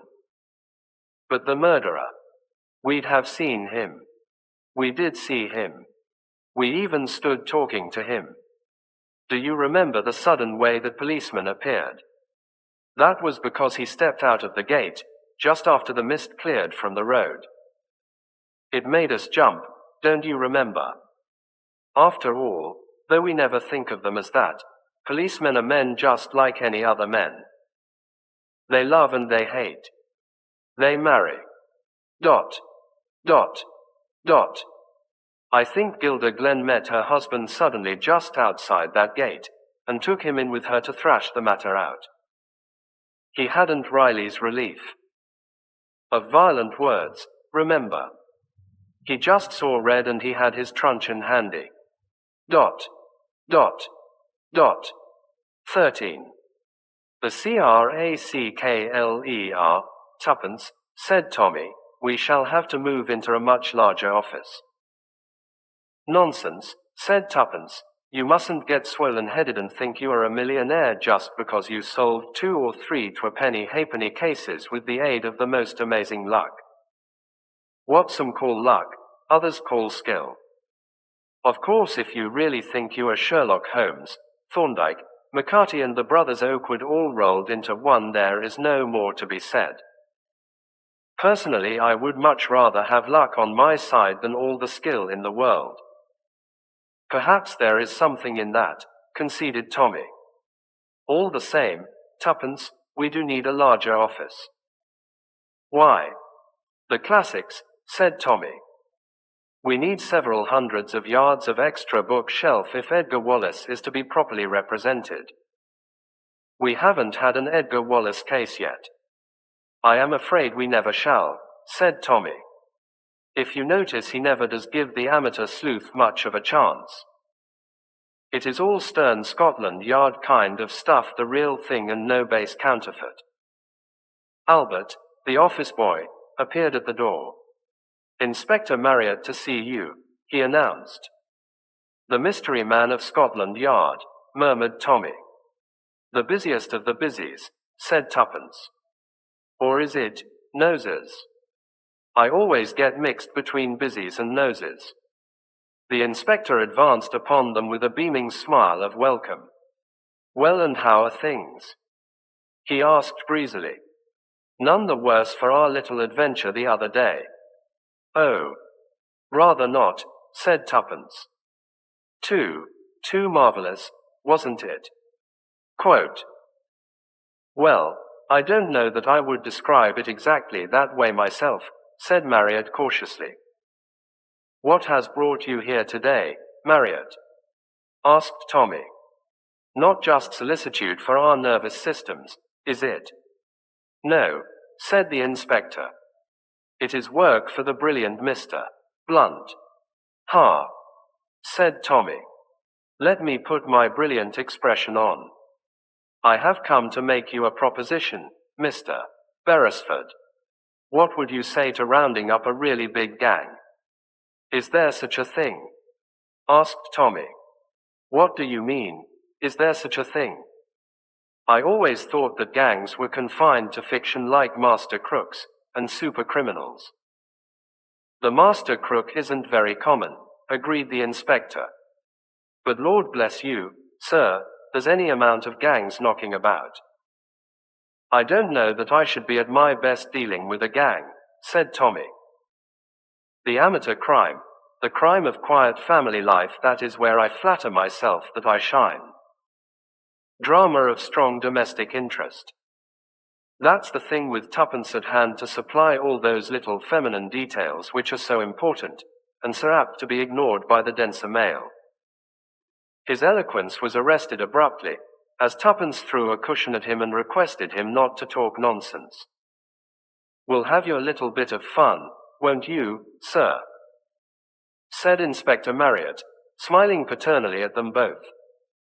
If you'll not take offense at my saying so, it's a pleasure to see your people enjoying life as much as you two do. Do we enjoy life? Said Tuppence, opening her eyes very wide. I suppose we do. I've never thought about it before. To return to that gang you were talking about, said Tommy. In spite of my extensive private practice, duchesses, millionaires, and all the best charwomen, I might perhaps condescend to look into the matter for you. I don't like to see Scotland Yard at fault. You'll have the Daily Mail after you before you know where you are. Quote. As I said before, you must have your bit of fun. Well, it's like this. Again he hitched his chair forward. There's any amount of forged notes going about just now, hundreds of them. The amount of counterfeit treasury notes in circulation would surprise you. Most artistic bit of work it is. Here's one of M. He took a £1 note from his pocket and handed it to Tommy. Looks all right, doesn't it? Tommy examined the note with great interest. By Jove, I'd never spot there was anything wrong with that. No more would most people. Now here's a genuine one. I'll show you the differences, very slight they are, but you'll soon learn to tell them apart. Take this magnifying glass. At the end of 5 minutes coaching, both Tommy and Tuppence were fairly expert. What do you want us to do, Inspector Marriott? Asked Tuppence. Just keep our eyes open for these things. A great deal more than that, Mrs. Beresford. I'm pinning my faith on you to get to the bottom of the matter. You see, we've discovered that the notes are being circulated from the West End. Somebody pretty high up in the social scale is doing the distributing. They're passing them the other side of the channel as well. Now there's a certain person who is interesting us very much. A Major Laidlaw, perhaps you've heard the name. I think I have, said Tommy. Connected with racing, isn't that it? Yes. Major Laidlaw is pretty well known in connection with the turf. There's nothing actually against him, but there's a general impression that he's been a bit too smart over one or two rather shady transactions.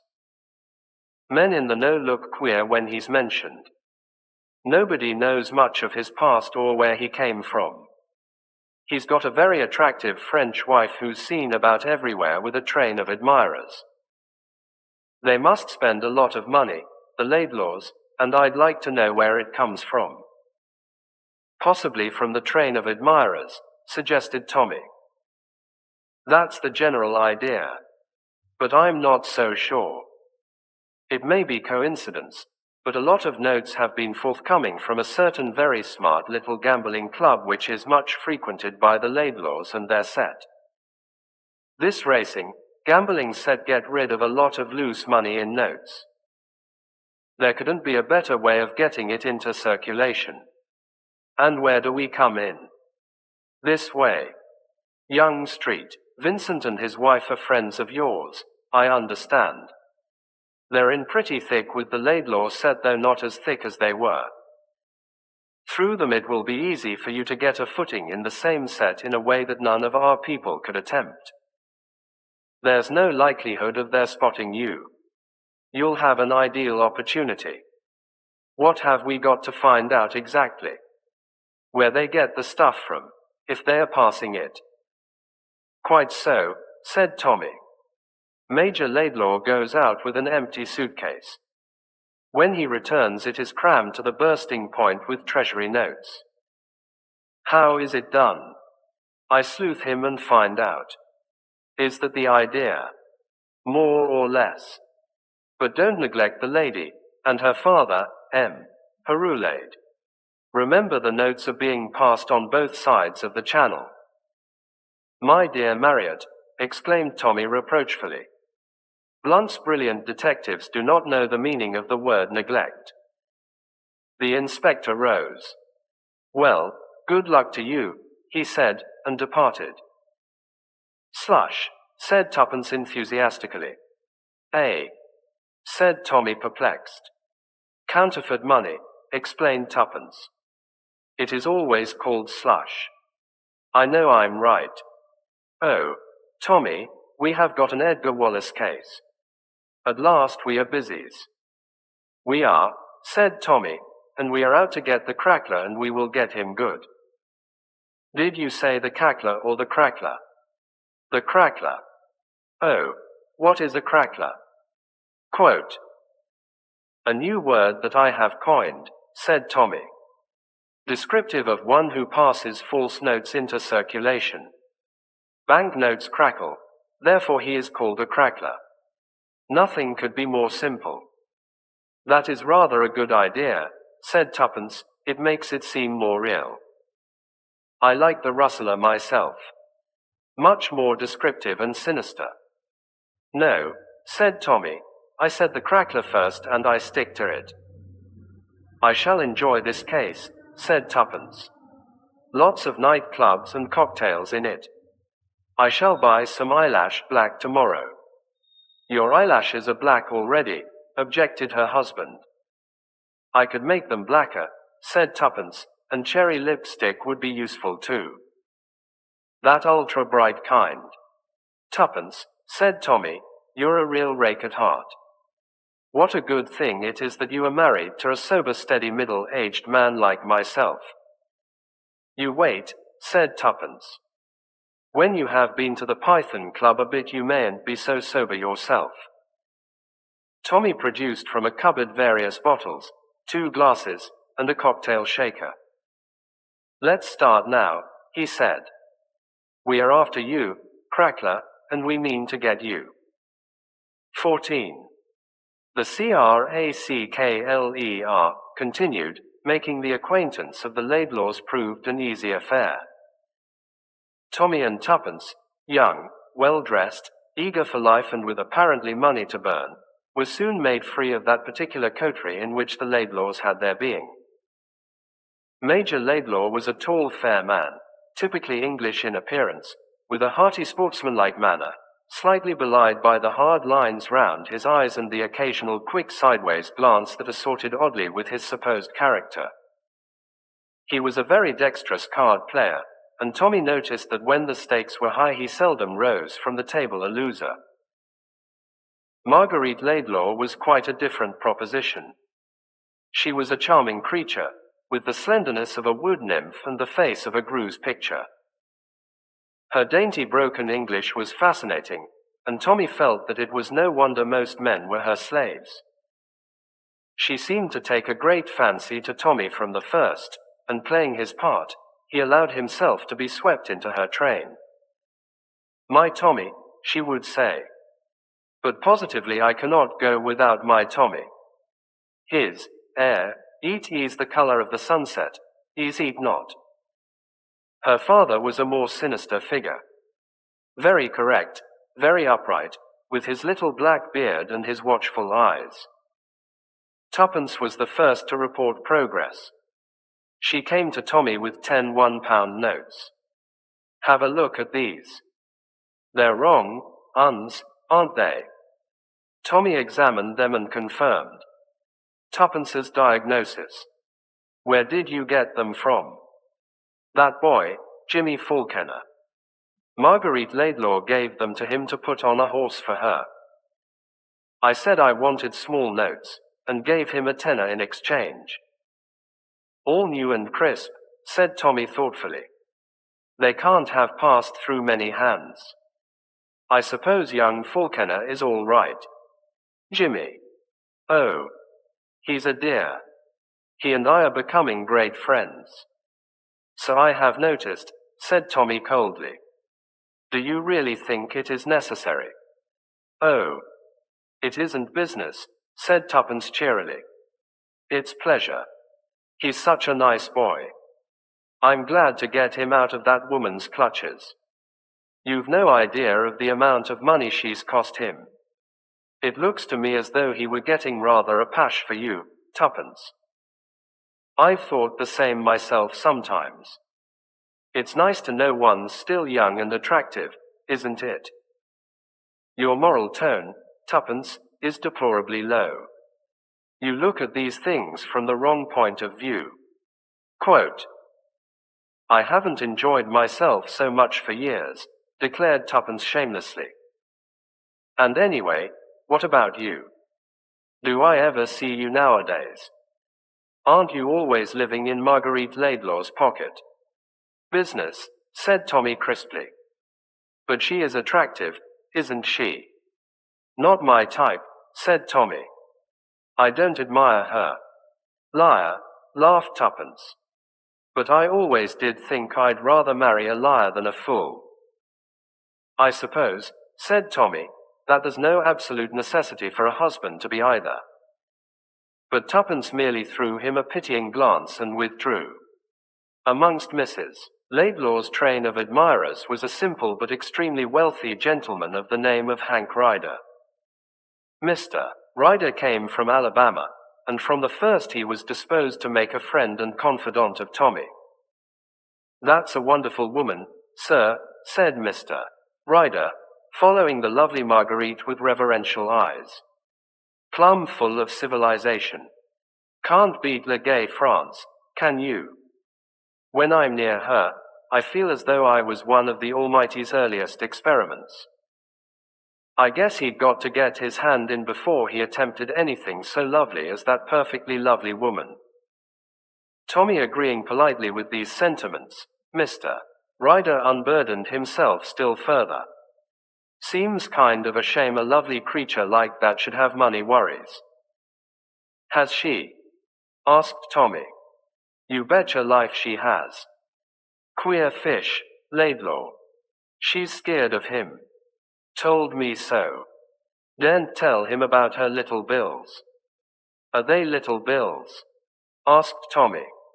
Well, when I say little. After all, a woman's got to wear clothes, and the less there are of them the more they cost, the way I figure it out.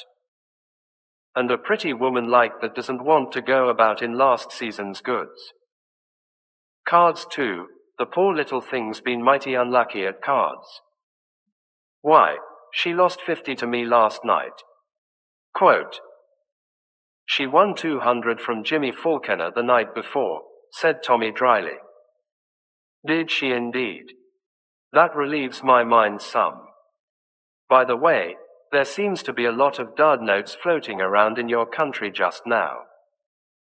I paid in a bunch at my bank this morning, and 25 of them were down and outers, so the polite gentleman behind the counter informed me. That's rather a large proportion. Were they new looking? New and crisp as they make, M. Why, they were the ones Mrs. Laidlaw paid over to me, I reckon. Wonder where she got M from. One of these toughs on the race course as likely as not. Yes, said Tommy. Very likely. You know, Mr. Beresford, I'm new to this sort of high life. All these swell dames, and the rest of the outfit. Only made my pile a short while back. Came right over to Europe to see life. Tommy nodded. He made a mental note to the effect that with the aid of Marguerite Laidlaw, Mr. Ryder would probably see a good deal of life and that the price charged would be heavy. Meantime, for the second time, he had evidence that the forged notes were being distributed pretty near at hand, and that in all probability Marguerite Laidlaw had a hand in the distribution. On the following night he himself was given a proof. It was at that small select meeting place mentioned by Inspector Marriott. There was dancing there, but the real attraction of the place lay behind a pair of imposing folding doors. There were 2 rooms there with green baize covered tables, where vast sums changed hands nightly. Marguerite Laidlaw, rising at last to go, thrust a quantity of small notes into Tommy's hands. They are so bulky, Tommy, you will change them, yes. A big note. See my so sweet little bag, it bulges him to distraction. Tommy brought her the £100 note she asked for. Then in a quiet corner, he examined the notes she had given him. At least a quarter of them were counterfeit. But where did she get her supplies from? To that he had as yet no answer. By means of Albert's cooperation, he was almost sure that Laidlaw was not the man. His movements had been watched closely and had yielded no result. Tommy suspected her father, the saturnine M. Herulaid. He went to and fro to France fairly often. What could be simpler than to bring the notes across with him? A false bottom to a trunk, something of that kind. Tommy strolled slowly out of the club, absorbed in these thoughts, but was suddenly recalled to immediate necessities. Outside in the street was Mr. Hank P. Ryder, and it was clear at once that Mr. Ryder was not strictly sober. At the moment he was trying to hang his hat on the radiator of a car, and missing it by some inches every time. This goddamned hatstand,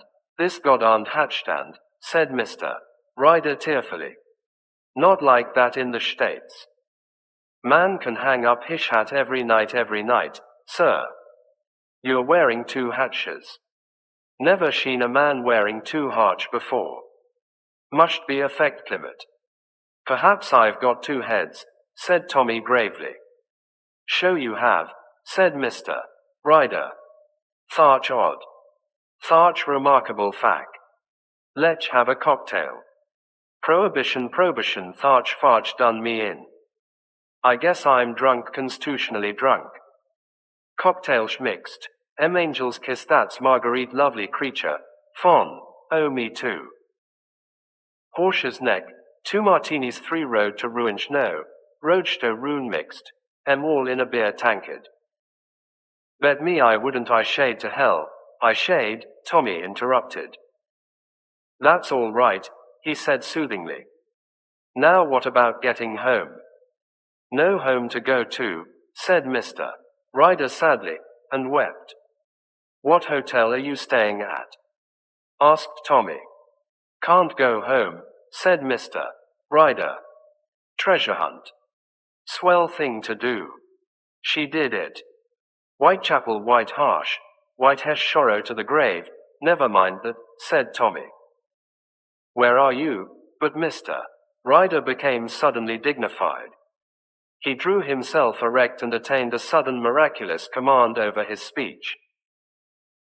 Young man, I'm telling you.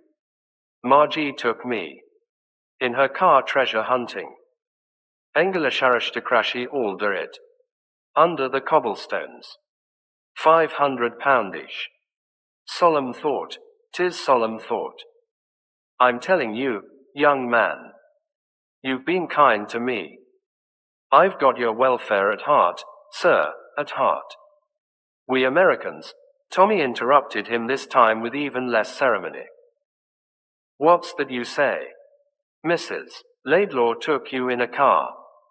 The American nodded with a kind of owlish solemnity. To Whitechapel. Again that owlish nod.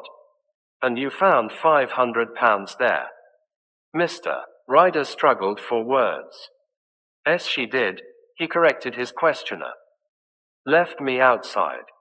Outside the door. Always left outside. It's kinda sad. Outside, always outside. Would you know your way there? I guess so. Hank Ryder doesn't lose his bearings. Tommy hauled him along unceremoniously. He found his own car where it was waiting, and presently they were bowling eastward. The cool air revived Mr. Ryder. After slumping against Tommy's shoulder in a kind of stupor, he awoke clear-headed and refreshed. Say, boy, where are we? He demanded. Whitechapel, said Tommy crisply. Is this where you came with Mrs. Laidlaw tonight? It looks kinda familiar, admitted Mr. Ryder looking round. Seems to me we turned off to the left somewhere down here. That's it, that street there. Tommy turned off obediently. Mr. Ryder issued directions. That's it. Sure.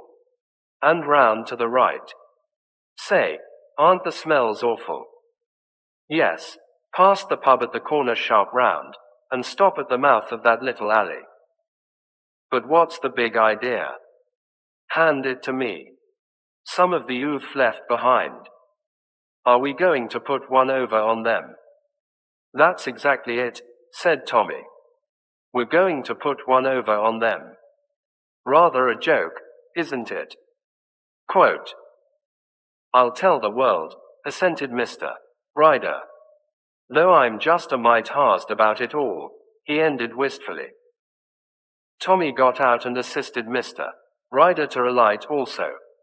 They advanced into the alleyway. On the left were the backs of a row of dilapidated houses, most of which had doors opening into the alley. Mr. Ryder came to a stop before one of these doors.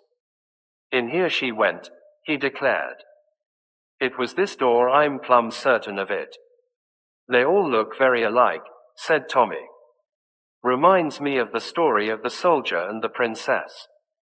You remember, they made a cross on the door to show which one it was. Shall we do the same? Laughing, he drew a piece of white chalk from his pocket and made a rough cross low down on the door. Then he looked up at various dim shapes that prowled high on the walls of the alley, one of which was uttering a blood-curdling yawl.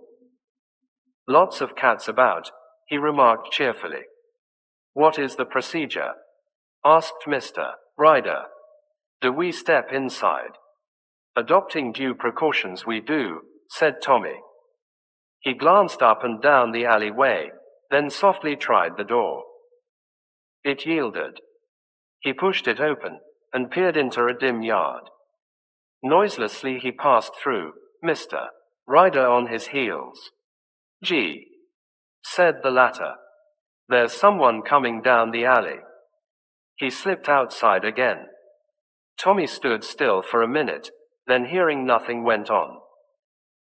He took a torch from his pocket and switched on the light for a brief second. That momentary flash enabled him to see his way ahead. He pushed forward and tried the closed door ahead of him. That too gave, and very softly he pushed it open and went in. After standing still a second and listening, he again switched on the torch, and at that flash, as though at a given signal, the place seemed to rise round him. 2 men were in front of him, 2 men were behind him. They closed in on him, and bore him down. "Lights," growled a voice. An incandescent gas burner was lit. By its light Tommy saw a circle of unpleasing faces. His eyes wandered gently round the room and noted some of the objects in it. "Ah," he said pleasantly. "The headquarters of the counterfeiting industry, if I am not mistaken." "Shut your jaw," growled one of the men. The door opened and shut behind Tommy, and a genial and well-known voice spoke. "Got him, boys? That's right. Now, Mr. Busy, let me tell you you're up against it." "That dear old word," said Tommy. "How it thrills me. Yes. I am the mystery man of Scotland Yard. Why, it's Mr. Hank Ryder. This is a surprise. I guess you mean that too. I've been laughing fit to bust all this evening leading you here like a little child.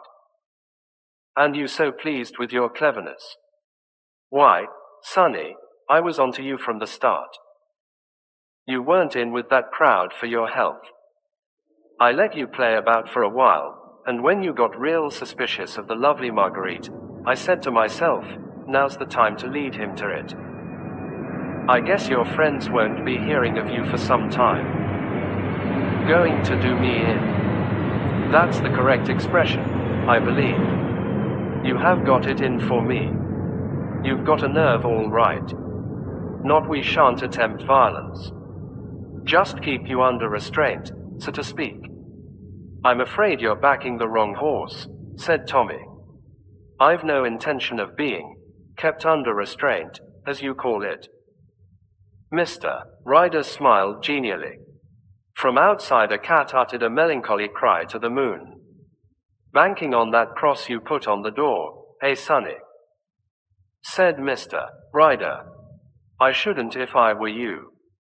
Because I know that story you mentioned. Heard it when I was a little boy. I stepped back into the alleyway to enact the part of the dog with eyes as big as cartwheels. If you were in that alley. Now, you would observe that every door in the alley is marked with an identical cross. Tommy drooped his head despondently. Thought you were mighty clever, didn't you? Said Ryder. As the words left his lips a sharp rapping sounded on the door. What's that? He cried, starting. At the same time, an assault began on the front of the house. The door at the back was a flimsy affair.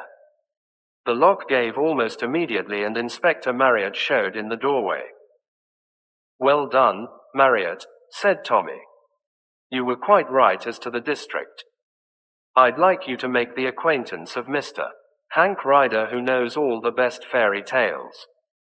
You see, Mr. Ryder, he added gently, I've had my suspicions of you.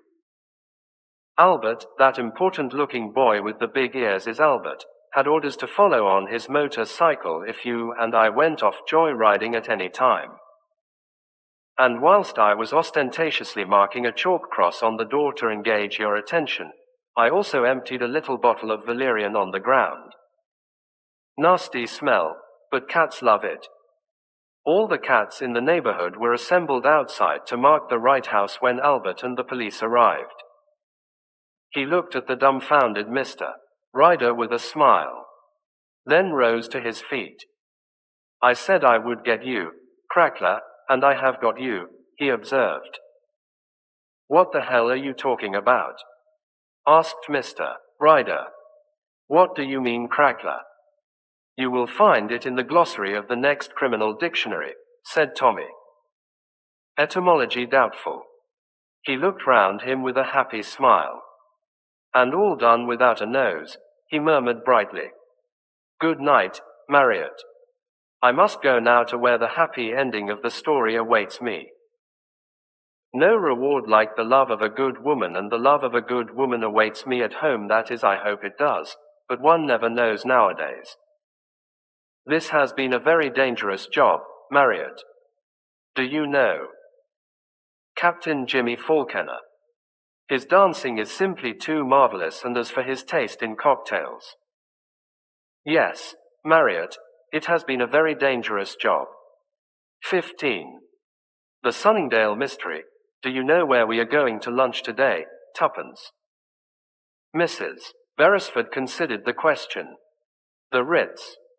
She suggested hopefully. Think again. That nice little place in Soho. Number. Tommy's tone was full of importance. An A, B, C shop. This one, in fact.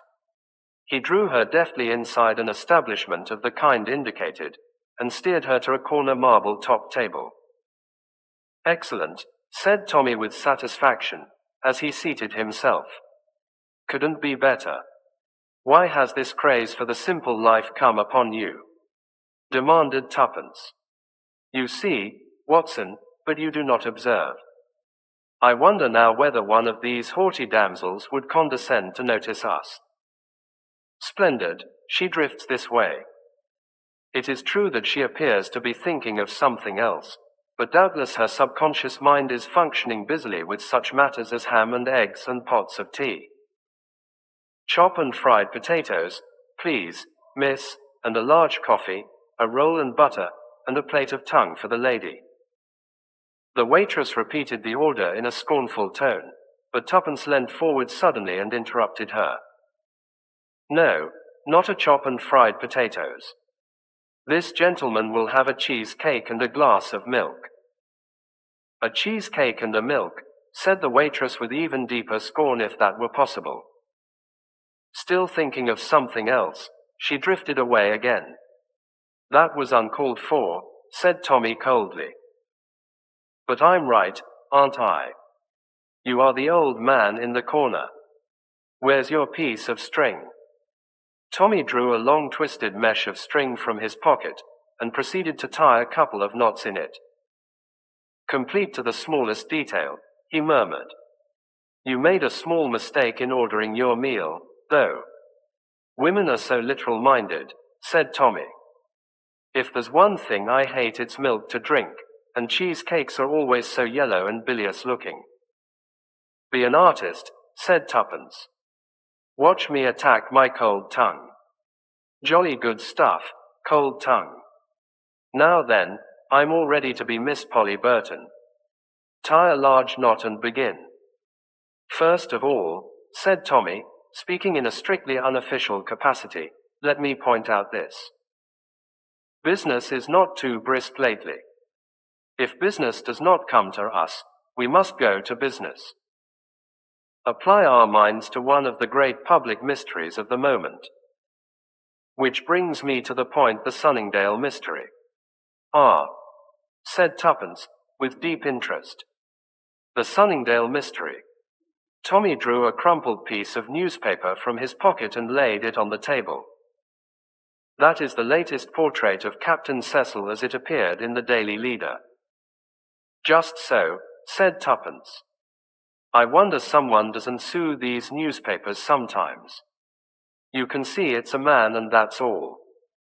When I said the Sunningdale mystery, I should have said the so-called Sunningdale mystery, went on Tommy rapidly. A mystery to the police perhaps, but not to an intelligent mind. Tie another knot, said Tuppence. I don't know how much of the case you remember, continued Tommy quietly.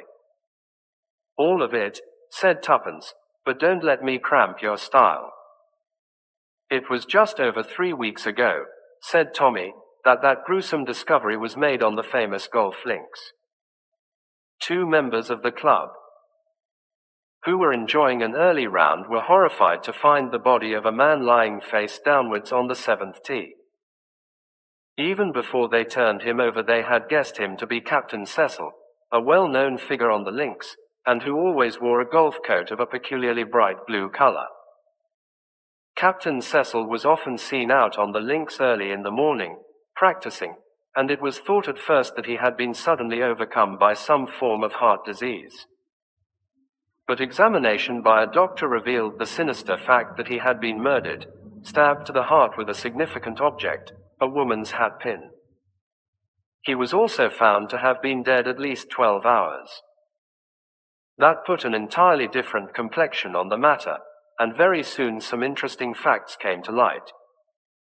Practically the last person to see Captain Cecil alive was his friend and partner Mr. Hollaby of the Porcupine Assurance Company, and he told his story as follows. Cecil and he played a round earlier in the day. After tea, the other suggested that they should play a few more holes before it got too dark to see. Hollaby assented. Cecil seemed in good spirits, and was in excellent form. There is a public footpath that crosses the links, and just as they were playing up to the 6th green, Hollaby noticed a woman coming along it. She was very tall and dressed in brown, but he did not observe her particularly, and Cecil, he thought, did not notice her at all. The footpath in question crosses in front of the 7th tee, continued Tommy. The woman had passed along this, and was standing at the farther side, as though waiting. Captain Cecil was the first to reach the tee, as Mr. Hollaby was replacing the pin in the hole. As the latter came towards the tee, he was astonished to see Cecil and the woman talking together. As he came nearer, they both turned abruptly, Cecil calling over his shoulder, "Shan't be a minute." The two of them walked off side by side, still deep in earnest conversation. The footpath there leaves the course, and passing between two narrow hedges of neighboring gardens comes out on the road to Windlesham. Captain Cecil was as good as his word. He reappeared within a minute or two, much to Hollaby's satisfaction, as two other players were coming up behind them, and the light was failing rapidly. They drove off, and at once Hollaby noticed that something had occurred to upset his companion. Not only did he foozle his drive badly, but his face was worried, and his forehead creased in a big frown. He hardly answered his companion's remarks, and his golf was atrocious. Evidently something had occurred to put him completely off his game. They played that hole and the 8th, and then Captain Cecil declared abruptly that the light was too bad and that he was off home. Just at that point there is another of those narrow slips, leading to the Windlesham Road, and Captain Cecil departed that way, which was a shortcut to his home, a small bungalow on the road in question. The other two players came up, a Major Barnard and Mr. Lecky, and to them Hollaby mentioned Captain Cecil's sudden change of manner. They also had seen him speaking to the woman in brown, but had not been near enough to see her face. All three men wondered what she could have said to upset their friend to that extent. They returned to the clubhouse together, and as far as was known at the time, were the last people to see Captain Cecil alive. The day was a Wednesday, and on Wednesdays cheap tickets to London are issued. The man and wife who ran Captain Cecil's small bungalow were up in town according to custom, and did not return until the late train. They entered the bungalow as usual, and supposed their master to be in his room asleep. Mrs. Cecil, his wife, was away on a visit. The murder of the captain was a 9 days' wonder. Nobody could suggest a motive for it.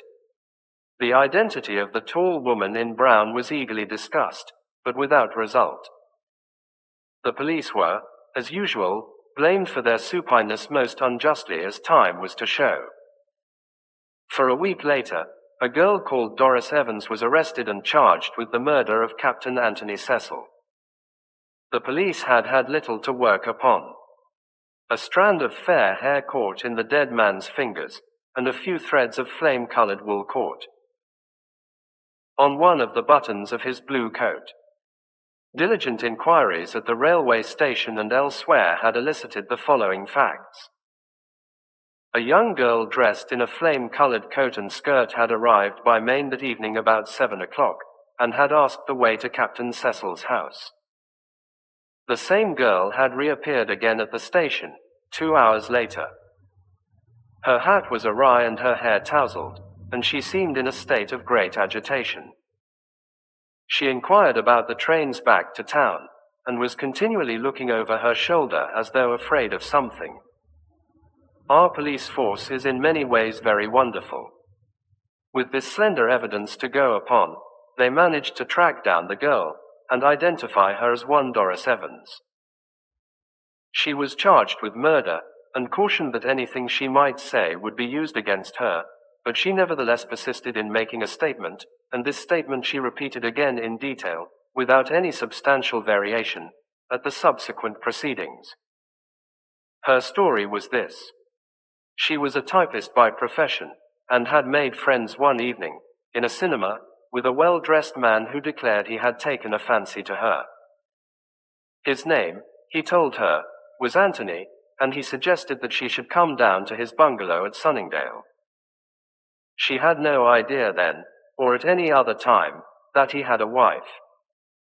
It was arranged between them that she should come down on the following Wednesday, the day, you will remember, when the servants would be absent and his wife away from home. In the end he told her his full name was Anthony Cecil, and gave her the name of his house. She duly arrived at the bungalow on the evening in question, and was greeted by Cecil, who had just come in from She Links. Though he professed himself delighted to see her, the girl declared that from the first his manner was strange and different. A half-acknowledged fear sprang up in her, and she wished fervently that she had not come. After a simple meal which was all ready and prepared, Cecil suggested going out for a stroll.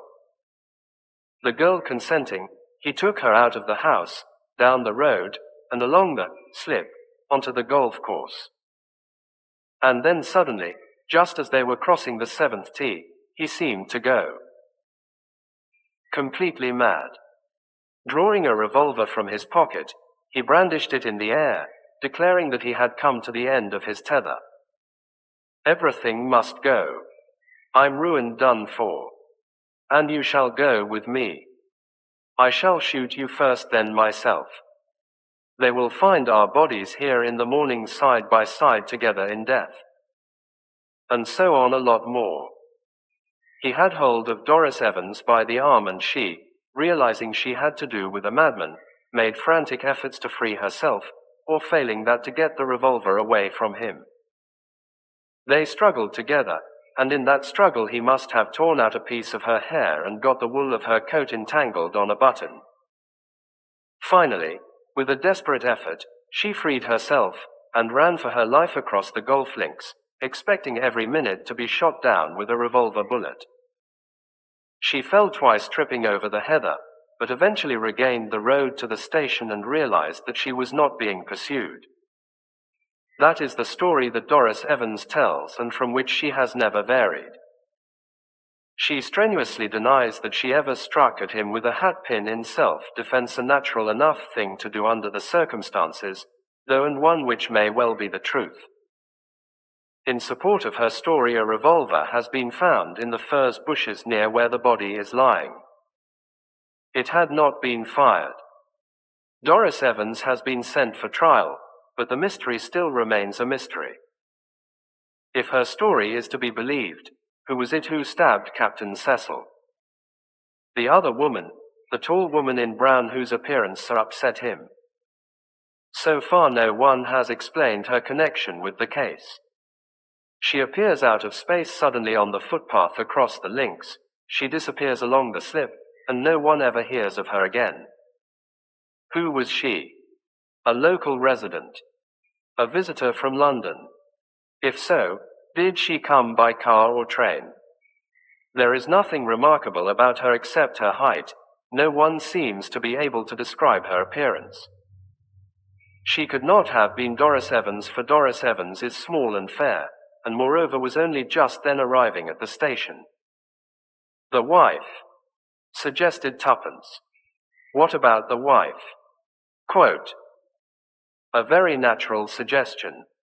But Mrs. Cecil is also a small woman, and besides Mr.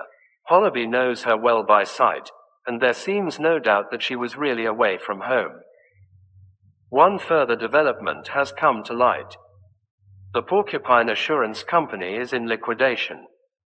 The accounts reveal the most daring misappropriation of funds. The reasons for Captain Cecil's wild words to Doris Evans are now quite apparent. For some years past, he must have been systematically embezzling money. Neither Mr. Hollaby nor his son had any idea of what was going on. They are practically ruined. The case stands like this. Captain Cecil was on the verge of discovery and ruin. Suicide would be a natural solution, but the nature of the wound rules that theory out. Who killed him? Was it Doris Evans? Was it the mysterious woman in brown? Tommy paused, took a sip of milk, made a wry face, and bit cautiously at the cheesecake. 16. The Sunningdale mystery continued. Of course, murmured Tommy, I saw at once where the hitch in this particular case lay, and just where the police were going astray. Yes, said Tuppence eagerly. Tommy shook his head sadly. I wish I did. Tuppence, it's dead easy being the old man in the corner up to a certain point. But the solution beats me. Who did murder the beggar? I don't know. He took some more newspaper cuttings out of his pocket. Further exhibits. Mr. Hollaby. His son. Mrs. Cecil. Doris Evans. Tuppence pounced on the last, and looked at it for some time. She didn't murder him anyway, she remarked at last. Not with a hat pin. Why this certainty? Quote, a Lady Molly touch. She's got bobbed hair.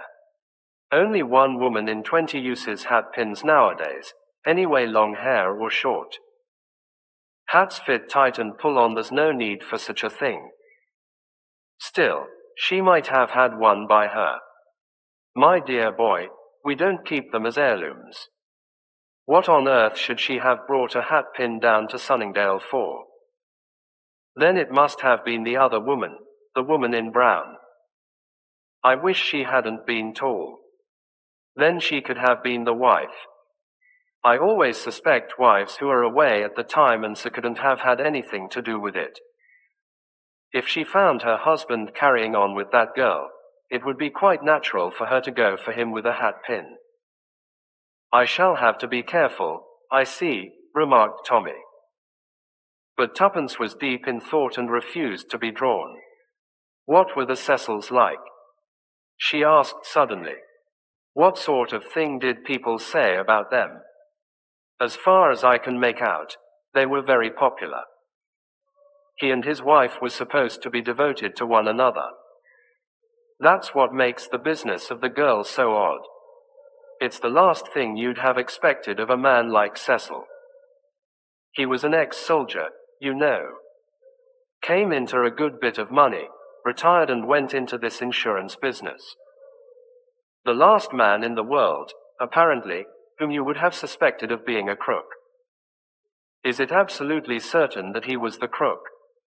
Couldn't it have been the other two who took the money? The Hollabys. They say they're ruined. Oh, they say. Perhaps they've got it all in a bank under another name. I put it foolishly, I dare say, but you know what I mean. Suppose they'd been speculating with the money for some time, unbeknownst to Cecil, and lost it all. It might be jolly convenient for them that Cecil died just when he did. Tommy tapped the photograph of Mr. Hollaby Sr. with his finger-nail. So you're accusing this respectable gentleman of murdering his friend and partner. You forget that he parted from Cecil on the links in full view of Barnard and Lecky, and spent the evening in the Dormy house. Besides, there's the hat pin. Bother the hat pin, said Tuppence impatiently. That hat pin, you think, points to the crime having been committed by a woman. Naturally. Don't you agree? Number. Men are notoriously old-fashioned. It takes them ages to rid themselves of preconceived ideas. They associate hat pins and hairpins with the female sex, and call them women's weapons. They may have been in the past, but they're both rather out of date now.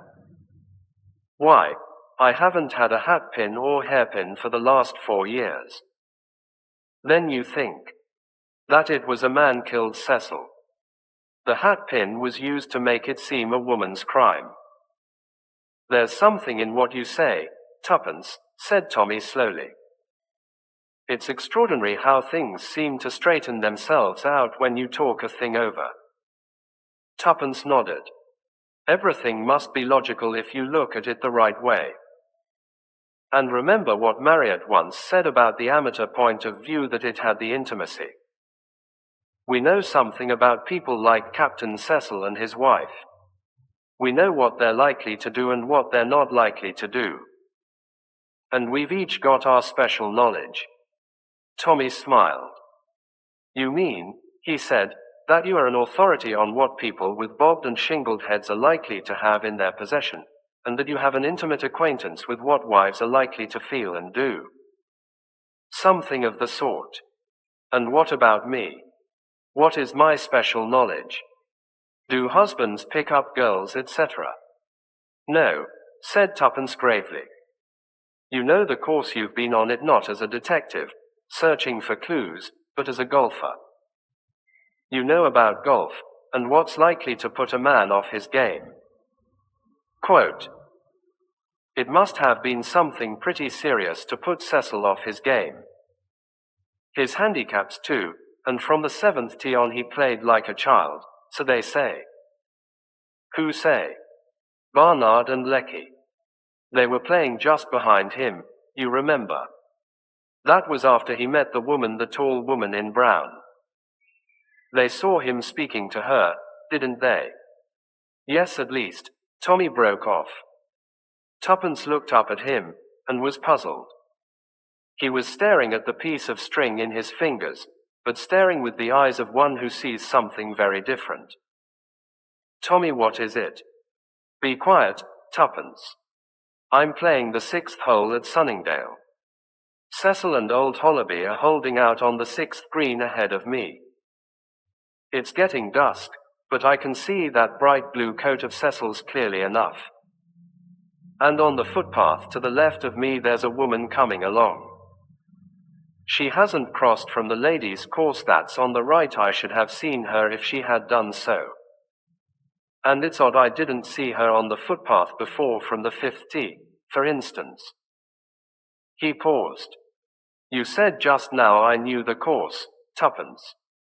Just behind the 6th tee, there's a little hut or shelter made of turf. Anyone could wait in there until the right moment came.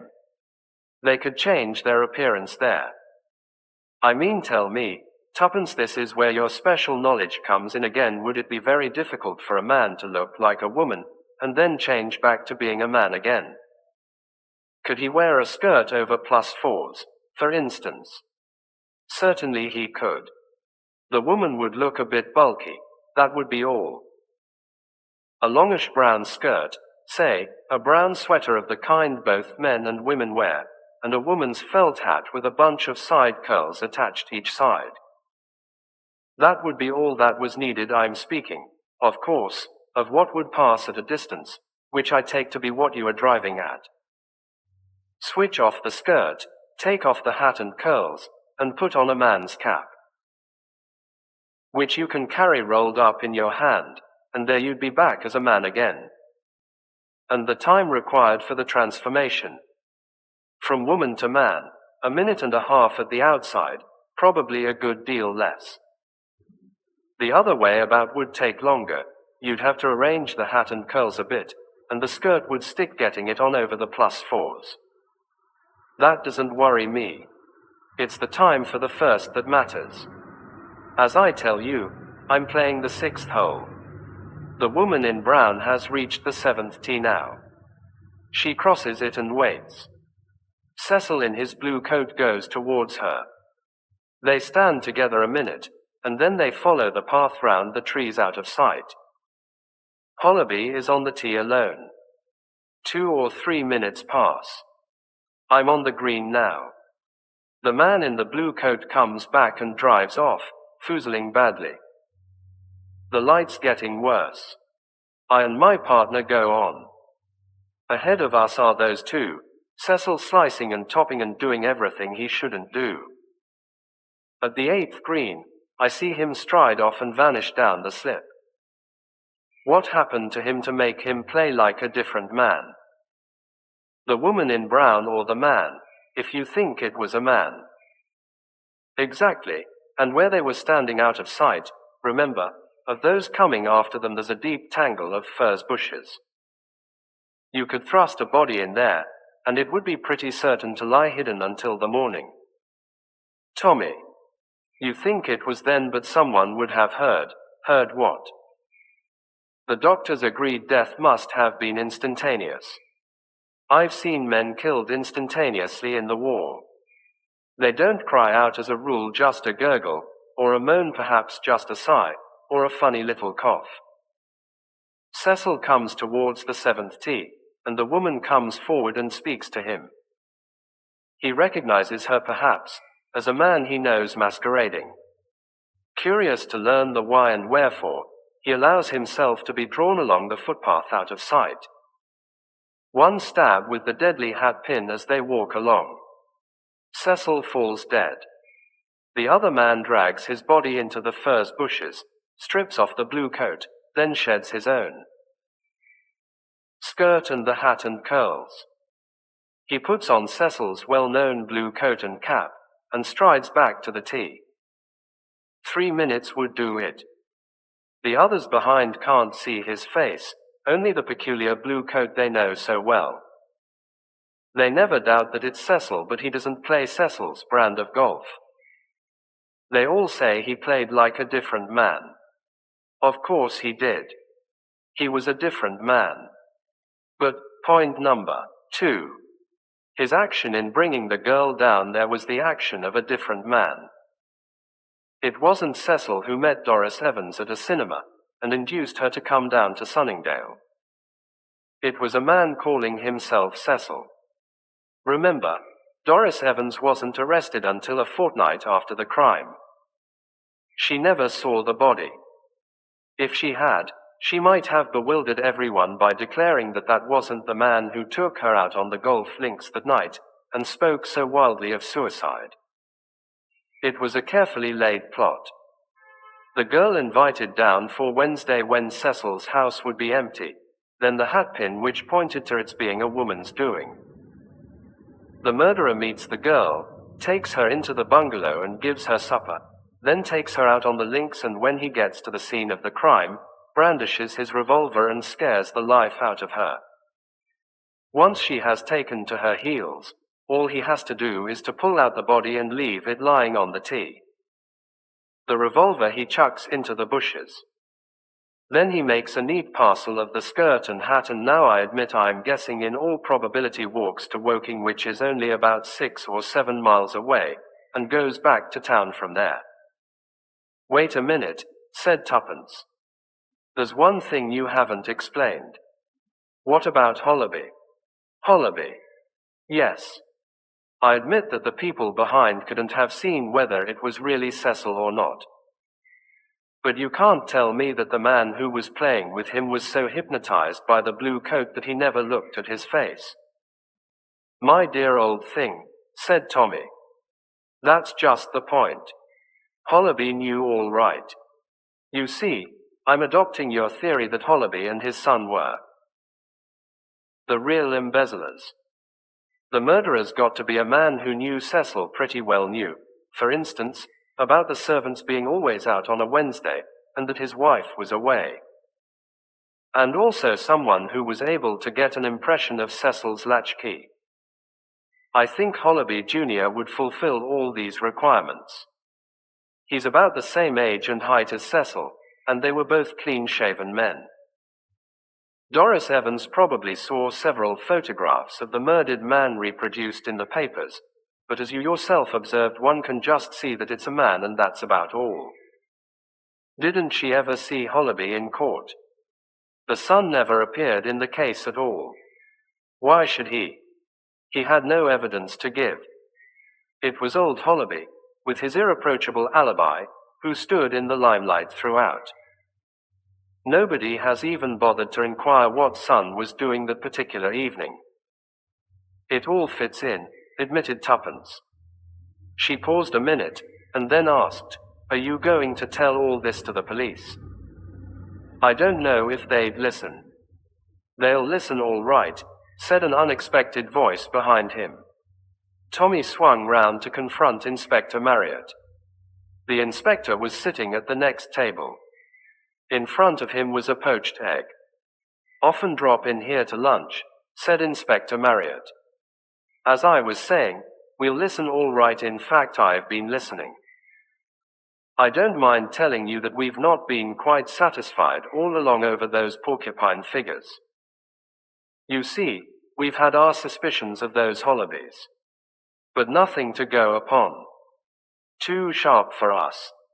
Then this murder came, and that seemed to upset all our ideas. But thanks to you and the lady, sir, we'll confront young Hollaby and Doris Evans and see if she recognizes him. I rather fancy she will. That's a very ingenious idea of yours about the blue coat. I'll see that Blunt's brilliant detectives get the credit for it." "You are a nice man, Inspector Marriott," said Tuppence gratefully. "We think a lot of you too at the Yard," replied that stolid gentleman. "You'd be surprised. If I may ask you, sir, what's the meaning of that piece of string?" Quote, "Nothing," said Tommy, stuffing it into his pocket. "A bad habit of mine. As to the cheesecake and the milk, I'm on a diet. Nervous dyspepsia. Busy men are always martyrs to it." "Ah," said the detective.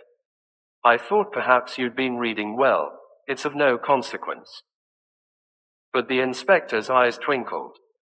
17. The House of Lurking Death. What? Began Tuppence, and then stopped.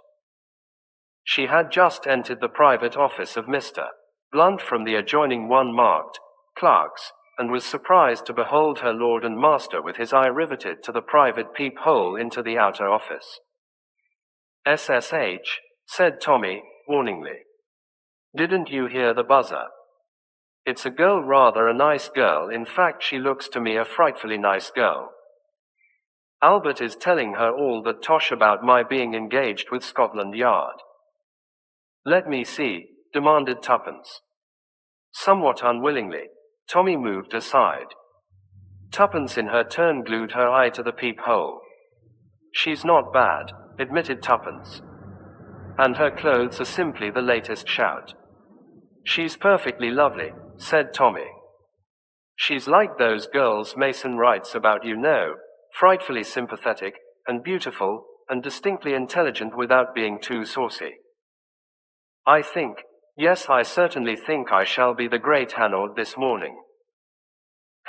Said Tuppence. "If there is one detective out of all the others whom you are most unlike, I should say it was Hanaud. Can you do the lightning changes of personality? Can you be the great comedian, the little gutter boy, the serious and sympathetic friend, all in 5 minutes?" "I know this," said Tommy, rapping sharply on the desk. "I am the captain of the ship, and don't you forget it, Tuppence. I'm going to have her in." He pressed the buzzer on his desk. Albert appeared, ushering in the client. The girl stopped in the doorway as though undecided. Tommy came forward. "Come in, mademoiselle," he said kindly, "and seat yourself here." Tuppence choked audibly, and Tommy turned upon her with a swift change of manner. His tone was menacing. "You spoke, Miss Robinson." "Ah. No, I thought not." He turned back to the girl. We will not be serious or formal, he said. You will just tell me all about it, and then we will discuss the best way to help you. You are very kind, said the girl. Excuse me, but are you a foreigner? A fresh joke from Tuppence. Tommy glared in her direction out of the corner of his eye. Not exactly, he said with difficulty. But of late years I have worked a good deal abroad. My methods are the methods of the cité. Oh. The girl seemed impressed. She was, as Tommy had indicated, a very charming girl. Young and slim, with a trace of golden hair peeping out from under her little brown felt hat, and big serious eyes. That she was nervous could be plainly seen.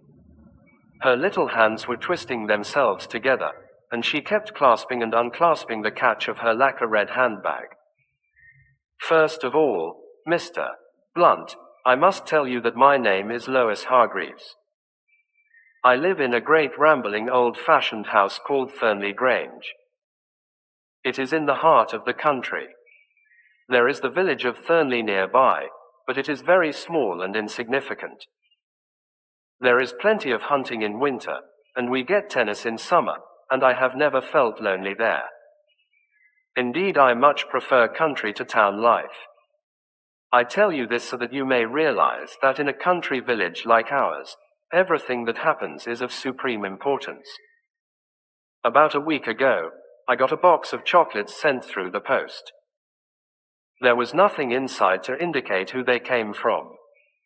Now I myself am not particularly fond of chocolates, but the others in the house are, and the box was passed around. As a result, everyone who had eaten any chocolates was taken ill. We sent for the doctor, and after various inquiries as to what other things had been eaten, he took the remains of the chocolates away with him, and had them analyzed. Mr. Blunt, those chocolates contained arsenic. Not enough to kill anyone, but enough to make anyone quite ill. Extraordinary, commented Tommy. Dr. Burton was very excited over the matter. It seems that this was the third occurrence of the kind in the neighborhood. In each case, a big house was selected, and the inmates were taken ill after eating the mysterious chocolates. It looked as though some local person of weak intellect was playing a particularly fiendish practical joke. Quite so, Miss Hargreaves. Dr. Burton put it down to socialist agitation rather absurdly, I thought. But there are one or two malcontents in Thornley village, and it seemed possible that they might have had something to do with it. Dr. Burton was very keen that I should put the whole thing in the hands of the police. A very natural suggestion, said Tommy. But you have not done so, I gather, Miss Hargreaves. No, admitted the girl. I hate the fuss and the publicity that would ensue, and you see, I know our local inspector. I can never imagine him finding out anything. I have often seen your advertisements, and I told Drive Burton that it would be much better to call in a private detective. I see. You say a great deal about discretion in your advertisement. I take that to mean that you would not make anything public without my consent. Tommy looked at her curiously, but it was Tuppence who spoke. I think, she said quietly, that it would be as well if Miss Hargreaves told us everything. She laid a special stress upon the last word, and Lois Hargreaves flushed nervously. Yes, said Tommy quickly. Miss Robinson is right. You must tell us everything. Quote. You will not, she hesitated. Everything you say is understood to be strictly in confidence. Thank you. I know that I ought to have been quite frank with you. I have a reason for not going to the police. Mr. Blunt, that box of chocolates was sent by someone in our house. How do you know that, mademoiselle?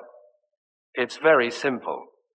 I've got a habit of drawing a little silly thing, 3 fish intertwined, whenever I have a pencil in my hand. A parcel of silk stockings arrived from a certain shop in London not long ago. We were at the breakfast table. I'd just been marking something in the newspaper, and without thinking, I began to draw my silly little fish on the label of the parcel before cutting the string and opening it. I thought no more about the matter, but when I was examining the piece of brown paper in which the chocolates had been sent, I caught sight of the corner of the original label, most of which had been torn off. My silly little drawing was on it. Tommy drew his chair forward. That is very serious. It creates, as you say, a very strong presumption that the sender of the chocolates is a member of your household. But you will forgive me if I say that I still do not see why that fact should render you indisposed to call in the police. Lois Hargreaves looked him squarely in the face. I will tell you, Mr. Blunt. I may want the whole thing hushed up. Tommy retired gracefully from the position. In that case, he murmured, we know where we are. I see, Miss Hargreaves, that you are not disposed to tell me who it is you suspect. I suspect no one, but there are possibilities. Quite so. Now will you describe the household to me in detail? The servants, with the exception of the parlour maid, are all old ones who have been with us many years. I must explain to you, Mr. Blunt, that I was brought up by my aunt, Lady Radcliffe, who was extremely wealthy. Her husband made a big fortune, and was knighted. It was he who bought Thornley Grange, but he died 2 years after going there, and it was then that Lady Radcliffe sent for me to come and make my home with her. I was her only living relation. The other inmate of the house was Dennis Radcliffe, her husband's nephew. I have always called him cousin, but of course he is really nothing of the kind. Aunt Lucy always said openly that she intended to leave her money, with the exception of a small provision for me, to Dennis. It was Radcliffe money, she said, and ought to go to a Radcliffe. However, when Dennis was 22, she quarreled violently with him over some debts that he had run up, I think. When she died, a year later, I was astonished to find that she had made a will leaving all her money to me. It was, I know, a great blow to Dennis, and I felt very badly about it. I would have given him the money if he would have taken it, but it seems that that kind of thing can't be done. However, as soon as I was 21, I made a will leaving it all to him. That's the least I can do. So if I'm run over by a motor, Dennis will come into his own. Exactly, said Tommy. And when were you 21, if I may ask the question? Just 3 weeks ago. Ah, said Tommy. Now will you give me fuller particulars of the members of your household at this minute? Servants or others? Both. The servants, as I say, have been with us some time. There is old Mrs. Holloway, the cook, and her niece Rose, the kitchen maid. Then there are 2 elderly housemaids, and Hannah, who was my aunt's maid and who has always been devoted to me. The parlour maid is called Esther Quant, and seems a very nice quiet girl. As for ourselves, there is Miss Logan, who was Aunt Lucy's companion and who runs the house for me, and Captain Radcliffe Dennis, you know, whom I told you about, and there is a girl called Mary Chilcott, an old school friend of mine who is staying with us. Tommy thought for a moment. That all seems fairly clear and straightforward, Miss Hargreaves, he said after a minute or two. I take it that you have no special reason for attaching suspicion more to one person than another. You are only afraid it might prove to be, well, not a servant, shall we say? That's it exactly, Mr. Blunt. I have honestly no idea who used that piece of brown paper. The handwriting was printed. There seems only one thing to be done, said Tommy. I must be on the spot. The girl looked at him inquiringly. Tommy went on after a moment's thought. I suggest that you prepare the way for the arrival of, say, Mr. and Miss Van Dusen, American friends of yours. Will you be able to do that quite naturally? Oh, yes. There will be no difficulty at all. When will you come down, tomorrow or the day after? Tomorrow, if you please. There is no time to waste. That is settled, then. The girl rose and held out her hand. One thing, Miss Hargreaves, not a word, mind, to anyone at all, that we are not what we seem. What do you think of it, Tuppence? He asked, when he returned from showing the visitor out. I don't like it, said Tuppence decidedly. Especially I don't like the chocolates having so little arsenic in them. What do you mean? Don't you see? All those chocolates being sent round the neighborhood were a blind to establish the idea of a local maniac. Then, when the girl was really poisoned, it would be thought to be the same thing. You see, but for a stroke of luck, no one would ever have guessed that the chocolates were actually sent by someone in the house itself. That was a stroke of luck. You're right. You think it's a deliberate plot against the girl herself? I'm afraid so. I remember reading about old Lady Radcliffe's will. That girl has come into a terrific lot of money. Quote, yes, and she came of age and made a will 3 weeks ago. It looks bad for Dennis Radcliffe. He gains by her death. Tuppence nodded. The worst of it is that she thinks so too. That's why she won't have the police called in. Already she suspects him. And she must be more than half in love with him to act as she has done. In that case, said Tommy thoughtfully, why the devil doesn't he marry her? Much simpler and safer. Tuppence stared at him. You've said a mouthful, she observed. Oh, boy. I'm getting ready to be Miss Van Dusen, you observe. Why rush to crime, where there is a lawful means near at hand? Tuppence reflected for a minute or two. I've got it, she announced. Clearly he must have married a barmaid whilst at Oxford. Origin of the quarrel with his aunt. That explains everything. Then why not send poisoned sweets to the barmaid? Suggested Tommy. Much more practical. I wish you wouldn't jump to these wild conclusions, Tuppence. They're deductions, said Tuppence, with a good deal of dignity. This is your first corridor, my friend, but when you have been 20 minutes in the arena, Tommy flung the office cushion at her. 18. The House of Lurking Death, continued, Tuppence, I say, Tuppence, come here. It was breakfast time the next morning. Tuppence hurried out of her bedroom and into the dining room. Tommy was striding up and down, the open newspaper in his hand. What's the matter? Tommy wheeled round and shoved the paper into her hand, pointing to the headlines. Mysterious poisoning case, deaths from fig sandwiches, Tuppence read on. This mysterious outbreak of ptomaine poisoning had occurred at Thurnley Grange. The deaths so far reported were those of Miss Lois Hargreaves, the owner of the house, and the parlourmaid, Esther Quant. A Captain Radcliffe and a Miss Logan were reported to be still seriously ill. The cause of the outbreak was supposed to be some fig paste used in sandwiches, since another lady, a Miss Chilcot, who had not partaken of these, was reported to be quite well. We must get down there at once, said Tommy. That girl.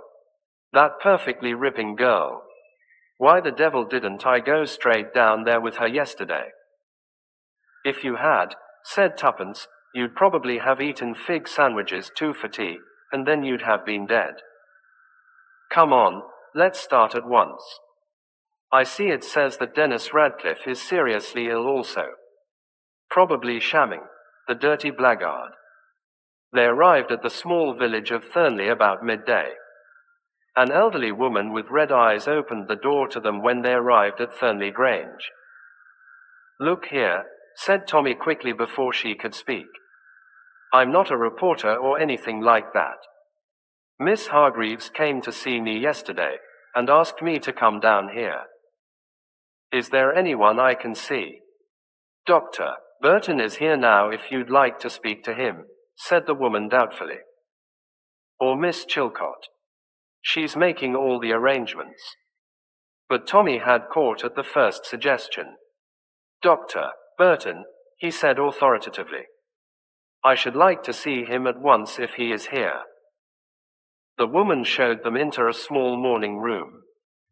5 minutes later the door opened, and a tall elderly man with bent shoulders and a kind but worried face came in. Dr. Burton, said Tommy. He produced his professional card. Miss Hargreaves called on me yesterday with reference to those poisoned chocolates. I came down to investigate the matter at her request, alas. Too late. The doctor looked at him keenly. You are Mr. Blunt himself. Yes. This is my assistant, Miss Robinson. The doctor bowed to Tuppence. Under the circumstances, there is no need for reticence. But for the episode of the chocolates, I might have believed these deaths to be the result of severe ptomaine poisoning, but ptomaine poisoning of an unusually virulent kind. There is gastrointestinal inflammation and hemorrhage. As it is, I am taking the fig paste to be analyzed. You suspect arsenic poisoning. Number. The poison, if a poison has been employed, is something far more potent and swift in its action. It looks more like some powerful vegetable toxin. I see. I should like to ask you, Drive, Burton, whether you are thoroughly convinced that Captain Radcliffe is suffering from the same form of poisoning. The doctor looked at him. Captain Radcliffe is not suffering from any sort of poisoning now. Aha, said Tommy. Captain Radcliffe died at 5 o'clock this morning. Tommy was utterly taken aback. The doctor prepared to depart. And the other victim, Miss Logan? Asked Tuppence. I have every reason to hope that she will recover since she has survived so far. Being an older woman, the poison seems to have had less effect on her. I will let you know the result of the analysis, Mr. Blunt. In the meantime, Miss Chilcott will, I am sure, tell you anything you want to know. As he spoke, the door opened, and a girl appeared. She was tall, with a tanned face, and steady blue eyes. Dr. Burton performed the necessary introductions. I am glad you have come, Mr. Blunt, said Mary Chilcott. This affair seems too terrible. Is there anything you want to know that I can tell you? Where did the fig paste come from? It is a special kind that comes from London. We often have it. No one suspected that this particular pot differed from any of the others. Personally, I dislike the flavor of figs. That explains my immunity. I cannot understand how Dennis was affected, since he was out for tea. He must have picked up a sandwich when he came home, I suppose. Tommy felt Tuppence's hand press his arm ever so slightly. What time did he come in? He asked. I don't really know. I could find out. Thank you, Miss Chilcott. It doesn't matter. You have no objection, I hope, to my questioning the servants. Please do anything you like, Mr. Blunt. I am nearly distraught. Tell me you don't think there has been foul play. Her eyes were very anxious as she put the question. I don't know what to think. We shall soon know. Yes, I suppose Drive.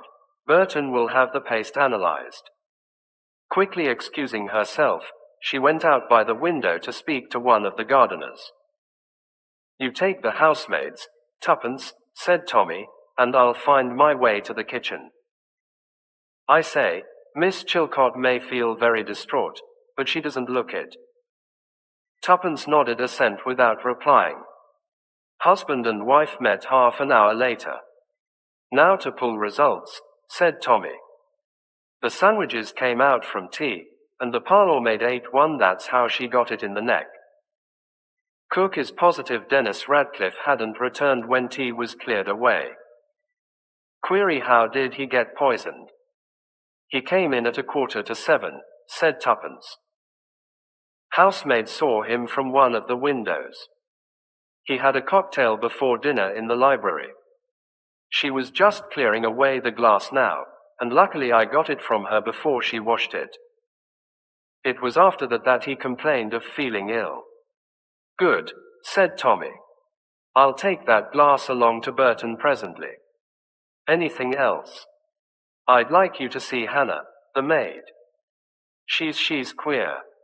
How do you mean queer? She looks to me as though she were going off her head. Let me see her. Tuppence led the way upstairs. Hannah had a small sitting room of her own. The maid sat upright on a high chair. On her knees was an open Bible. She did not look towards the two strangers as they entered. Instead, she continued to read aloud to herself. Let hot burning coals fall upon them, let them be cast into the fire and into the pit, that they never rise up again. May I speak to you a minute? Asked Tommy. Hannah made an impatient gesture with her hand. This is no time. The time is running short, I say.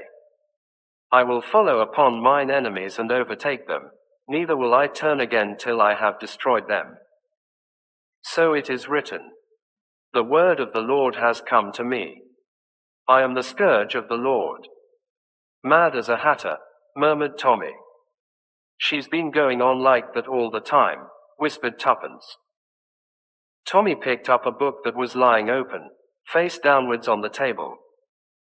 He glanced at the title and slipped it into his pocket. Suddenly the old woman rose and turned towards them menacingly. Go out from here. The time is at hand. I am the flail of the Lord. The wind bloweth where it listeth, so do I destroy. The ungodly shall perish. This is a house of evil, I tell you. Beware of the wrath of the Lord, whose handmaiden I am. She advanced upon them fiercely. Tommy thought it best to humor her and withdrew. As he closed the door, he saw her pick up the Bible again. I wonder if she's always been like that, he muttered. He drew from his pocket the book he had picked up off the table. Look at that. Funny reading for an ignorant maid. Tuppence took the book. Materia Medica, she murmured. She looked at the fly-leaf. Edward Logan. It's an old book.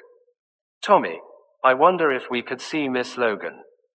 Doctor, Burton said she was better. Shall we ask Miss Chilcot? Number. Let's get hold of a housemaid and send her in to ask. After a brief delay, they were informed that Miss Logan would see them. They were taken into a big bedroom facing over the lawn. In the bed was an old lady with white hair, her delicate old face drawn by suffering. I have been very ill, she said faintly. And I can't talk much, but Ellen tells me you are detectives. Lois went to consult you then. She spoke of doing so. Yes, Miss Logan, said Tommy. We don't want to tire you, but perhaps you can answer a few questions. The maid, Hannah, is she quite right in her head? Miss Logan looked at them with obvious surprise. Oh, yes. She is very religious, but there is nothing wrong with her. Tommy held out the book he had taken from the table. Is this yours, Miss Logan? Yes. It was one of my father's books. He was a great doctor, one of the pioneers of serum therapeutics. The old lady's voice rang with pride. Quite so, said Tommy. I thought I knew his name, he added mendaciously. This book now, did you lend it to Hannah? To Hannah. Miss Logan raised herself in bed with indignation. No, indeed. She wouldn't understand the first word of it. It is a highly technical book. Yes, I see that. Yet I found it in Hannah's room. Disgraceful, said Miss Logan. I will not have the servants touching my things.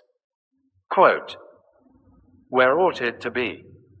In the bookshelf in my sitting room or stay, I lent it to Mary. The dear girl is very interested in herbs. She has made 1 or 2 experiments in my little kitchen.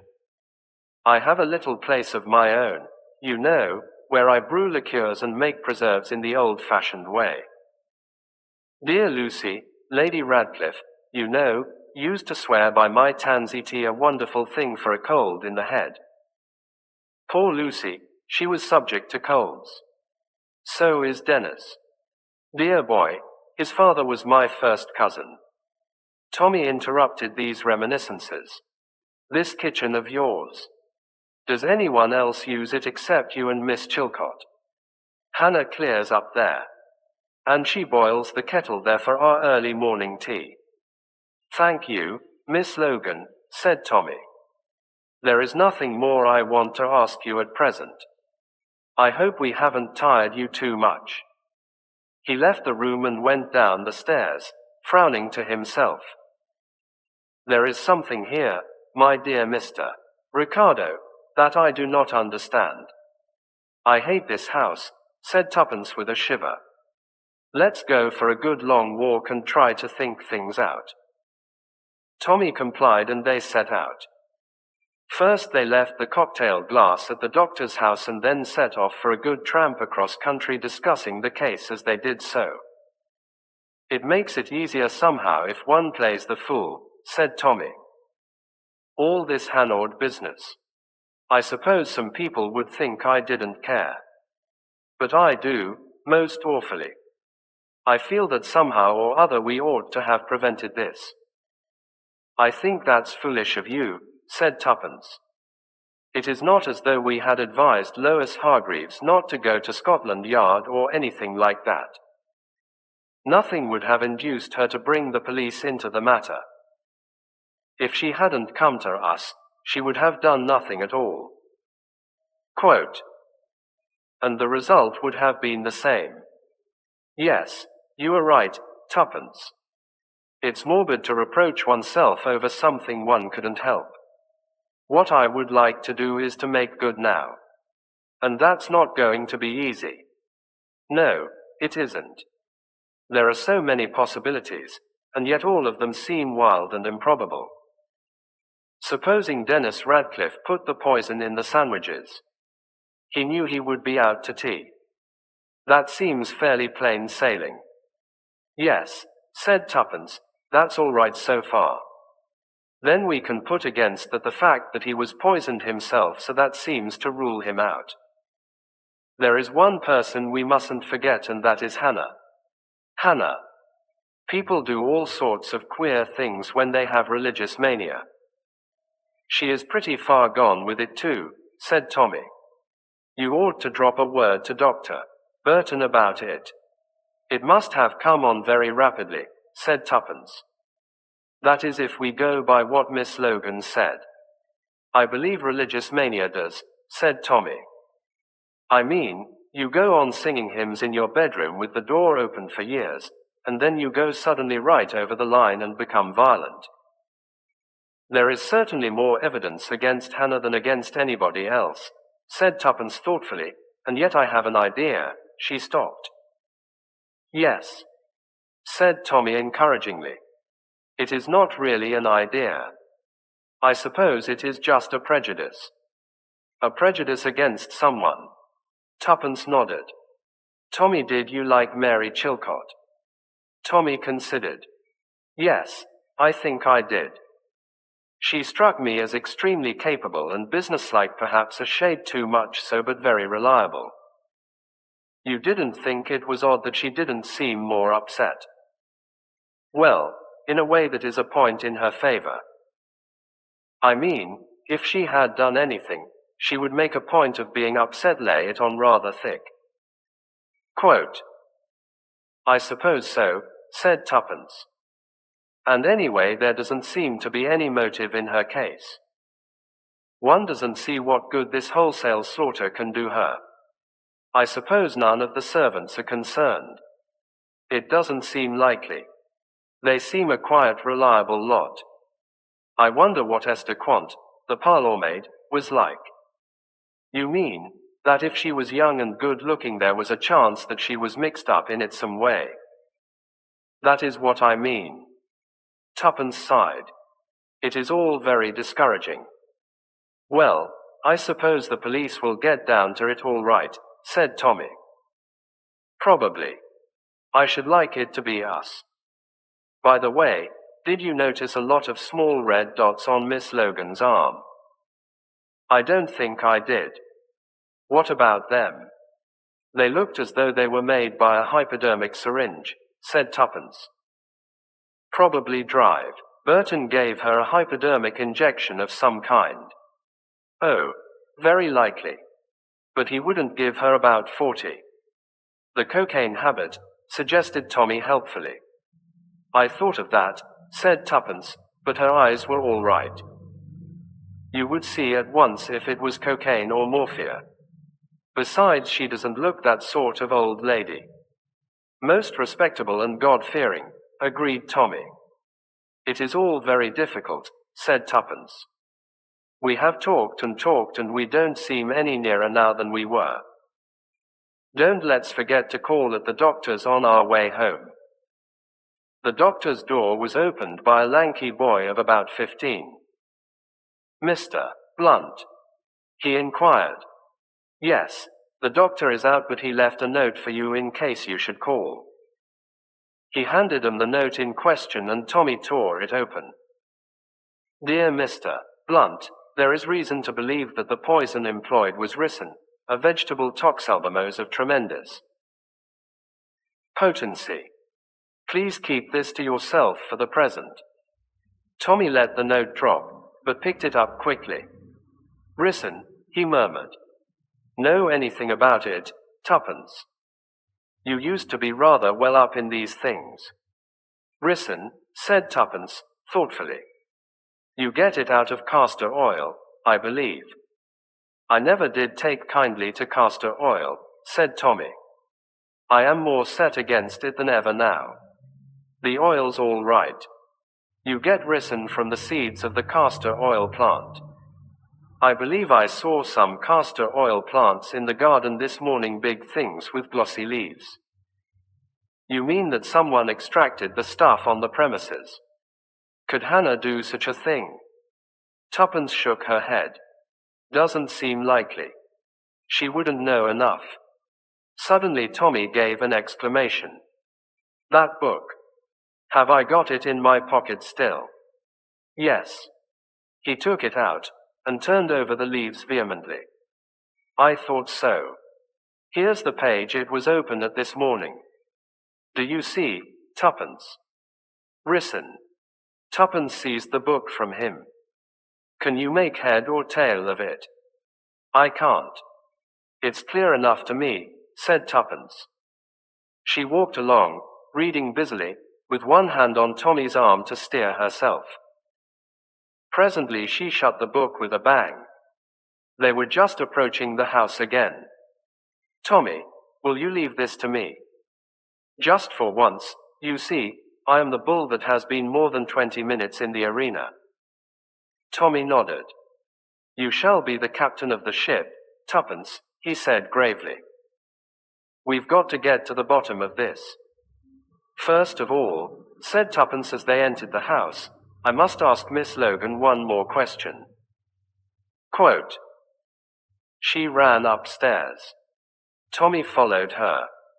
She rapped sharply on the old lady's door and went in. Is that you, my dear? Said Miss Logan. You know you are much too young and pretty to be a detective. Have you found out anything? Yes, said Tuppence. I have. Miss Logan looked at her questioningly. I don't know about being pretty, went on tuppence, but being young, I happened to work in a hospital during the war. I know something about serum therapeutics. I happen to know that when ricin is injected in small doses, hypodermically immunity is produced, antiricin is formed. That fact paved the way for the foundation of serum therapeutics. You knew that, Miss Logan. You injected ricin for some time hypodermically into yourself. Then you let yourself be poisoned with the rest. You helped your father in his work, and you knew all about ricin and how to obtain it and extract it from the seeds. You chose a day when Dennis Radcliffe was out for tea. It wouldn't do for him to be poisoned at the same time. He might die before Lois Hargreaves. So long as she died first, he inherited her money, and at his death it passes to you, his next of kin. You remember, you told us this morning that his father was your first cousin. The old lady stared at tuppence with baleful eyes. Suddenly a wild figure burst in from the adjoining room. It was Hannah. In her hand she held a lighted torch which she waved frantically. Truth has been spoken. That is the wicked one. I saw her reading the book, and smiling to herself, and I knew. I found the book and the page, but it said nothing to me. But the voice of the Lord spoke to me. She hated my mistress, her ladyship. She was always jealous and envious. She hated my own sweet Miss Lois. But the wicked shall perish, the fire of the Lord shall consume them. Waving her torch, she sprang forward to the bed. A cry arose from the old lady. Take her away, take her away. It's true, but take her away. Quote. Tuppence flung herself upon Hannah, but the woman managed to set fire to the curtains of the bed before Tuppence could get the torch from her and stamp on it. Tommy, however, had rushed in from the landing outside. He tore down the bed hangings and managed to stifle the flames with a rug. Then he rushed to Tuppence's assistance, and between them they subdued Hannah just as Dr. Burton came hurrying in. A very few words sufficed to put him au courant of the situation. He hurried to the bedside, lifted Miss Logan's hand, then uttered a sharp exclamation. The shock of fire has been too much for her. She's dead. Perhaps it is as well under the circumstances. He paused and then added, there was ricin in the cocktail glass as well. It's the best thing that could have happened, said Tommy when they had relinquished Hannah to the doctor's care, and were alone together. Tuppence, you were simply marvelous. There wasn't much Hannord about it, said Tuppence. It was too serious for play acting. I still can't bear to think of that girl. I won't think of her. But, as I said before, you were marvelous. The honors are with you. To use a familiar quotation, it is a great advantage to be intelligent and not to look it. Tommy, said Tuppence. You're a beast. 19. The unbreakable alibi. Tommy and Tuppence were busy sorting correspondence. Tuppence gave an exclamation and handed a letter across to Tommy. A new client, she said importantly. Ha, said Tommy.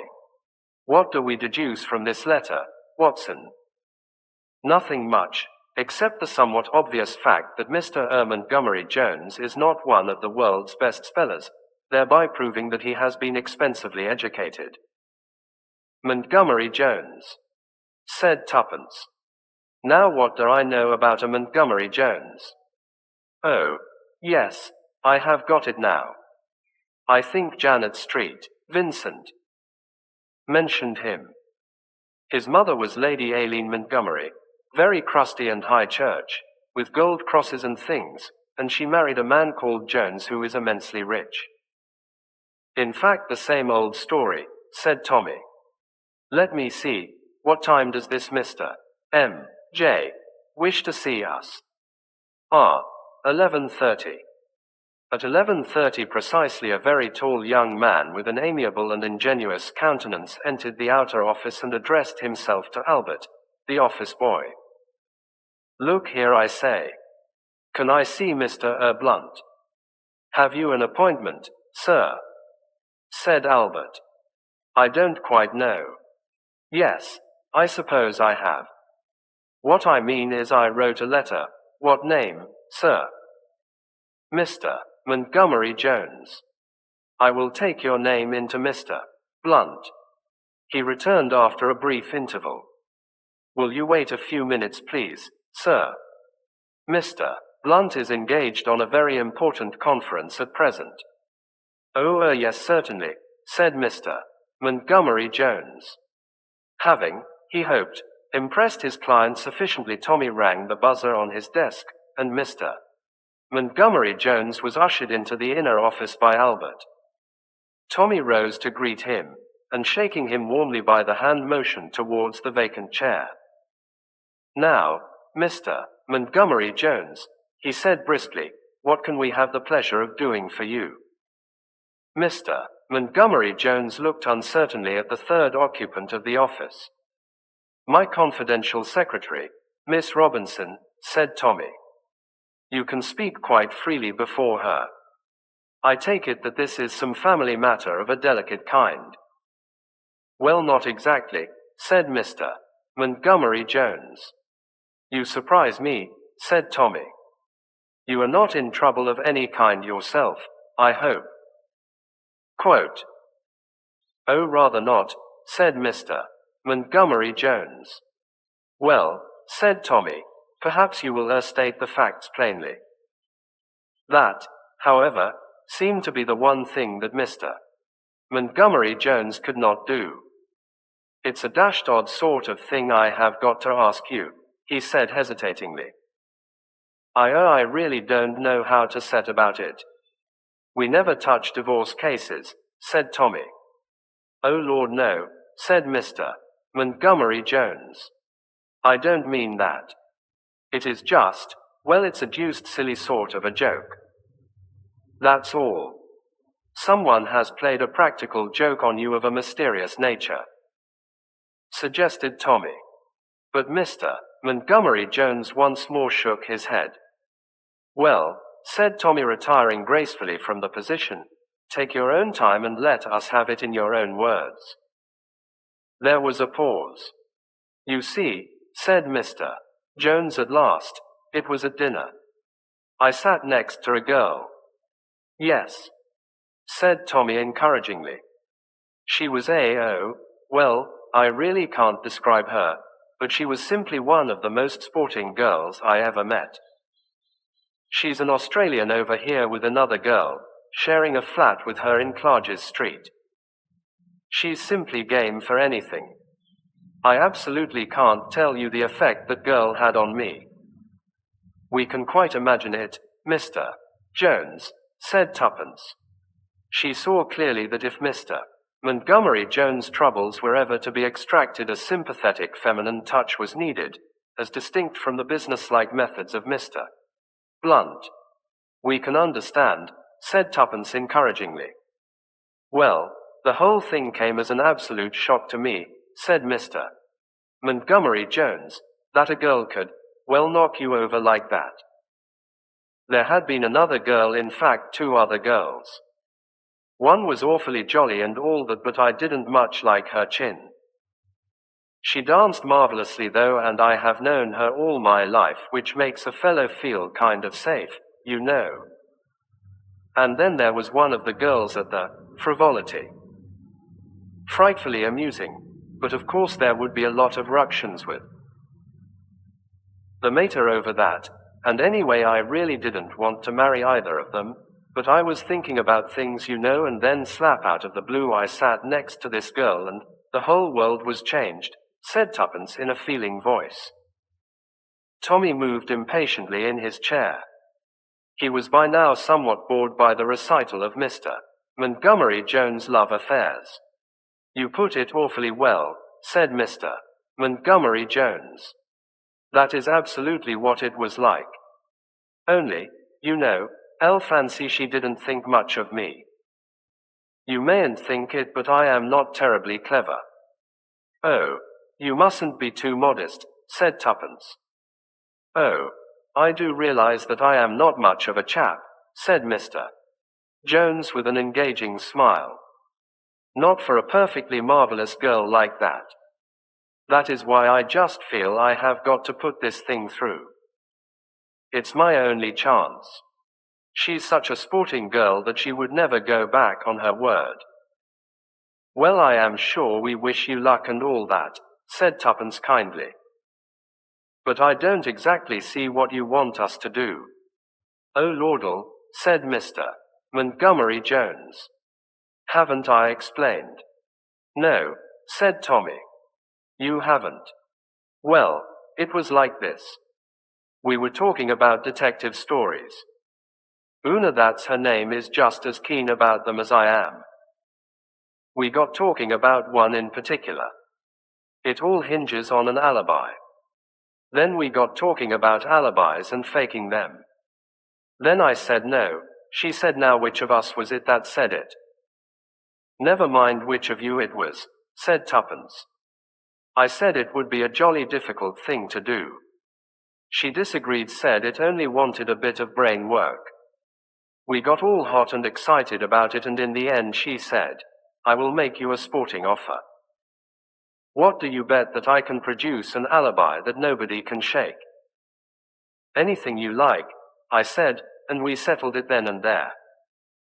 She was frightfully cocksure about the whole thing. It's an odds-on chance for me, she said. Don't be so sure of that, I said. Supposing you lose and I ask you for anything I like. She laughed and said she came of a gambling family and I could. Quote. Well, said Tuppence as Mr. Jones came to a pause and looked at her appealingly. Well, don't you see? It is up to me.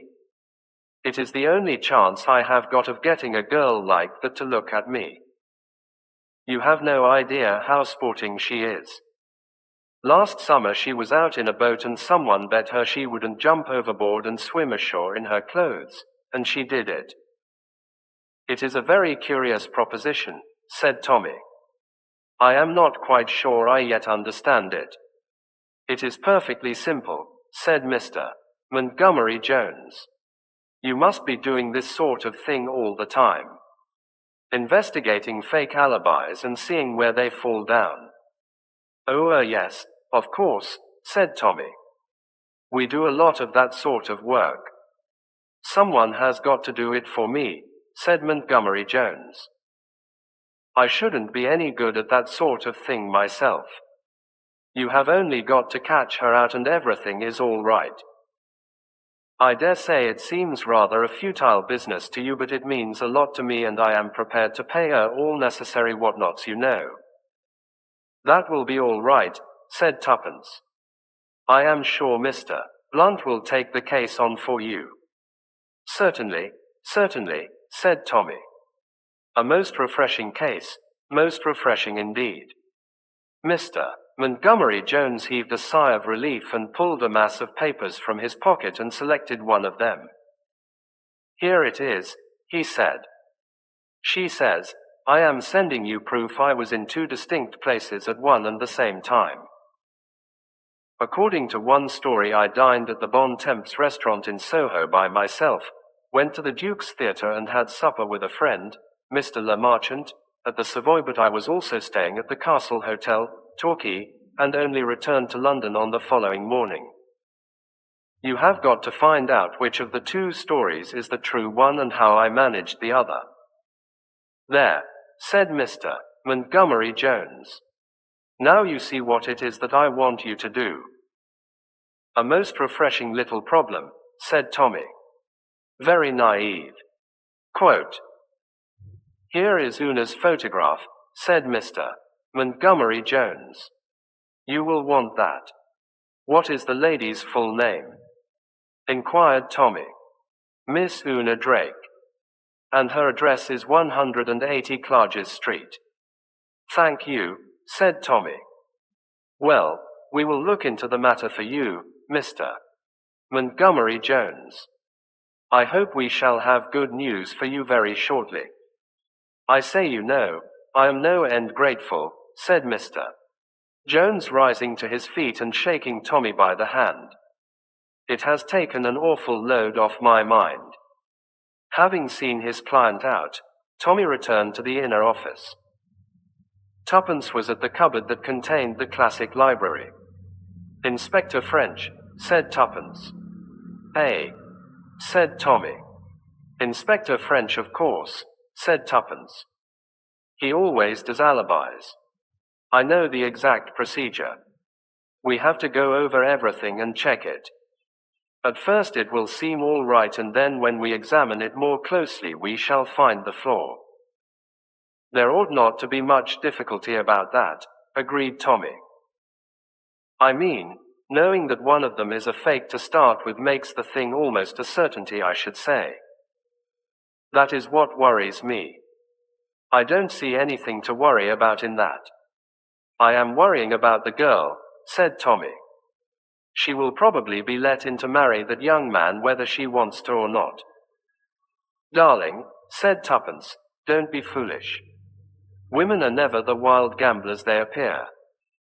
Unless that girl was already perfectly prepared to marry that pleasant but rather empty-headed young man, she would never have let herself in for a wager of this kind. But, Tommy, believe me, she will marry him with more enthusiasm and respect if he wins the wager than if she has to make it easy for him some other way. You do think you know about everything, said her husband. I do, said Tuppence. And now to examine our data, said Tommy, drawing the papers towards him. First the photograph. Quite a nice-looking girl, and quite a good photograph, I should say. Clear and easily recognizable. We must get some other girls' photographs, said Tuppence. Why? They always do, said Tuppence. You show 4 or 5 to waiters and they pick out the right one. Do you think they do? Said Tommy. Pick out the right one, I mean. Well, they do in books, said Tuppence. It is a pity that real life is so different from fiction, said Tommy. Now then, what have we here? Yes, this is the London lot. Dined at the Bon Temps 7:30. Went to Duke's Theatre and saw Delphinium's Blue. Counterfoil of theatre ticket enclosed. Supper at the Savoy with Mr. Le Marchant. We can, I suppose, interview Mr. Le Marchant. That tells us nothing at all, said Tuppence, because if he is helping her to do it he naturally won't give the show away. We can wash out anything he says now. Well, here is the Torquay end, went on Tommy. 12 o'clock train from Paddington, had lunch in the restaurant car, receipted bill enclosed. Stayed at Castle Hotel for 1 night. Again receipted bill. I think this is all rather weak, said Tuppence. Anyone can buy a theatre ticket, you need never go near the theatre. The girl just went to Torquay and the London thing is a fake. If so, it is rather a sitter for us, said Tommy. Well, I suppose we might as well go and interview Mr. I.E. Marchant. Mr. Le Marchant proved to be a breezy youth who betrayed no great surprise on seeing them. Una has got some little game on, hasn't she? He asked. You never know what the kid is up to. I understand, Mr. Le Marchant, said Tommy, that Miss Drake had supper with you at the Savoy last Tuesday evening. Quote. That's right, said Mr. Le Marchant. I know it was Tuesday because Una impressed it on me at the time, and what's more, she made me write it down in a little book. With some pride he showed an entry faintly penciled, having supper with Una. Savoy. Tuesday 19th. Where had Miss Drake been earlier in the evening? Do you know? She had been to some rotten show called Pink Peonies or something like that. Absolute slosh, so she told me. You are quite sure Miss Drake was with you that evening? Mr. Le Marchant stared at him. Why, of course. Haven't I been telling you? Perhaps she asked you to tell us, said Tuppence. Well, for a matter of fact, she did say something that was rather dashed odd. She said, "What was it now? You think you are sitting here having supper with me, Jimmy, but really, I am having supper 200 miles away in Devonshire." Now that was a dashed odd thing to say, don't you think so? Sort of astral body stuff. The funny thing is that a pal of mine, Dickie Rice, thought he saw her there. Who is this Mr. Rice? Oh, just a friend of mine. He had been down in Torquay staying with an aunt. Sort of old bean who is always going to die and never does. Dickie had been down doing the dutiful nephew. He said, "I saw that Australian girl one day, Una something or other. Wanted to go and talk to her, but my aunt carried me off to chat with an old pussy in a bath chair." I said, "When was this?" And he said, "Oh, Tuesday about tea time." I told him, of course, that he had made a mistake, but it was odd, wasn't it? With Una saying that about Devonshire that evening. Very odd, said Tommy. Tell me, Mr. Le Marchant, did anyone you know have supper near you at the Savoy? Some people called Oglander were at the next table. Do they know Miss Drake? Oh yes, they know her. They're not frightful friends or anything of that kind. Quote, well, if there's nothing more you can tell us, Mr. Le Marchant, I think we will wish you good morning. Either that chap is an extraordinary good liar, said Tommy as they reached the street, or else he is speaking the truth. Yes, said Tuppence. I have changed my opinion. I have a sort of feeling now that Una Drake was at the Savoy for supper that night. We will now go to the Bon Temps, said Tommy. A little food for starving sleuths is clearly indicated. Let's just get a few girls' photographs first. This proved rather more difficult than was expected. Turning into a photographer's and demanding a few assorted photographs, they were met with a cold rebuff. Why are all the things that are so easy and simple in books so difficult in real life? Wailed Tuppence. How horribly suspicious they looked. What do you think they thought we wanted to do with the photographs? We had better go and raid Jane's flat. Tuppence's friend Jane proved of an accommodating disposition and permitted Tuppence to rummage in a drawer and select 4 specimens of former friends of Jane's who had been shoved hastily in to be out of sight and mind. Armed with this galaxy of feminine beauty, they proceeded to the Bon Temps, where fresh difficulties and much expense awaited them. Tommy had to get hold of each waiter in turn, tip him, and then produce the assorted photographs. The result was unsatisfactory. At least 3 of the photographs were promising starters as having dined there last Tuesday. They then returned to the office, where Tuppence immersed herself in an A. B. C. Paddington 12 o'clock. Torquay 3:35. That's the train, and Le Marchant's friend, Mr. Sago, or Tapioca or something, saw her there about tea time. We haven't checked his statement, remember, said Tommy. If, as you said to begin with, Le Marchant is a friend of Una Drake's, he may have invented this story. Quote, oh, we'll hunt up Mr. Rice, said Tuppence. I have a kind of hunch that Mr. Le Marchant was speaking the truth. No, what I am trying to get at now is this. Una Drake leaves London by the 12 o'clock train, possibly takes a room at a hotel and unpacks. Then she takes a train back to town, arriving in time to get to the Savoy. There is one at 4:40, gets up to Paddington at 9:10. And then, said Tommy. And then, said Tuppence, frowning, it is rather more difficult. There is a midnight train from Paddington down again, but she could hardly take that. That would be too early. A fast car, suggested Tommy. Hunnam, said Tuppence. It is just on 200 miles. Australians, I have always been told, drive very recklessly. Oh, I suppose it could be done, said Tuppence. She would arrive there about 7. Are you supposing her to have nipped into her bed at the Castle Hotel without being seen? Or arriving there explaining that she had been out all night and could she have her bill, please? Tommy, said Tuppence. We are idiots. She needn't have gone back to Torquay at all.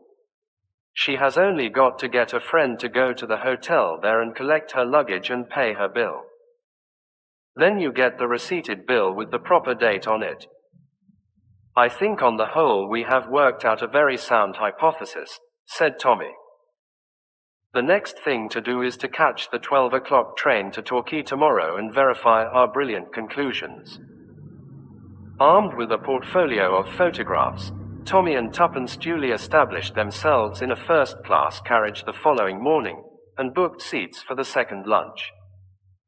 It probably won't be the same dining car attendants, said Tommy. That would be too much luck to expect. I expect we shall have to travel up and down to Torquay for days before we strike the right ones.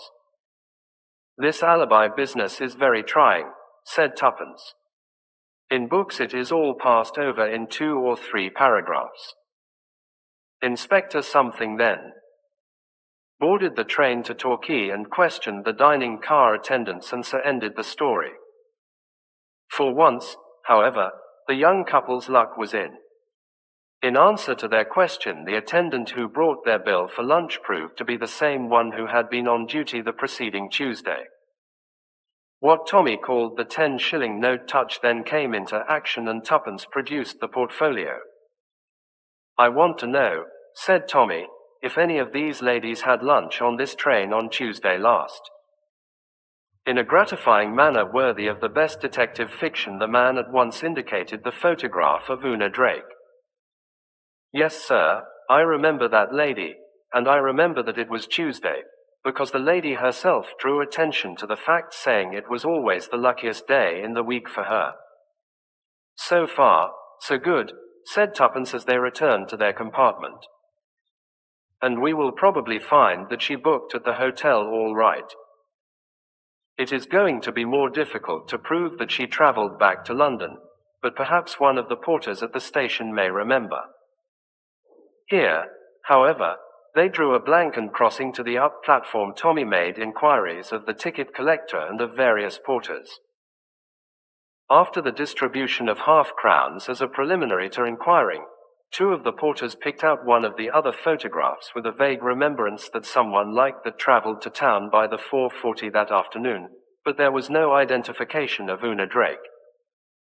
But that doesn't prove anything, said Tuppence as they left the station. She may have travelled by that train and no one noticed her. She may have gone from the other station, from Torquay. That's quite likely, said Tuppence. However, we can see to that after we have been to the hotel. The Castle Hotel was a big one overlooking the sea. After booking a room for the night and signing the register, Tommy observed pleasantly, I believe you had a friend of ours staying here last Tuesday. Miss Una Drake. Quote. The young lady in the bureau beamed at him. Oh yes, I remember quite well. An Australian young lady, I believe. At a sign from Tommy, Tuppence produced the photograph. That is rather a charming photograph of her, isn't it? Said Tuppence. Oh, very nice indeed, quite stylish. Did she stay here long? Inquired Tommy. Only one night. She went away by the express the next morning back to London. It seemed a long way to come for one night, but of course I suppose Australian ladies don't think anything of travelling. She is a very sporting girl, said Tommy, always having adventures. It wasn't here, was it, that she went out to dine with some friends, went for a drive in their car afterwards, ran the car into a ditch and wasn't able to get home till morning? Oh, no, said the young lady. Miss Drake had dinner here in the hotel. Really, said Tommy, are you sure of that? I mean, how do you know? Oh, I saw her. I asked because I understood she was dining with some friends in Torquay, explained Tommy. Oh, no sir, she dined here. The young lady laughed and blushed a little. I remember she had on a most sweetly pretty frock. One of those new flowered chiffons all over pansies. Tuppence, this tears it, said Tommy when they had been shown upstairs to their room. It does rather, said Tuppence. Of course that woman may be mistaken. We will ask the waiter at dinner. There can't be very many people here just at this time of year. This time it was Tuppence who opened the attack. Can you tell me if a friend of mine was here last Tuesday? She asked the waiter with an engaging smile. A Miss Drake, wearing a frock all over pansies, I believe. She produced a photograph. This lady. The waiter broke into immediate smiles of recognition. Yes, Miss Drake. I remember her very well.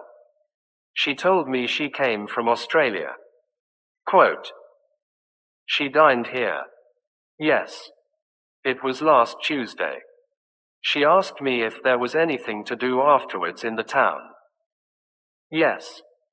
I told her the theatre, the pavilion, but in the end she decided not to go and she stayed here listening to our orchestra. Oh damn, said Tommy under his breath. You don't remember what time she had dinner, do you? Said Tuppence. She came down a little late. It must have been about 8 o'clock.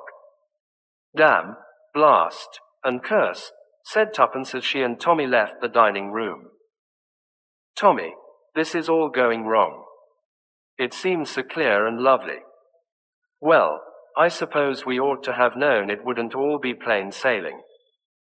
Is there any train she could have taken after that, I wonder? Not one that would have landed her in London in time to go to the Savoy. Well, said Tuppence, as a last hope I am going to talk to the chambermaid. Una Drake had a room on the same floor as ours. The chambermaid was a voluble and informative woman. Yes, she remembered the young lady quite well. That was her picture right enough. A very nice young lady, very merry and talkative. Had told her a lot about Australia and the kangaroos. The young lady rang the bell about 9:30 and asked for her bottle to be filled and put in her bed, and also to be called the next morning at 7:30 with coffee instead of tea. You did call her and she was in bed? Asked Tuppence. The chambermaid stared at her. Why, yes ma'am, of course. Oh, I only wondered if she was doing exercises or anything, said Tuppence, wildly. So many people do in the early morning. Well, that seems cast iron enough, said Tommy, when the chambermaid had departed. There is only one conclusion to be drawn from it. It is the London side of the thing that must be faked. Quote, Mr. Le Marchant must be a more accomplished liar than we thought, said Tuppence. We have a way of checking his statements, said Tommy. He said there were people sitting at the next table whom Una knew slightly. What was their name? Oglander, that was it. We must hunt up these Oglanders, and we ought also to make inquiries at Miss Drake's flat in Clarges Street. The following morning they paid their bill and departed somewhat crestfallen. Hunting out the Oglanders was fairly easy with the aid of the telephone book. Tuppence this time took the offensive and assumed the character of a representative of a new illustrated paper. She called on Mrs. Oglander, asking for a few details of the smart supper party at the Savoy on Tuesday evening. These details Mrs. Oglander was only too willing to supply.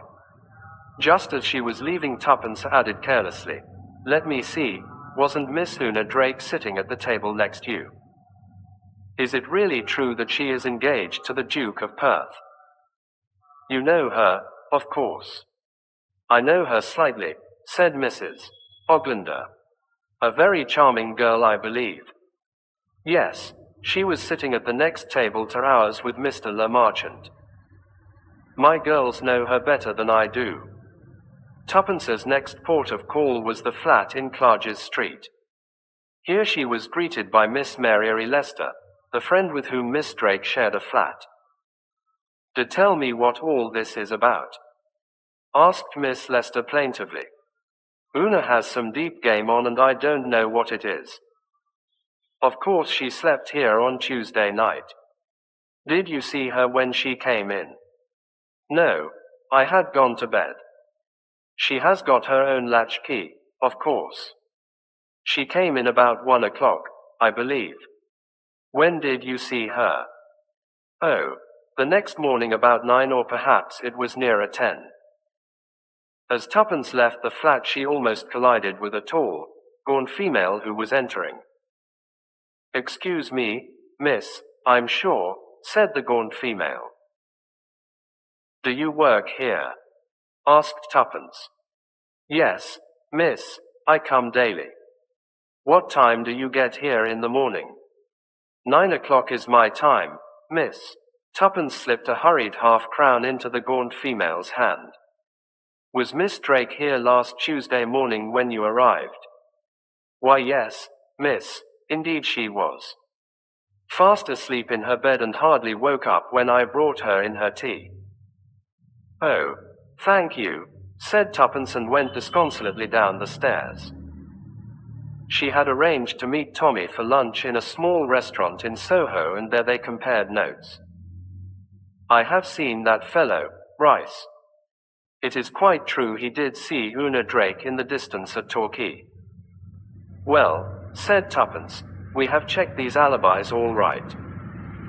Here, give me a bit of paper and a pencil, Tommy. Let us put it down neatly like all detectives do. 1:30 Una Drake seen in luncheon car of train. 4 o'clock arrives at Castle Hotel. 5 o'clock seen by Mr. Rice. 8 o'clock seen dining at hotel. 9:30 asks for hot water bottle.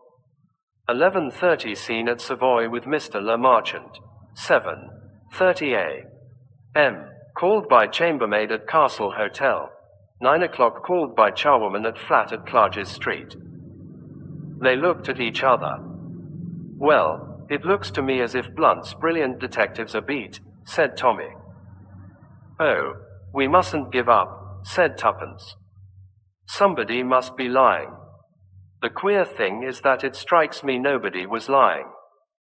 They all seemed perfectly truthful and straightforward. Quote, yet there must be a flaw. We know there is.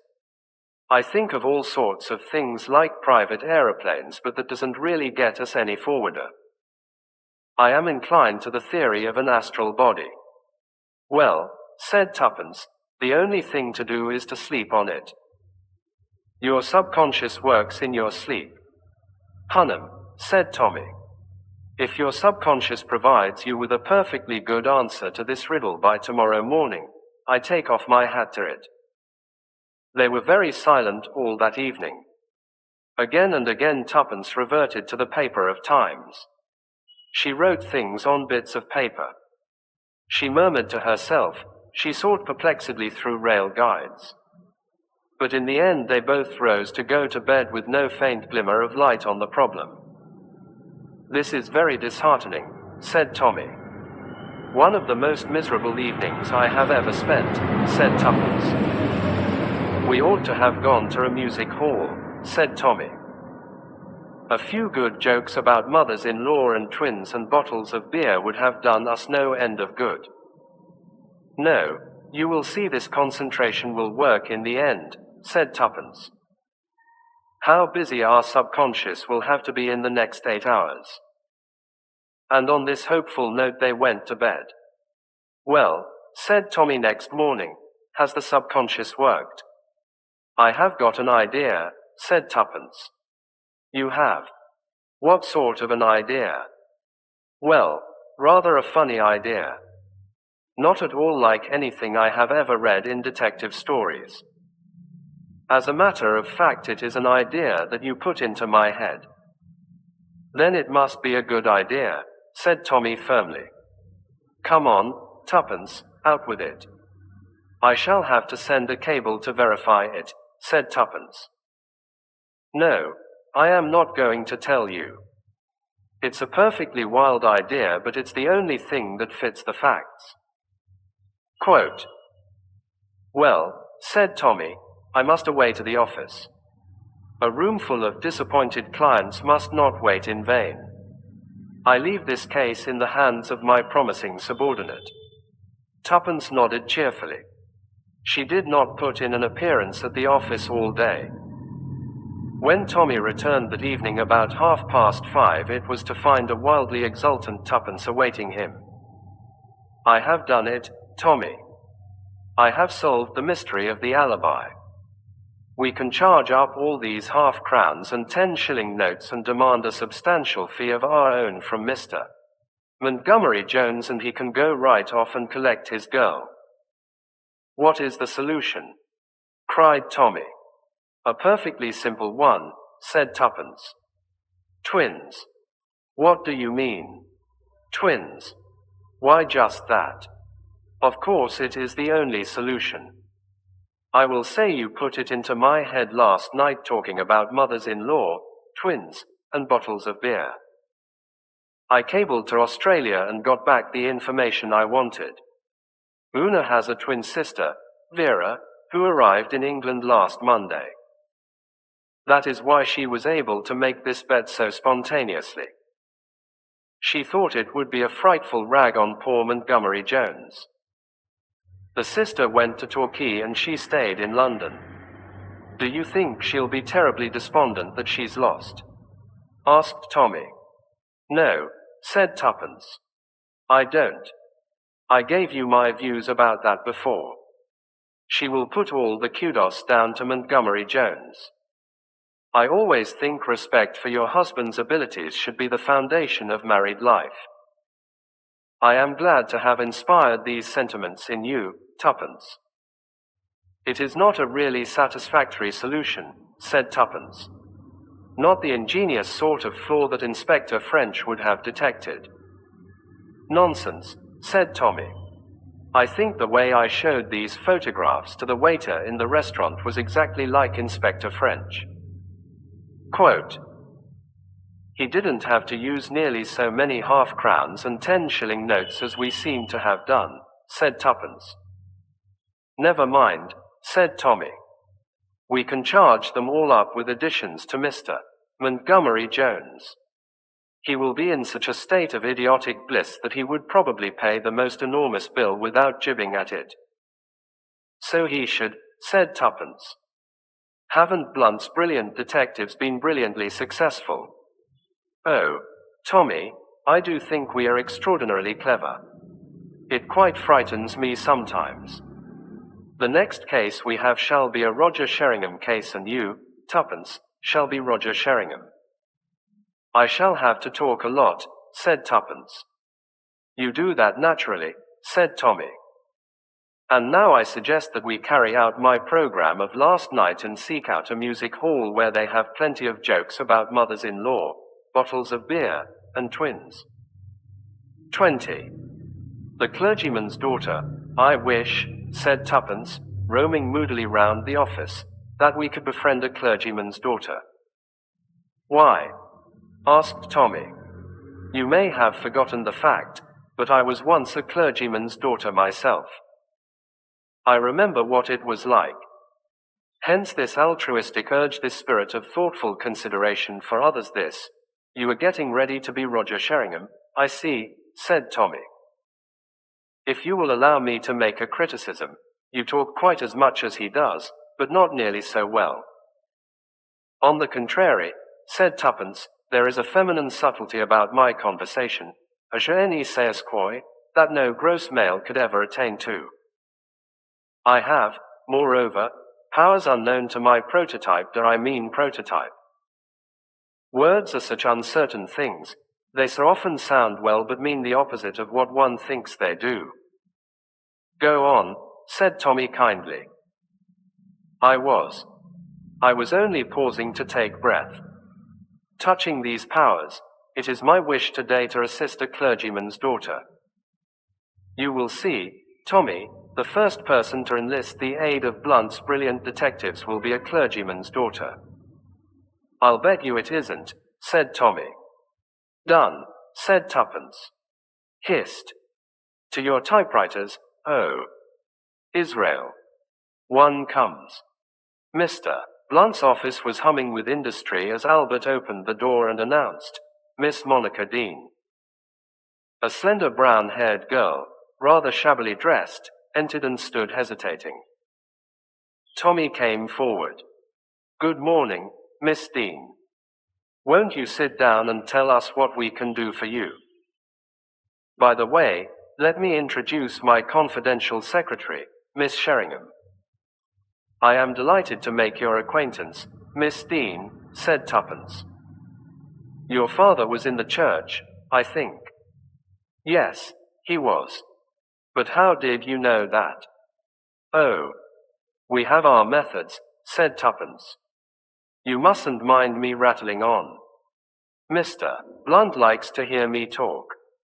He always says it gives him ideas." The girl stared at her. She was a slender creature, not beautiful, but possessing a wistful prettiness.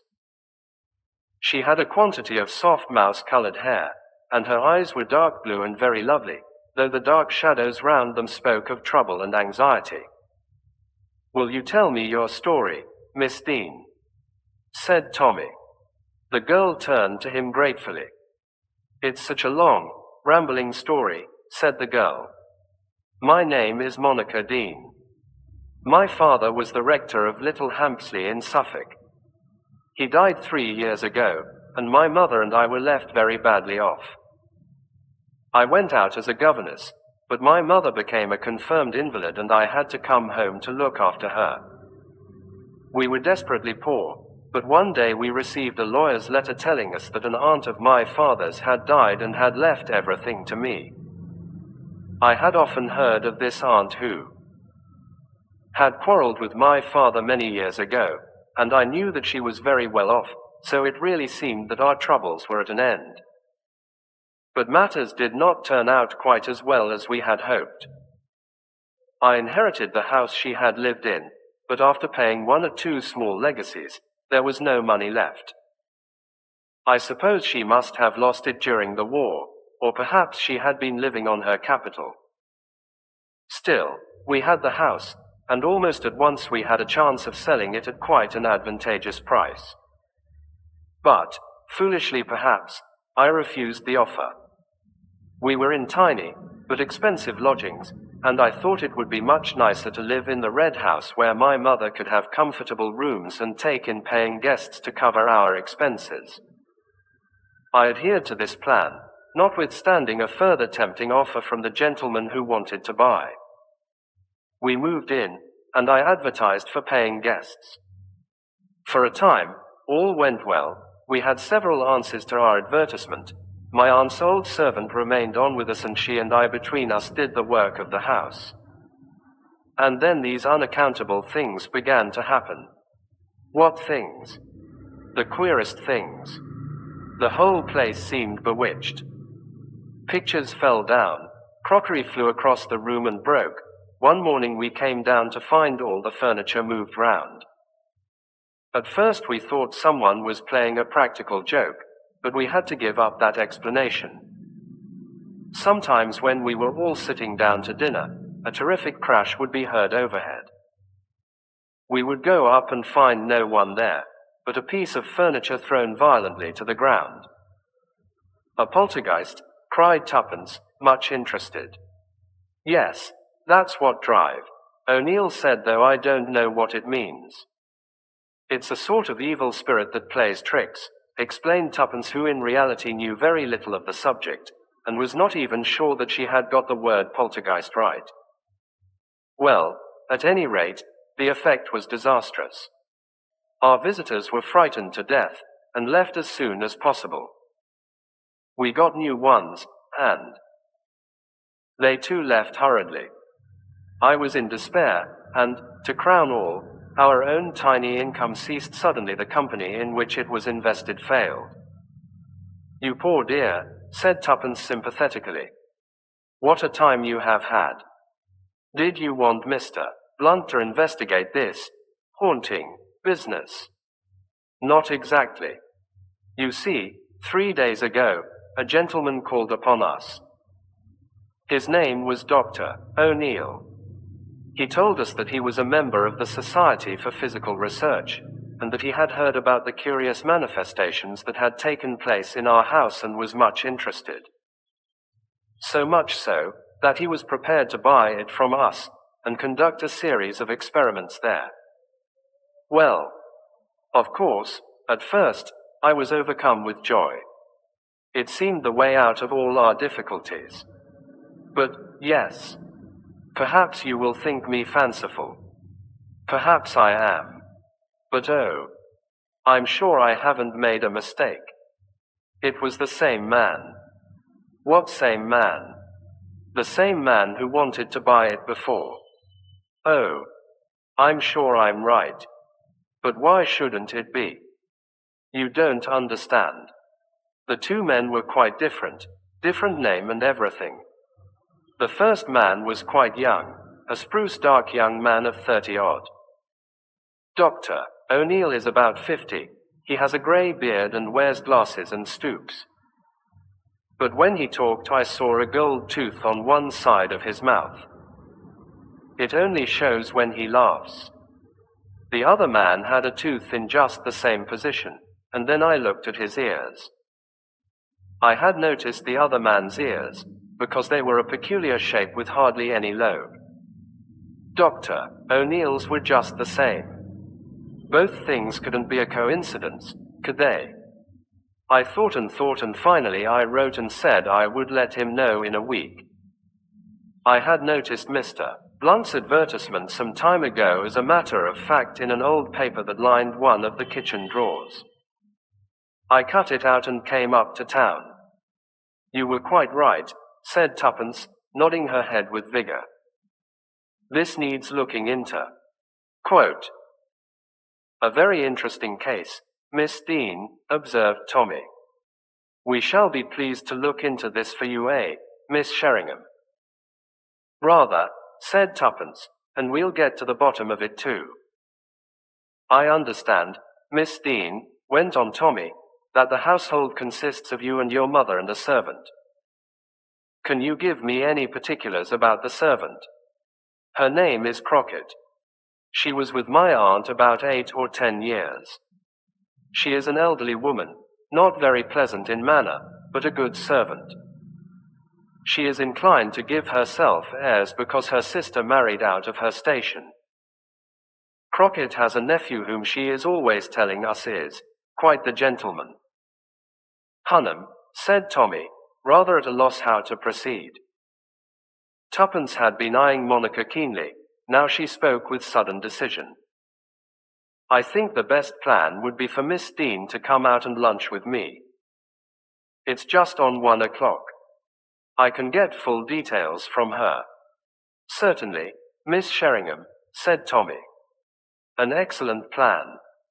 Look here, said Tuppence when they were comfortably ensconced at a little table in a neighboring restaurant, I want to know. Is there any special reason why you want to find out about all this? Monica blushed. Well, you see, out with it, said Tuppence encouragingly. Well, there are two men who want to marry me. The usual story, I suppose. One rich, one poor, and the poor one is the one you like.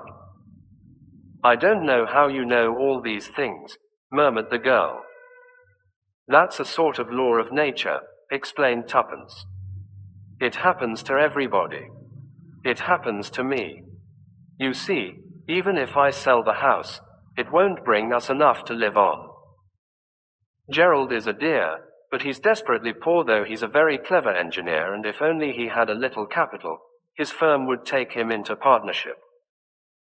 The other, Mr. Partridge, is a very good man, I am sure, and well off, and if I married him it would be an end of all our troubles. But, I know, said Tuppence sympathetically. It isn't the same thing at all.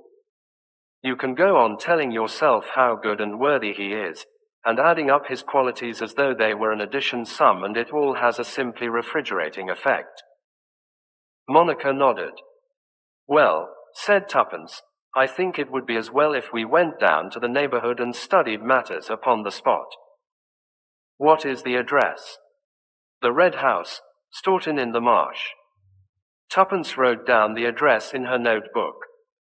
I didn't ask you, Monica began, about terms. She ended, blushing a little. Our payments are strictly by results, said Tuppence gravely. If the secret of the Red House is a profitable one, as seems possible from the anxiety displayed to acquire the property, we should expect a small percentage, otherwise nothing. Thank you very much, said the girl gratefully. And now, said Tuppence, don't worry. Everything's going to be all right. Let's enjoy lunch and talk of interesting things. 21. The Red House, well, said Tommy, looking out of the window of the Crown and Anchor. Here we are a toad in the hole, or whatever this blasted village is called. Let us review the case, said Tuppence. By all means, said Tommy. To begin with, getting my say in first, I suspect the invalid mother. Why? My dear Tuppence, grant that this poltergeist business is all a put-up job, got up in order to persuade the girl to sell the house. Someone must have thrown the things about. Now the girl said everyone was at dinner. But if the mother is a thoroughgoing invalid, she'd be upstairs in her room. If she was an invalid, she could hardly throw furniture about. Ah, but she wouldn't be a real invalid. She'd be shamming. Why? There you have me, confessed her husband. I was really going on the well-known principle of suspecting the most unlikely person. You always make fun of everything, said Tuppence severely. There must be something that makes these people so anxious to get hold of the house. And if you don't care about getting to the bottom of this matter, I do. I like that girl. She's a dear. Tommy nodded seriously enough. I quite agree. But I never can resist ragging you, Tuppence. Of course there's something queer about the house, and whatever it is, it's something that's difficult to get at. Otherwise a mere burglary would do the trick. But to be willing to buy the house means either that you've got to take up floors or pull down walls, or else that there's a coal mine under the back garden. I don't want it to be a coal mine. Buried treasure is much more romantic. Hunnam, said Tommy. In that case I think that I shall pay a visit to the local bank manager, explain that I am staying here over Christmas and probably buying the Red House, and discuss the question of opening an account. But why? Wait and see. Tommy returned at the end of half an hour. His eyes were twinkling. We advance, Tuppence. Our interview proceeded on the lines indicated. I then asked casually whether he had had much gold paid in, as is often the case nowadays in these small country banks, small farmers who hoarded it during the war, you understand. From that we proceeded quite naturally to the extraordinary vagaries of old ladies. I invented an aunt, who on the outbreak of the war, drove to the Army and Navy stores in a four-wheeler, and returned with 16 hams. He immediately mentioned a client of his own who had insisted on drawing out every penny of money she had in gold as far as possible, and who also insisted on having her securities, bearer bonds and such things, given into her own custody. I exclaimed on such an act of folly, and he mentioned casually that she was the former owner of the Red House. You see, Tuppence. She drew out all this money, and she hid it somewhere. You remember that Monica Dean mentioned that they were astonished at the small amount of her estate. Yes, she hid it in the Red House, and someone knows about it. I can make a pretty good guess who that someone is too. Who? What about the faithful Crockett? She would know all about her mistress's peculiarities. And the gold-toothed drive. O'Neill. The gentlemanly nephew, of course. That's it. But whereabouts did she hide it? You know more about old ladies than I do, Tuppence. Where do they hide things? Wrapped up in stockings and petticoats, under mattresses. Tommy nodded. I expect you're right. All the same, she can't have done that because it would have been found when her things were turned over. It worries me, you see, an old lady like that can't have taken up floors or dug holes in the garden. All the same, it's there in the red house somewhere. Crockett hasn't found it, but she knows it's there, and once they get the house to themselves, she and her precious nephew, they can turn it upside down until they find what they're after. We've got to get ahead of them. Come on, Tuppence. We'll go to the red house. Monica Dean received them. To her mother and Crockett they were represented as would-be purchasers of the red house, which would account for their being taken all over the house and grounds. Tommy did not tell Monica of the conclusions he had come to, but he asked her various searching questions. Of the garments and personal belongings of the dead woman, some had been given to Crockett and the others sent to various poor families. Everything had been gone through and turned out. Did your aunt leave any papers? The desk was full, and there was some in a drawer in her bedroom, but there was nothing of importance amongst them. Have they been thrown away? No, my mother is always very loath to throw away old papers. There were some old-fashioned recipes among them which she intends to go through one day. Good, said Tommy approvingly. Then, indicating an old man who was at work upon one of the flower beds in the garden, he asked, Was that old man the gardener here in your aunt's time? Yes, he used to come 3 days a week. He lives in the village. Poor old fellow, he is past doing any really useful work. We have him just once a week to keep things tidied up. We can't afford more. Tommy winked at Tuppence to indicate that she was to keep Monica with her, and he himself stepped across to where the gardener was working. He spoke a few pleasant words to the old man, asked him if he had been there in the old lady's time, and then said casually, You buried a box for her once, didn't you? No, sir, I never buried naught for her. What should she want to bury a box for? Tommy shook his head. He strolled back to the house frowning. It was to be hoped that a study of the old lady's papers would yield some clue, otherwise the problem was a hard one to solve. The house itself was old-fashioned, but not old enough to contain a secret room or passage. Before leaving, Monica brought him down a big cardboard box, tied with string. I've collected all the papers, she whispered. And they're in here. I thought you could take it away with you, and then you'll have plenty of time to go over them, but I'm sure you won't find anything to throw light on the mysterious happenings in this house. Her words were interrupted by a terrific crash overhead. Tommy ran quickly up the stairs. A jug and basin in one of the front rooms was lying on the ground, broken to pieces. There was no one in the room. The ghost upped to its tricks again, he murmured with a grin. He went downstairs again thoughtfully. I wonder, Miss Dean, if I might speak to the maid, Crockett, for a minute. Certainly. I will ask her to come to you. Monica went off to the kitchen. She returned with the elderly maid who had opened the door to them earlier. We are thinking of buying this house, said Tommy pleasantly, and my wife was wondering whether, in that case, you would care to remain on with us. Crockett's respectable face displayed no emotion of any kind. Thank you, sir, she said. I should like to think it over if I may. Tommy turned to Monica. I am delighted with the house, Miss Dean. I understand that there is another buyer in the market. I know what he has offered for the house, and I will willingly give 100 more. And mind you, that is a good price I am offering. Monica murmured something noncommittal, and the Beresfords took their leave. I was right, said Tommy, as they went down the drive. Crockett's in it. Did you notice that she was out of breath? That was from running down the back stairs after smashing the jug and basin.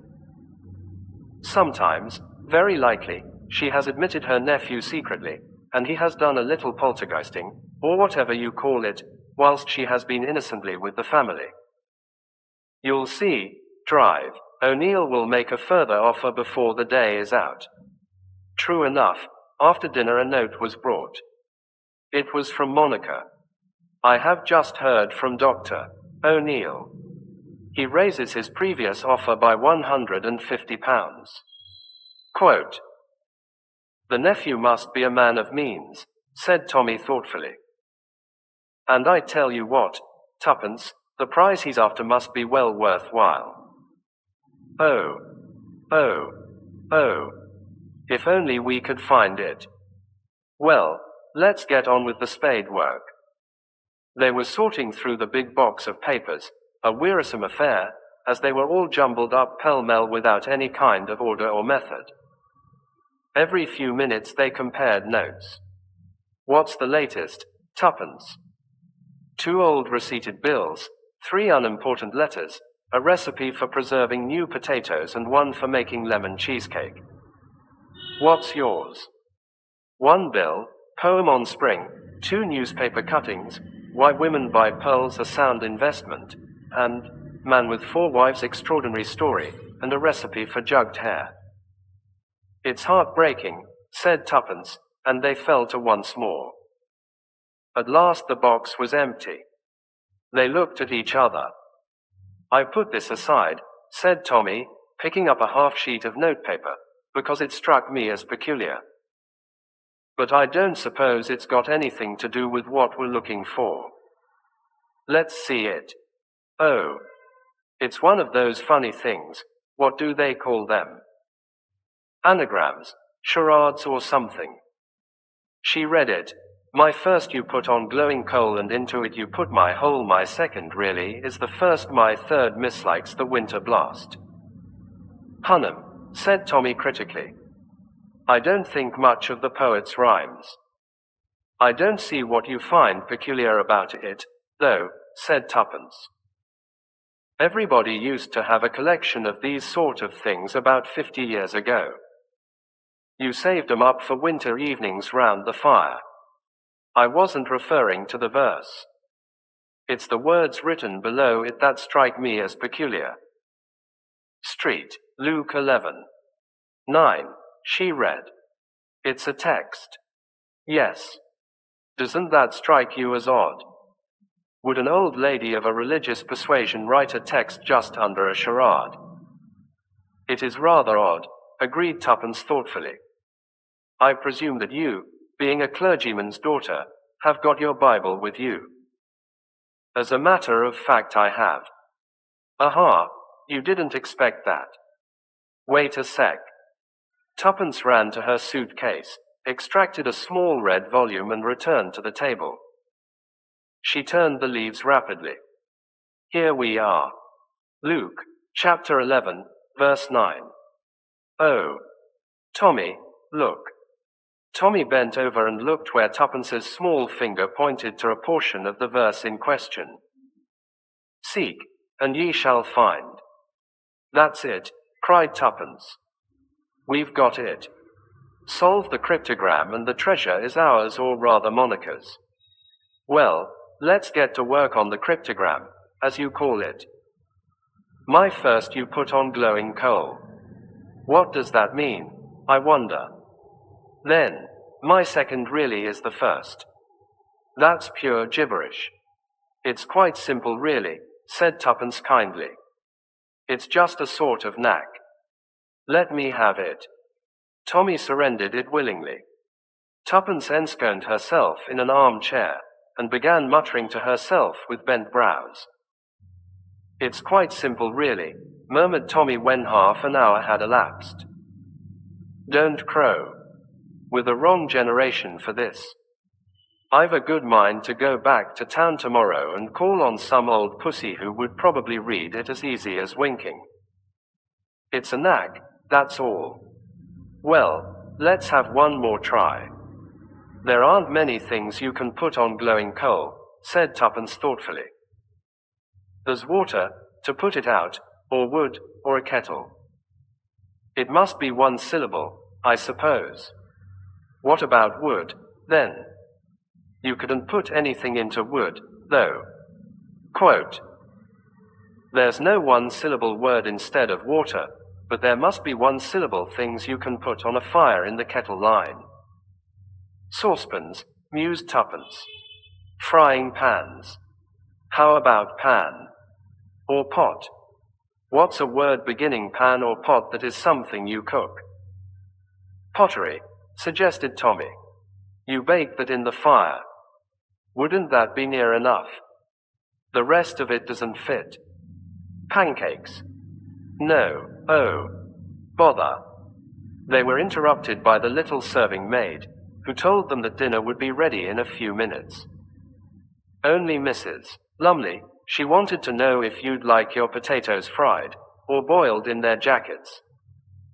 She's got some of each. Boiled in their jackets, said Tuppence promptly. I love potatoes. She stopped dead with her mouth open. What's the matter, Tuppence? Have you seen a ghost? Tommy, cried Tuppence. Don't you see? That's it. The word, I mean. Potatoes. My first you put on glowing coal, that's pot. And into it you put my whole. My second really is the first. That's A, the first letter of the alphabet. My third mislikes the wintry blast, cold toes of course. You're right, Tuppence. Very clever of you. But I'm afraid we've wasted an awful lot of time over nothing. Potatoes don't fit in at all with missing treasure. Half a sec.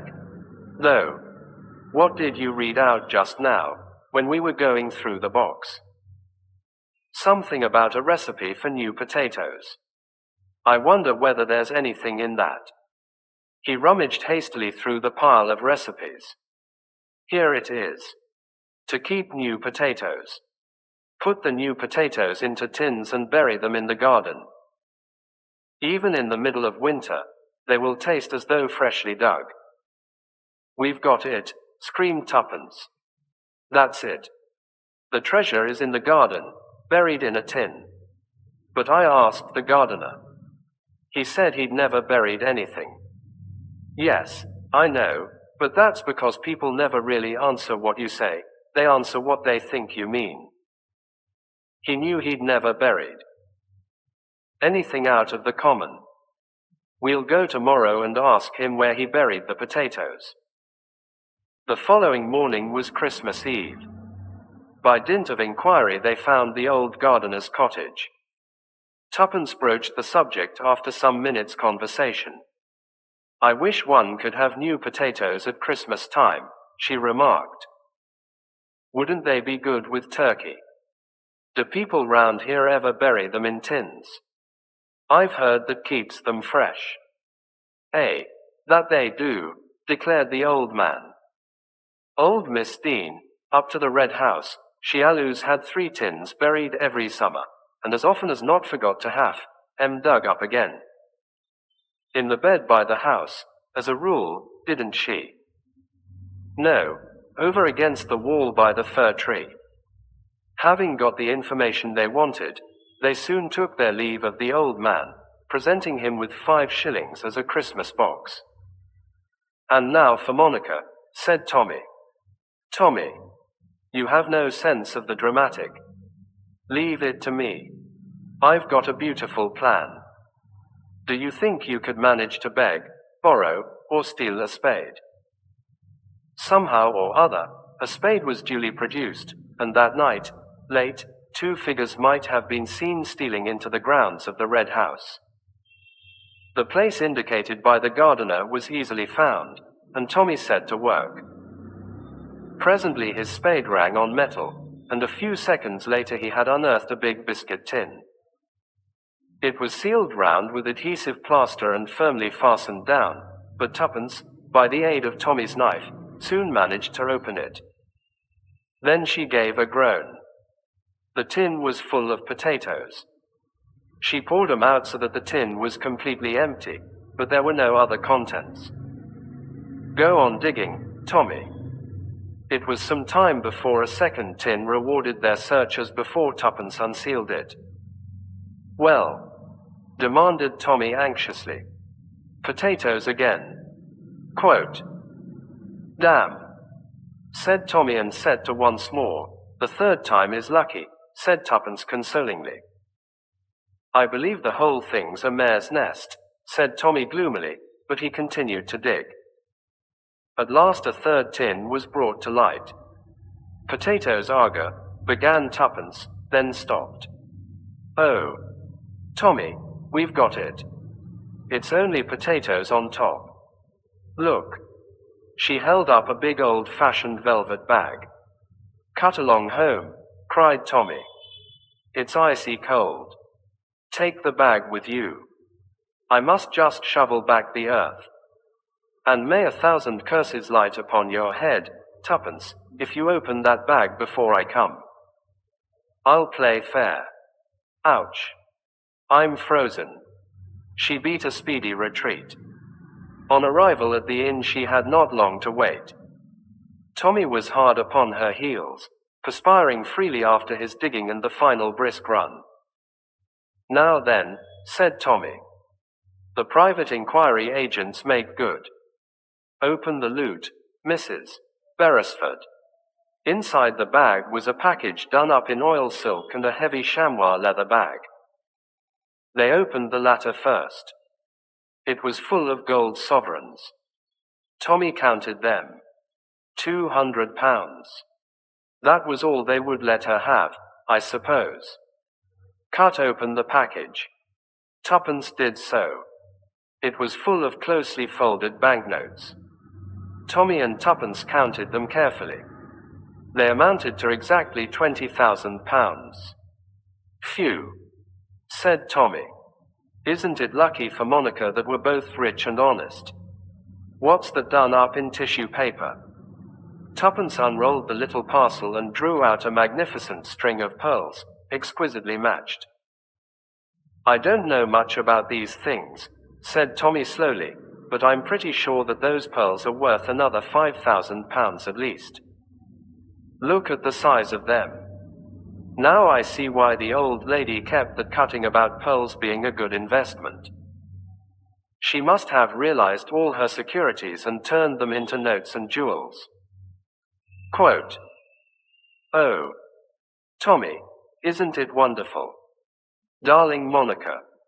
Now she can marry her nice young man and live happily ever afterwards, like me. That's rather sweet of you, Tuppence. So you are happy with me? As a matter of fact, said Tuppence, I am. But I didn't mean to say so. It slipped out. What with being excited, and Christmas Eve, and one thing and another, if you really love me, said Tommy, will you answer me one question? I hate these catchers, said Tuppence. But well, all right. Then how did you know that Monica was a clergyman's daughter? Oh, that was just cheating, said Tuppence happily. I opened her letter making an appointment, and a Mr. Dean was father's curate once, and he had a little girl called Monica, about 4 or 5 years younger than me. So I put 2 and 2 together. You are a shameless creature, said Tommy. Hello, there's 12 o'clock striking. Happy Christmas, Tuppence. Happy Christmas, Tommy. It'll be a happy Christmas for Monica too, and all owing to US. I am glad. Poor thing, she has been so miserable. Do you know, Tommy, I feel all queer and choky about the throat when I think of it. Darling Tuppence, said Tommy. Darling Tommy, said Tuppence. How awfully sentimental we are getting. Christmas comes but once a year, said Tommy sententiously. That's what our great-grandmothers said, and I expect there's a lot of truth in it still. 22. The ambassador's boots. My dear fellow, said Tuppence and waved a heavily buttered muffin. Tommy looked at her for a minute or two, then a broad grin spread over his face and he murmured, "We do have to be so very careful." Quote, "That's right," said Tuppence, delighted. "You guessed. I am the famous Drive, Fortune, and you are Superintendent Bell. Why are you being Reginald Fortune?" "Well, really because I feel like a lot of hot butter. That is the pleasant side of it," said Tommy. "But there is another. You will have to examine horribly smashed faces and very extra dead bodies a good deal." In answer, Tuppence threw across a letter. Tommy's eyebrows rose in astonishment. "Randolph Wilmot, the American ambassador. I wonder what he wants. We shall know tomorrow at 11 o'clock. Punctually to the time named, Mr. Randolph Wilmot, United States Ambassador to the Court of St. James, was ushered into Mr. Blunt's office. He cleared his throat and commenced speaking in a deliberate and characteristic manner. "I have come to you, Mr. Blunt. By the way, it is Mr. Blunt himself to whom I am speaking, is it not?" "Certainly," said Tommy. "I am Theodore Blunt, the head of the firm." "I always prefer to deal with heads of departments," said Mr. Wilmot. "It is more satisfactory in every way. As I was about to say, Mr. Blunt, this business gets my goat. There's nothing in it to trouble Scotland Yard about. I'm not a penny the worse in any way, and it's probably all due to a simple mistake. But all the same, I don't see just how that mistake arose. There's nothing criminal in it, I dare say, but I'd like just to get the thing straightened out. It makes me mad not to see the why and wherefore of a thing." "Absolutely," said Tommy. Mr. Wilmot went on. He was slow and given to much detail. At last Tommy managed to get a word in. "Quite so," he said. "The position is this. You arrived by the liner Nomadic a week ago. In some way your kit bag and the kit bag of another gentleman, Mr. Ralph Westrom, whose initials are the same as yours, got mixed up. You took Mr. Westrom's kit bag, and he took yours. Mr. Westrom discovered the mistake immediately, sent round your kit bag to the embassy, and took away his own. Am I right so far?" "That is precisely what occurred. The two bags must have been practically identical, and with the initials R.W. being the same in both cases, it is not difficult to understand that an error might have been made. I myself was not aware of what had happened until my valet informed me of the mistake, and that Mr. Westrom, he is a senator, and a man for whom I have a great admiration, had sent round for his bag and returned mine. Then I don't see, but you will see. That's only the beginning of the story. Yesterday, as it chanced, I ran up against Senator Westrom, and I happened to mention the matter to him jestingly. To my great surprise, he did not seem to know what I was talking about, and when I explained, he denied the story absolutely. He had not taken my bag off the ship in mistake for his own. In fact, he had not traveled with such an article amongst his luggage. What an extraordinary thing. Mr. Blunt, it is an extraordinary thing. There seems no rhyme or reason in it. Why, if anyone wanted to steal my kit bag, he could do so easily enough without resorting to all this roundabout business. And anyway, it was not stolen, but returned to me. On the other hand, if it were taken by mistake, why use Senator Westrom's name? It's a crazy business, but just for curiosity I mean to get to the bottom of it. I hope the case is not too trivial for you to undertake. Not at all. It is a very intriguing little problem, capable, as you say, of many simple explanations, but nevertheless baffling on the face of it. The first thing, of course, is the reason of the substitution, if substitution it was. You say nothing was missing from your bag when it came back into your possession. My man says not. He would know. What was in it, if I may ask? Mostly boots. Quote. Boots, said Tommy, discouraged. Yes, said Mr. Wilmot. Boots. Odd, isn't it? You'll forgive my asking you, said Tommy, but you didn't carry any secret papers, or anything of that sort sewn in the lining of a boot or screwed into a false heel. The ambassador seemed amused by the question. Secret diplomacy hasn't got to that pitch, I hope. Only in fiction, said Tommy with an answering smile and a slightly apologetic manner. But you see, we've got to account for the thing somehow. Who came for the bag, the other bag, I mean? Supposed to be one of Westrham's servants. Quite a quiet, ordinary man, so I understand. My valet saw nothing wrong with him. Had it been unpacked, do you know? That I can't say. I presume not. But perhaps you'd like to ask the valet a few questions.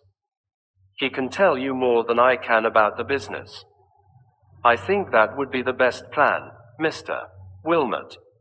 The ambassador scribbled a few words on a card and handed it to Tommy. I opine that you would prefer to go round to the embassy and make your inquiries there. If not, I will have the man, his name is Richards, by the way, sent round here. No, thank you, Mr. Wilmot. I should prefer to go to the embassy. The ambassador rose, glancing at his watch. Dear me, I shall be late for an appointment. Well, goodbye, Mr. Blunt. I leave the matter in your hands. He hurried away. Tommy looked at Tuppence, who had been scribbling demurely on her pad in the character of the efficient Miss Robinson. What about it, old thing? He asked. Do you see, as the old bird put it, any rhyme or reason in the proceeding? None whatever, replied Tuppence cheerily. Well, that's a start anyway. It shows that there is really something very deep at the back of it.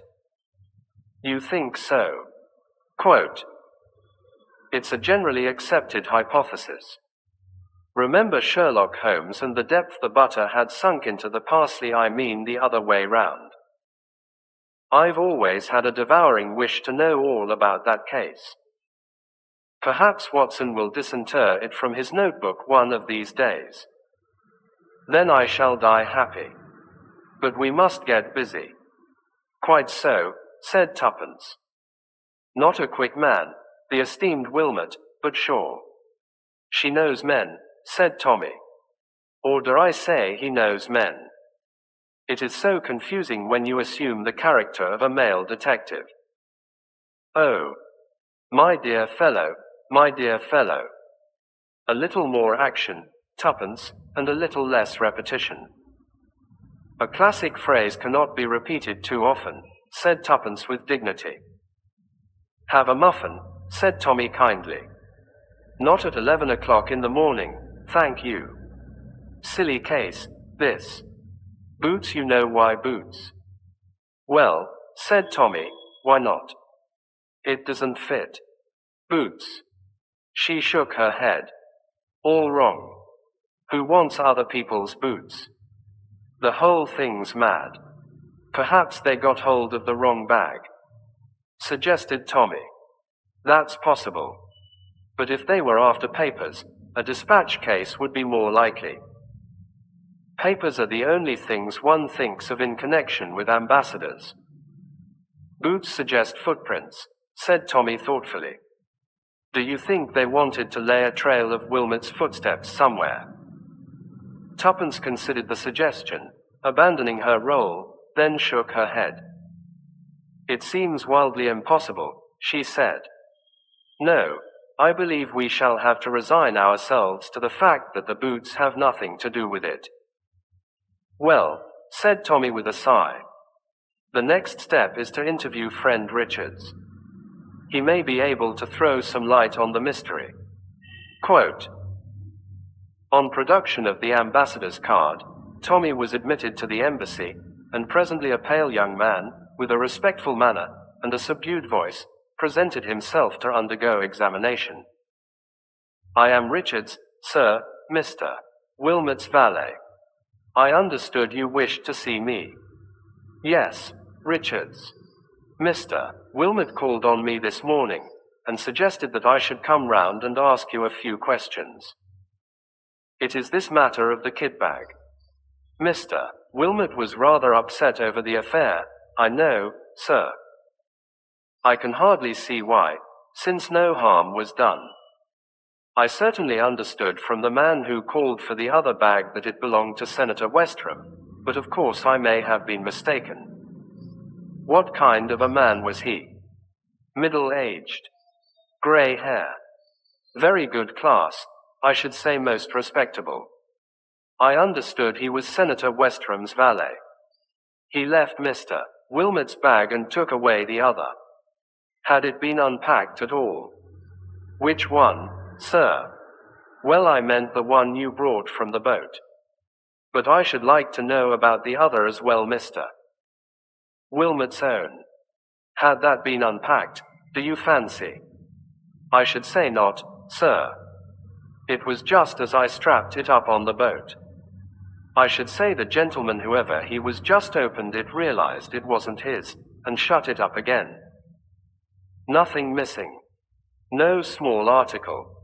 I don't think so, sir. In fact, I'm quite sure. And now the other one. Had you started to unpack that? As a matter of fact, sir, I was just opening it at the very moment Senator Westrom's man arrived. I'd just undone the straps. Did you open it at all?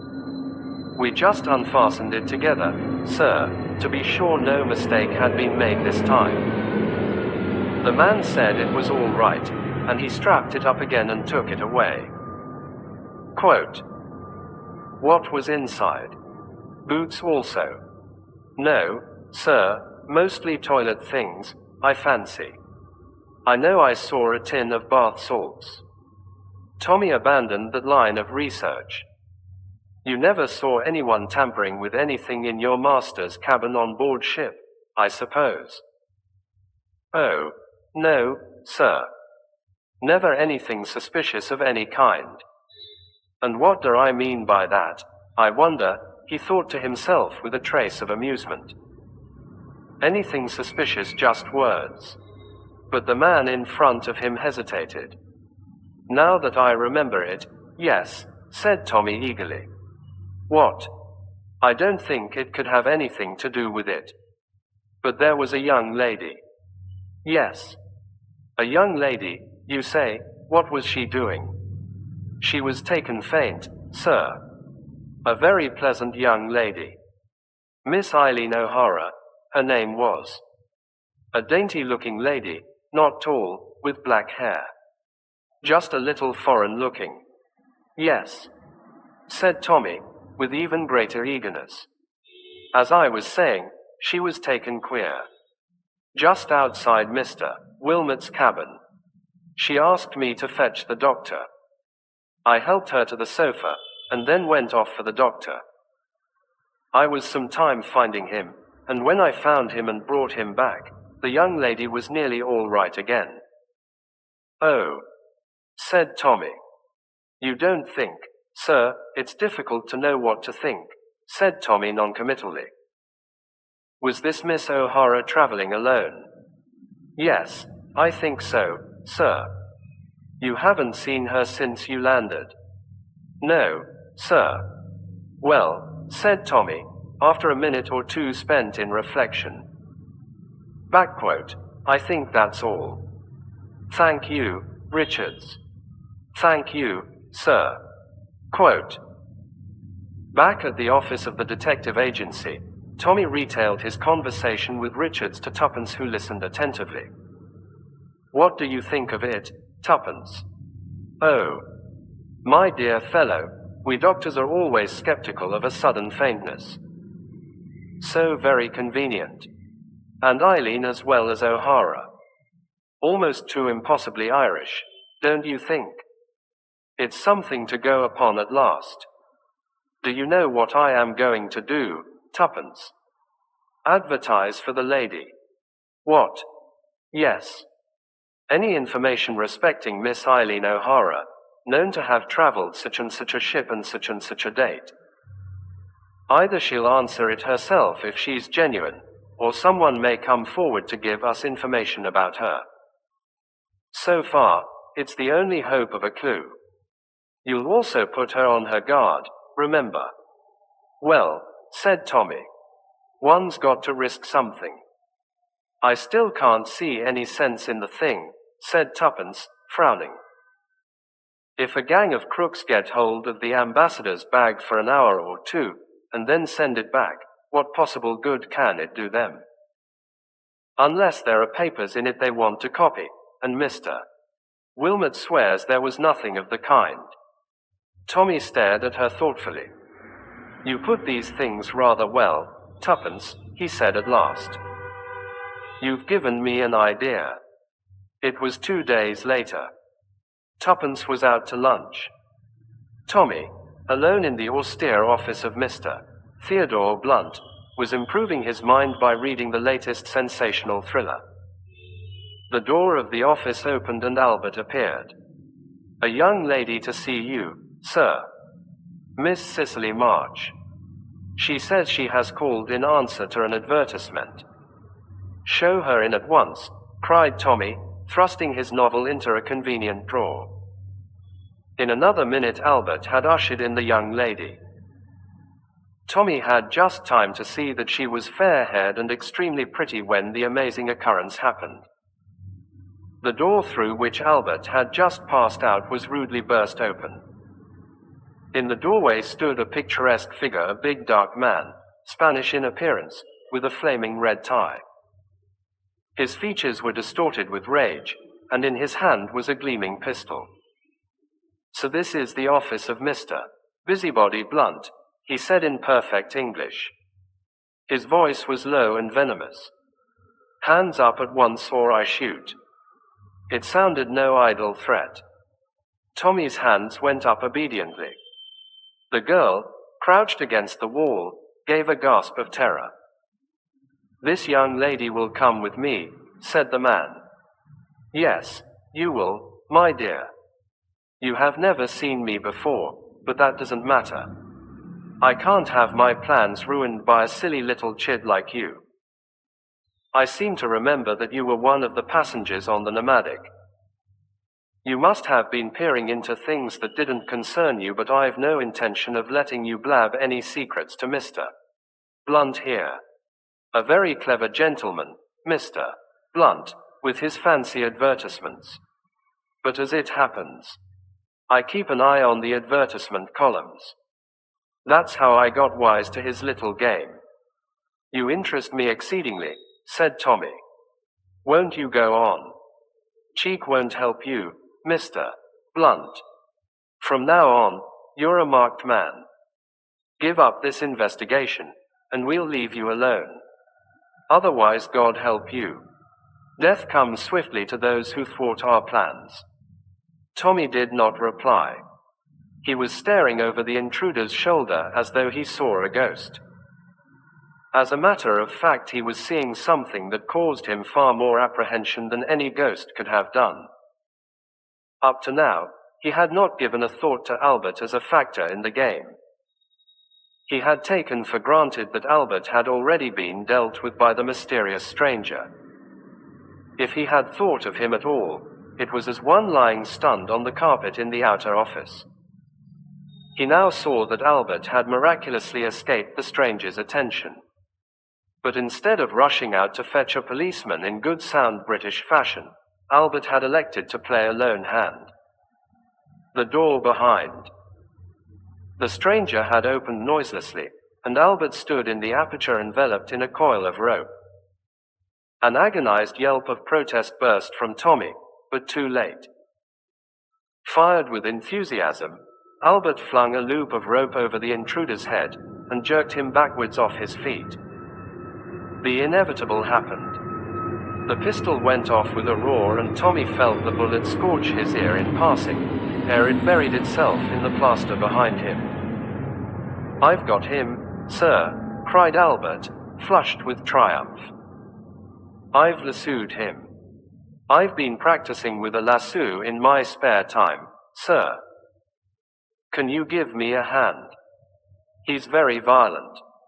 Tommy hastened to his faithful henchman's assistance, mentally determining that Albert should have no further spare time. "You damned idiot," he said. "Why didn't you go for a policeman?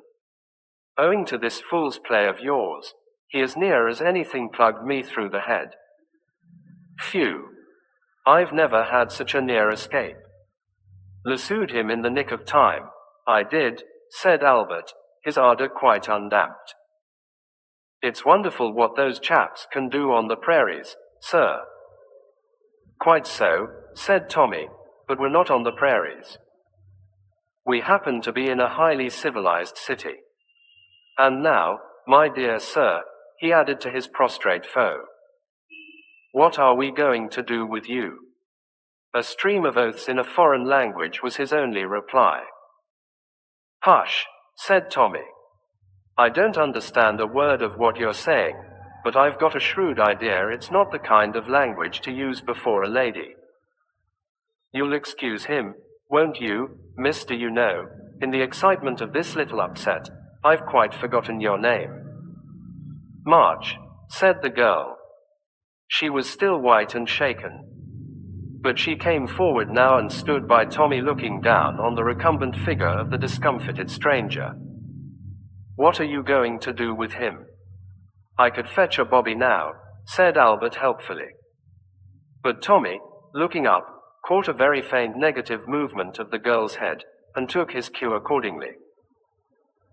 "We'll let him off this time," he remarked. "Nevertheless, I shall give myself the pleasure of kicking him downstairs if it's only to teach him manners to a lady." He removed the rope, hauled the victim to his feet, and propelled him briskly through the outer office. A series of shrill yelps was heard and then a thud. Tommy came back, flushed but smiling. The girl was staring at him with round eyes. "Did you hurt him?" "I hope so," said Tommy. "But these foreigners make a practice of crying out before they're hurt, so I can't be quite sure about it. Shall we come back into my office, Miss March, and resume our interrupted conversation?"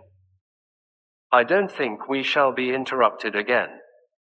"I'll have my lasso ready, sir, in case," said the helpful Albert. "Put it away," ordered Tommy sternly. He followed the girl into the inner office, and sat down at his desk whilst she took a chair facing him. "I don't quite know where to begin," said the girl. "As you heard that man say, I was a passenger on the Nomadic. The lady you advertised about, Miss O'Hara, was also on board." "Exactly," said Tommy. "That we know already, but I suspect you must know something about her doings on board that boat, or else that picturesque gentleman would not have been in such a hurry to intervene. I will tell you everything. The American ambassador was on board. One day, as I was passing his cabin, I saw this woman inside, and she was doing something so extraordinary that I stopped to watch. She had a man's boot in her hand, a boot," cried Tommy excitedly. "I'm sorry, Miss March, go on." "With a little pair of scissors, she was slitting up the lining. Then she seemed to push something inside. Just at that minute the doctor and another man came down the passage, and immediately she dropped back on the couch and groaned. I waited, and I gathered from what was being said that she had pretended to feel faint.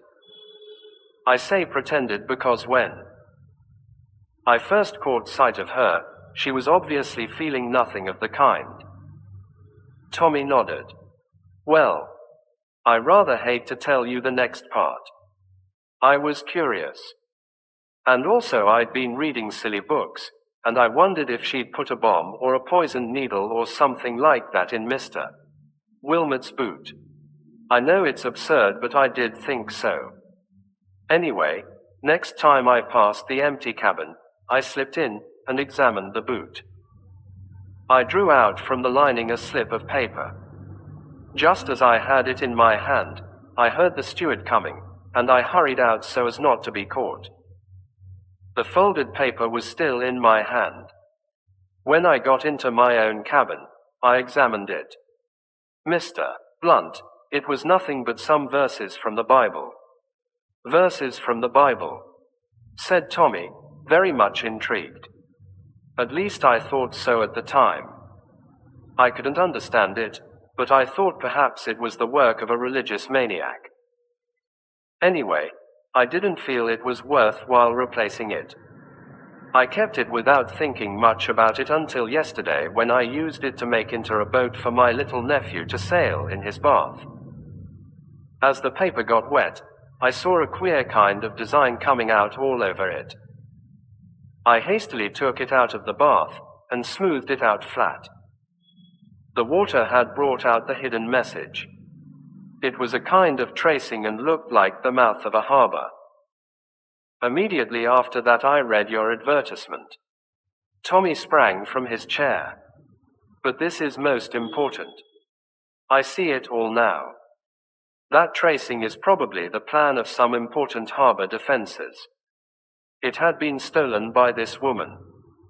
She feared someone was on her track, and not daring to conceal it amongst her own belongings, she contrived this hiding place. Later, she obtained possession of the bag in which the boot was packed, only to discover that the paper had vanished. Tell me, Miss March, you have brought this paper with you. The girl shook her head. It's at my place of business. I run a beauty parlor in Bond Street. I am really an agent for the Cyclamen preparations in New York. That is why I had been over there. I thought the paper might be important, so I locked it up in the safe before coming out. Ought not Scotland Yard to know about it? Yes, indeed. Then shall we go there now, get it out, and take it straight to Scotland Yard? I am very busy this afternoon, said Tommy, adopting his professional manner and consulting his watch. The Bishop of London wants me to take up a case for him. A very curious problem, concerning some vestments and 2 curates. Then in that case, said Miss March, rising, I will go alone. Tommy raised a hand in protest. As I was about to say, he said, the bishop must wait. I will leave a few words with Albert. I am convinced, Miss March, that until that paper has been safely deposited with Scotland Yard you are in active danger. Do you think so? Said the girl doubtfully. I don't think, I'm sure. Excuse me. He scribbled some words on the pad in front of him, then tore off the leaf and folded it. Taking his hat and stick, he intimated to the girl that he was ready to accompany her. In the outer office, he handed the folded paper to Albert with an air of importance. I am called out on an urgent case. Explain that to his lordship if he comes. Here are my notes on the case for Miss Robinson. Very good, sir, said Albert, playing up. And what about the Duchess's pearls? Tommy waved his hand irritably. That must wait also. He and Miss March hurried out. Halfway down the stairs they encountered Tuppence coming up. Tommy passed her with a brusque, late again, Miss Robinson. I am called out on an important case. Quote. Tuppence stood still on the stairs and stared after them. Then, with raised eyebrows, she went on up to the office. As they reached the street, a taxi came sailing up to them. Tommy, on the point of hailing it, changed his mind. Are you a good walker, Miss March? He asked seriously. Yes, why? Hadn't we better take that taxi? It will be quicker. Perhaps you did not notice. That taxi driver has just refused a fare a little lower down the street. He was waiting for us. Your enemies are on the lookout. If you feel equal to it, it would be better for us to walk to Bond Street. In the crowded streets, they will not be able to attempt much against us. Very well, said the girl, rather doubtfully. They walked westwards. The streets, as Tommy had said, were crowded, and progress was slow. Tommy kept a sharp lookout. Occasionally he drew the girl to one side with a quick gesture, though she herself had seen nothing suspicious. Suddenly glancing at her, he was seized with compunction. I say, you look awfully done up. The shock of that man. Come into this place and have a good cup of strong coffee. I suppose you wouldn't hear of a nip of brandy. The girl shook her head, with a faint smile. Coffee be it then, said Tommy. I think we can safely risk its being poisoned. They lingered some time over their coffee, and finally set off at a brisker pace. We've thrown 'em off, I think, said Tommy, looking over his shoulder. Cyclamen Limited was a small establishment in Bond Street, with pale pink taffeta curtains, and 1 or 2 jars of face cream and a cake of soap decorating the window. Cicely March entered, and Tommy followed. The place inside was tiny. On the left was a glass counter with toilet preparations. Behind this counter was a middle-aged woman with grey hair and an exquisite complexion who acknowledged Cicely March's entrance with a faint inclination of the head before continuing to talk to the customer she was serving. This customer was a small, dark woman. Her back was to them and they could not see her face. She was speaking in slow, difficult English. On the right was a sofa and a couple of chairs with some magazines on a table. Here sat 2 men, apparently bored husbands, waiting for their wives. Cicely March passed straight on through a door at the end, which she held ajar for Tommy to follow her. As he did so, the woman customer exclaimed, "Ah, but I think that is an amico of mine," and rushed after them, inserting her foot in the door just in time to prevent its closing. At the same time, the 2 men rose to their feet. One followed her through the door, the other advanced to the shop attendant and clapped his hand over her mouth to drown the scream rising to her lips. In the meantime, things were happening rather quickly beyond the swing door. As Tommy passed through, a cloth was flung over his head, and a sickly odor assailed his nostrils. Almost as soon, however, it was jerked off again, and a woman's scream rang out. Tommy blinked a little and coughed as he took in the scene in front of him.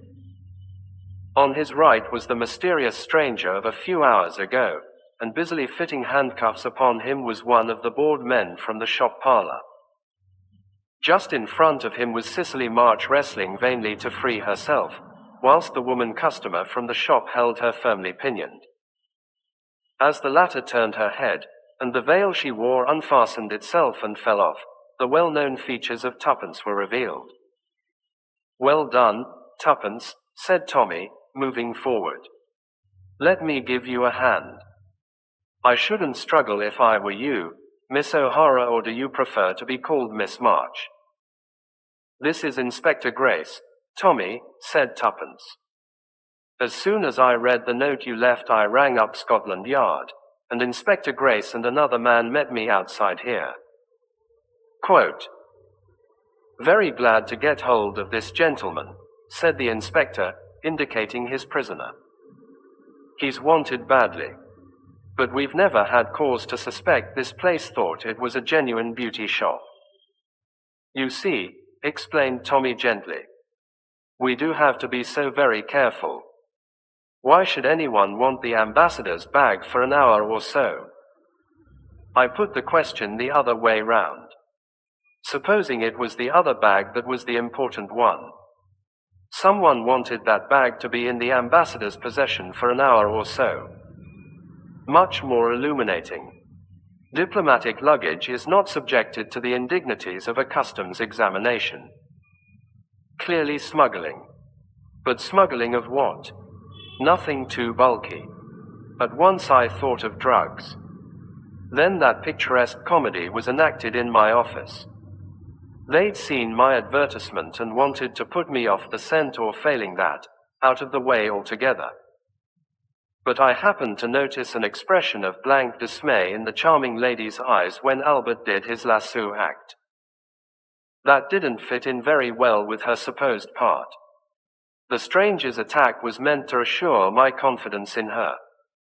I played the part of the credulous sleuth with all my might, swallowed her rather impossible story, and permitted her to lure me here, carefully leaving behind full instructions for dealing with the situation. Under various pretexts I delayed our arrival, so as to give you all plenty of time. Cicely March was looking at him with a stony expression. You are mad. What do you expect to find here? Remembering that Richard saw a tin of bath salts, what do you say about beginning with the bath salts, Inspector? A very sound idea, sir. He picked up one of the dainty pink tins and emptied it on the table. The girl laughed. Genuine crystals, eh? Said Tommy. Nothing more deadly than carbonate of soda. Try the safe, suggested Tuppence. There was a small wall safe in the corner. The key was in the lock. Tommy swung it open and gave a shout of satisfaction. The back of the safe opened out into a big recess in the wall, and that recess was stacked with the same elegant tins of bath salts. Rows and rows of them. He took one out and prized up the lid. The top showed the same pink crystals, but underneath was a fine white powder. The inspector uttered an ejaculation. You've got it, sir. 10-1. That tin's full of pure cocaine. We knew there was a distributing area somewhere round here, handy to the West End, but we haven't been able to get a clue to it. This is a fine coup of yours, sir. Rather a triumph for Blunt's brilliant detectives, said Tommy to Tuppence, as they emerged into the street together. It's a great thing to be a married man. Your persistent schooling has at last taught me to recognize peroxide when I see it. Golden hair has got to be the genuine article to take me in. We will concoct a businesslike letter to the ambassador, informing him that the matter has been dealt with satisfactorily. And now, my dear fellow, what about tea, and lots of hot buttered muffins? 23. The man WHO was no. 16. Tommy and Tuppence were closeted with the chief in his private room. His commendation had been warm and sincere. You have succeeded admirably. Thanks to you we have laid our hands on no less than 5 very interesting personages, and from them we have received much valuable information. Meanwhile, I learn from a creditable source that headquarters in Moscow have taken alarm at the failure of their agents to report. I think that in spite of all our precautions, they have begun to suspect that all is not well at what I may call the distributing center, the office of Mr. Theodore Blunt, the International Detective Bureau. Well, said Tommy, I suppose they were bound to tumble to it sometime or other, sir. Quote, as you say, it was only to be expected. But I am a little worried about Mrs. Tommy. I can look after her all right, sir, said Tommy, at exactly the same minute as Tuppence said, I can take care of myself. Hunnam, said Mr. Carter. Excessive self-confidence was always a characteristic of you two. Whether your immunity is entirely due to your own superhuman cleverness, or whether a small percentage of luck creeps in, I'm not prepared to say. But luck changes, you know. However, I won't argue the point. From my extensive knowledge of Mrs. Tommy, I suppose it's quite useless to ask her to keep out of the limelight for the next week or two. Tuppence shook her head very energetically. Then all I can do is to give you all the information that I can. We have reason to believe that a special agent has been dispatched from Moscow to this country. We don't know what name he is traveling under. We don't know when he will arrive. But we do know something about him. He is a man who gave us great trouble in the war, a ubiquitous kind of fellow who turned up all over the place where we least wanted him. He is a Russian by birth, and an accomplished linguist, so much so that he can pass as half a dozen other nationalities, including our own. He is also a past master in the art of disguise. And he has brains. It was he who devised the number 16 code. When and how he will turn up, I do not know. But I am fairly certain that he will turn up. We do know this: he was not personally acquainted with the real Mr. Theodore Blunt. I think that he will turn up at your office, on the pretext of a case which he will wish you to take up, and will try you with the passwords. The first, as you know, is the mention of the number 16, which is replied to by a sentence containing the same number. The second, which we have only just learnt, is an inquiry as to whether you have ever crossed the Channel. The answer to that is, I was in Berlin on the 13th of last month. As far as we know, that is all. I would suggest that you reply correctly, and so endeavor to gain his confidence. Sustain the fiction if you possibly can. But even if he appears to be completely deceived, remain on your guard. Our friend is particularly astute, and can play a double game as well, or better, than you can. But in either case, I hope to get him through you. From this day forward I am adopting special precautions. A dictaphone was installed last night in your office, so that one of my men in the room below will be able to hear everything that passes in your office. In this way, I shall be immediately informed if anything arises, and can take the necessary steps to safeguard you and your wife whilst securing the man I am after. After a few more instructions, and a general discussion of tactics, the two young people departed, and made their way as rapidly as possible to the office of Blunt's brilliant detectives. "It's late," said Tommy, looking at his watch. "Just on 12 o'clock. We've been a long time with the chief. I hope we haven't missed a particularly spicy case." "On the whole," said Tuppence, "we've not done badly. I was tabulating results the other day. We've solved 4 baffling murder mysteries, rounded up a gang of counterfeiters, ditto gang of smugglers, actually 2 gangs, interpolated Tommy. "So we have. I'm glad of that. Gangs. Sounds so professional."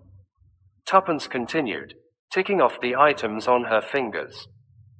1 jewel robbery, 2 escapes from violent death, 1 case of missing lady reducing her figure, 1 young girl befriended, an alibi successfully exploded, and alas, 1 case where we made utter fools of ourselves. On the whole, jolly good. We're very clever, I think." "You would think so," said Tommy. "You always do. Now I have a secret feeling that once or twice we've been rather lucky." "Nonsense," said Tuppence. "All done by the little grey cells." "Well, I was damned lucky once," said Tommy. "The day that Albert did his lasso act. But you speak, Tuppence, as though it was all over." "So it is," said Tuppence. She lowered her voice impressively. "This is our last case. When they have laid the super spy by the heels, the great detectives intend to retire and take to beekeeping or vegetable marrow growing. It's always done. Tired of it, eh?" "Yes, I think I am. Besides, we're so successful now the luck might change." "Who's talking about luck now?" asked Tommy triumphantly. At that moment they turned in at the doorway of the block of buildings in which the International Detective Bureau had its offices, and Tuppence did not reply. Albert was on duty in the outer office, employing his leisure in balancing, or endeavoring to balance, the office ruler upon his nose. With a stern frown of reproof, the great Mr. Blunt passed into his own private office. Divesting himself of his overcoat and hat, he opened the cupboard, on the shelves of which reposed his classic library of the great detectives of fiction. "The choice narrows," murmured Tommy. "On whom shall I model myself today?" Tuppence's voice, with an unusual note in it, made him turn sharply. "Tommy," she said, "what day of the month is it?" "Let me see the 11th. Why?" "Look at the calendar." Hanging on the wall was one of those calendars from which you tear a leaf every day. It bore the legend of Sunday the 16th. Today was Monday. By Jove, that's odd. Albert must have torn off too many. Careless little devil. "I don't believe he did," said Tuppence. "But we'll ask him." Albert, summoned and questioned, seemed very astonished. He swore he had only torn off one leaf, that of the day before. His statement was presently supported, for whereas the leaf torn off by Albert was found in the grate, the succeeding ones were lying in the waste paper basket. "A neat and methodical criminal," said Tommy. "Who's been here this morning, Albert?" "A client of any kind?" Quote, "Just one, sir." "What was he like?" "It was a she. A hospital nurse. Very upset and anxious to see you. Said she'd wait until you came. I put her in Clark's, because it was warmer. And from there she could walk in here, of course, without your seeing her." "How long has she been gone?" "About half an hour, sir. Said she'd call again this afternoon. A nice motherly looking body. A nice motherly oh. Get out, Albert." Albert withdrew, injured. "Queer start, that," said Tommy. "It seems a little purposeless. Puts us on our guard. I suppose there isn't a bomb concealed in the fireplace or anything of that kind." He reassured himself on that point. Then he seated himself at the desk and addressed Tuppence. "Morn, Amy," he said. "We are here faced with a matter of the utmost gravity. You recall, do you not, the man who was no. 4. Him whom I crushed like an egg-shell in the Dolomites with the aid of high explosives, bien entendu. But he was not really dead, No, they're never really dead, these super criminals. This is the man, but even more so, if I may so put it. He is the 4 squared, in other words, he is now the number 16. You comprehend, my friend?" "Perfectly," said Tuppence. "You are the great Hercule Poirot." "Exactly. No moustaches, but lots of grey cells." "I've a feeling," said Tuppence, "that this particular adventure will be called the Triumph of Hastings." "Never," said Tommy. "It isn't done. Once the idiot friend, always the idiot friend. There's an etiquette in these matters. By the way, man Amy, can you not part your hair in the middle instead of one side? The present effect is unsymmetrical and deplorable." The buzzer rang sharply on Tommy's desk. He returned the signal and Albert appeared bearing a card. "Prince Vladirovsky," read Tommy, in a low voice. He looked at Tuppence.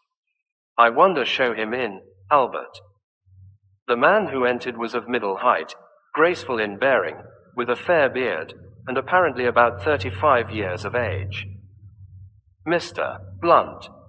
he inquired. His English was perfect. "You have been most highly recommended to me. Will you take up a case for me? If you will give me the details." "Certainly. It concerns the daughter of a friend of mine, a girl of 16. We are anxious for no scandal, you understand." "My dear sir," said Tommy, This business has been running successfully for 16 years owing to our strict attention to that particular principle. He fancied he saw a sudden gleam in the other's eye. If so, it passed as quickly as it came. You have branches, I believe, on the other side of the channel. Oh, yes. As a matter of fact, he brought out the word with great deliberation. I myself was in Berlin on the 13th of last month. In that case, said the stranger, it is hardly necessary to keep up the little fiction. The daughter of my friend can be conveniently dismissed. You know who I am at any rate. I see you have had warning of my coming. He nodded towards the calendar on the wall. Quite so, said Tommy. My friends, I have come over here to investigate matters. What has been happening? Treachery, said Tuppence, no longer able to remain quiescent. The Russian shifted his attention to her, and raised his eyebrows. Aha, that is so, is it? I thought as much. Was it Sergius? We think so, said Tuppence unblushingly. It would not surprise me. But you yourselves, you are under no suspicion. I do not think so. We handle a good deal of bona fide business, you see, explained Tommy. The Russian nodded. That is wise. All the same, I think it would be better if I did not come here again. For the moment, I am staying at the Blitz. I will take Marais. This is Marais, I suppose. Tuppence nodded. What is she known as here? Oh, Miss Robinson. Very well, Miss Robinson, you will return with me to the Blitz and lunch with me there. We will all meet at headquarters at 3 o'clock. Is that clear? He looked at Tommy.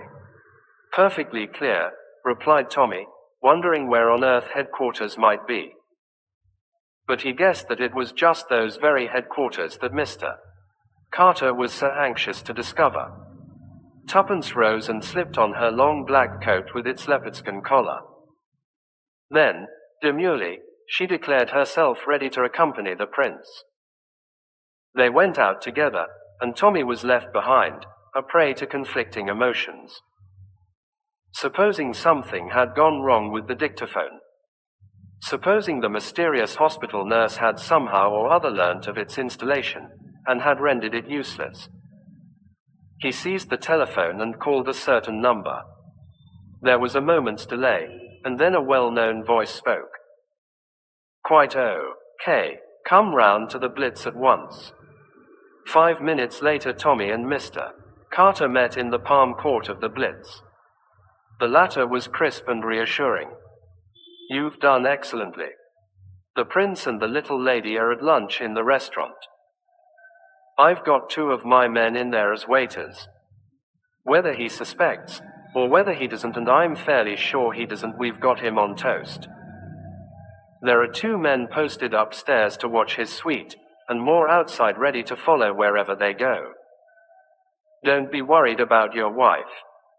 She'll be kept in sight the whole time. I'm not going to run any risks. Quote, occasionally one of the Secret Service men came to report progress. The first time it was a waiter who took their orders for cocktails. The second time it was a fashionable vacant-faced young man. They're coming out, said Mr. Carter. We'll retire behind this pillar in case they sit down here, but I fancy he'll take her up to his suite. Ah, yes, I thought so. From their post of vantage, Tommy saw the Russian and Tuppence cross the hall and enter the lift. The minutes passed and Tommy began to fidget. Do you think, sir? I mean, alone in that suite, one of my men's inside behind the sofa. Don't worry, man. A waiter crossed the hall and came up to Mr. Carter. Got the signal they were coming up, sir, but they haven't come. Is it all right? What? Mr. Carter spun around. I saw them go into the lift myself. Just, he glanced up at the clock, 4.5 minutes ago. And they haven't shown up. He hurried across to the lift, which had just that minute come down again, and spoke to the uniformed attendant. You took up a gentleman with a fair beard and a young lady a few minutes ago to the second floor. Not the second floor. Third floor the gentleman asked for. Oh. The chief jumped in, motioning Tommy to accompany him. Take us up to the third floor, please. I don't understand this, he murmured in a low voice. But keep calm. Every exit from the hotel is watched, and I've got a man on the third floor as well, on every floor, in fact. I was taking no chances. The lift door opened on the third floor and they sprang out, hurrying down the corridor. Halfway along it, a man dressed as a waiter came to meet them. It's all right, Chief. They're in No. 318. Carter breathed a sigh of relief. That's all right. No other exit. Quote, it's a suite, but there are only these two doors into the corridor, and to get out from any of these rooms, they'd have to pass us to get to the staircase or the lifts. That's all right, then. Just telephone down and find out who is supposed to be occupying this suite. The waiter returned in a minute or two. Mrs. Cortlandt Van Snyder of Detroit. Mr. Carter became very thoughtful. I wonder now. Is this Mrs. Van Snyder an accomplice, or is she? He left the sentence unfinished. Hear any noise from inside? He asked abruptly. Not a thing. But the doors fit well. One couldn't hope to hear much. Mr. Carter made up his mind suddenly. I don't like this business. We're going in. Got the master key? Of course, sir. Call up Evans and Clydesley. Reinforced by the other two men, they advanced towards the door of the suite. It opened noiselessly when the first man inserted his key. They found themselves in a small hall. To the right was the open door of a bathroom, and in front of them was the sitting room. On the left was a closed door, and from behind it a faint sound rather like an asthmatic pug could be heard. Mr. Carter pushed the door open and entered. The room was a bedroom, with a big double bed ornately covered with a bedspread of rose and gold. On it, bound hand and foot, with her mouth secured by a gag and her eyes almost starting out of her head with pain and rage, was a middle-aged, fashionably dressed woman. On a brief order from Mr. Carter, the other men had covered the whole suite. Only Tommy and his chief had entered the bedroom. As he leant over the bed and strove to unfasten the knots, Carter's eyes went roving round the room in perplexity. Save for an immense quantity of truly American luggage, the room was empty. There was no sign of the Russian or tuppence. In another minute the waiter came hurrying in, and reported that the other rooms were also empty. Tommy went to the window, only to draw back and shake his head. There was no balcony, nothing but a sheer drop to the street below. Certain it was this room they entered? Asked Carter peremptorily. Sure. Besides, the man indicated the woman on the bed. With the aid of a penknife, Carter parted the scarf that was half choking her, and it was at once clear that whatever her sufferings, they had not deprived Mrs. Cortlandt Van Snyder of the use of her tongue. When she had exhausted her first indignation, Mr. Carter spoke mildly. Would you mind telling me exactly what happened from the beginning? I guess I'll sue the hotel for this. It's a perfect outrage. I was just looking for my bottle of Killigrip when a man sprang on me from behind and broke a little glass bottle right under my nose, and before I could get my breath I was all in. When I came to, I was lying here, all trussed up, and goodness knows what's happened to my jewels. He's gotten the lot, I guess. Your jewels are quite safe, I fancy, said Mr. Carter dryly. He wheeled round and picked up something from the floor. You were standing just where I am when he sprang upon you. That's sir, assented Mrs. Van Snyder. It was a fragment of thin glass that Mr. Carter had picked up. He sniffed it and handed it to Tommy. Ethyl chloride, he murmured.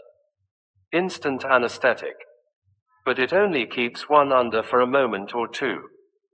Surely he must still have been in the room when you came to, Mrs. Van Snyder. Isn't that just what I'm telling you? Oh. It drove me half crazy to see him getting away and me not able to move or do anything at all. Getting away, said Mr. Carter sharply. Which way? Through that door. She pointed to one in the opposite wall. He had a girl with him, but she seemed kind of limp as though she'd had a dose of the same dope. Carter looked a question at his henchman. Leads into the next suite, sir. But double doors supposed to be bolted each side. Mr. Carter examined the door carefully. Then he straightened himself up and turned towards the bed. Mrs. Van Snyder, he said quietly. Do you still persist in your assertion that the man went out this way? Why, certainly he did. Why shouldn't he? Because the door happens to be bolted on this side, said Mr. Carter dryly. He rattled the handle as he spoke. A look of the utmost astonishment spread over Mrs. Van Snyder's face. Unless someone bolted the door behind him, said Mr. Carter, he cannot have gone out that way. He turned to Evans, who had just entered the room. Sure they're not anywhere in this suite? Any other communicating doors? No, sir, and I'm quite sure. Carter turned his gaze this way and that about the room. He opened the big hanging wardrobe, looked under the bed, up the chimney and behind all the curtains. Finally, struck by a sudden idea, and disregarding Mrs. Van Snyder's shrill protests, he opened the large wardrobe trunk and rummaged swiftly in the interior. Suddenly Tommy, who had been examining the communicating door, gave an exclamation. Come here, sir, look at this. They did go this way. The bolt had been very cleverly filed through, so close to the socket that the join was hardly perceptible. The door won't open because it's locked on the other side, explained Tommy. In another minute they were out in the corridor again and the waiter was opening the door of the adjoining suite with his pass key. This suite was untenanted. When they came to the communicating door, they saw that the same plan had been adopted. The bolt had been filed through, and the door was locked, the key having been removed. But nowhere in the suite was there any sign of Tuppence or the fair-bearded Russian, and there was no other communicating door, only the one on the corridor.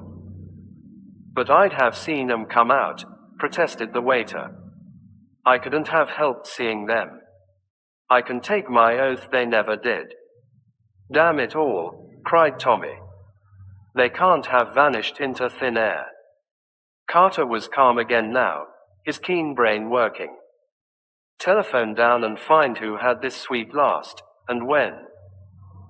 Evans, who had come with them, leaving Clydesley on guard in the other suite, obeyed. Presently he raised his head from the telephone. An invalid French lad, M. Paul de Vare. He had a hospital nurse with him. They left this morning. An exclamation burst from the other Secret Service man, the waiter. He had gone deathly pale. The invalid boy, the hospital nurse, he stammered. They passed me in the passage. I never dreamed I had seen 'em so often before. Are you sure they were the same? Cried Mr. Carter. Are you sure, man? You looked at them well. The man shook his head. I hardly glanced at them. I was waiting, you understand, on the alert for the others, the man with the fair beard and the girl. Of course, said Mr. Carter, with a groan. They counted on that. With a sudden exclamation, Tommy stooped down and pulled something out from under the sofa. It was a small rolled-up bundle of black. Tommy unrolled it and several articles fell out. The outside wrapper was the long black coat Tuppence had worn that day. Inside was her walking dress, her hat and a long fair beard. "It's clear enough now," he said bitterly. "They've got Tuppence. That Russian devil has given us the slip. The hospital nurse and the boy were accomplices. They stayed here for a day or two to get the hotel people accustomed to their presence. The man must have realized at lunch that he was trapped and proceeded to carry out his plan. Probably he counted on the room next door being empty since it was when he fixed the bolts.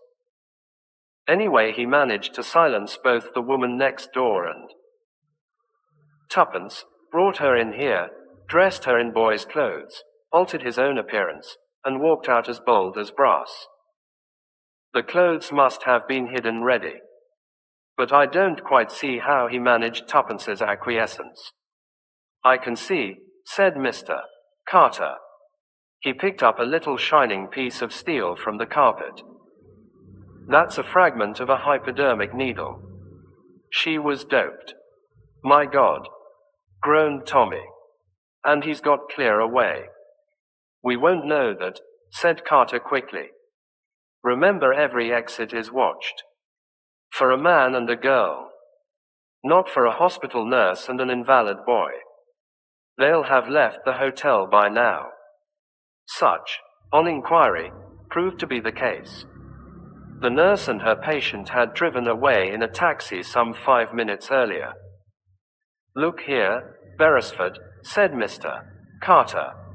"For God's sake, pull yourself together. You know that I won't leave a stone unturned to find that girl. I'm going back to my office at once, and in less than 5 minutes every resource of the department will be at work. We'll get them yet. Will you, sir? He's a clever devil, that Russian. Look at the cunning of this coup of his. But I know you'll do your best. Only pray God it's not too late. They've got it in for us badly." He left the Blitz Hotel and walked blindly along the street, hardly knowing where he was going. He felt completely paralyzed. Where to search? What to do? He went into the Green Park and dropped down upon a seat.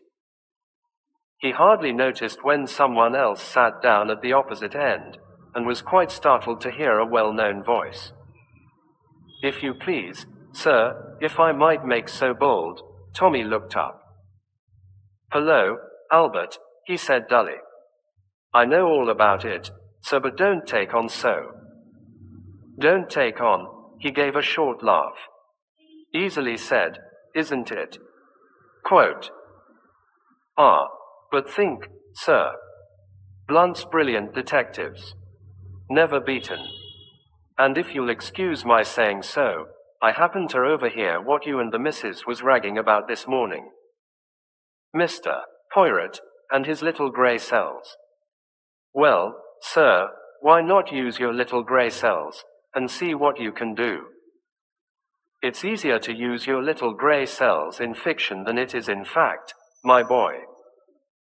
"Well," said Albert stoutly, "I don't believe anybody could put the missus out, for good and all.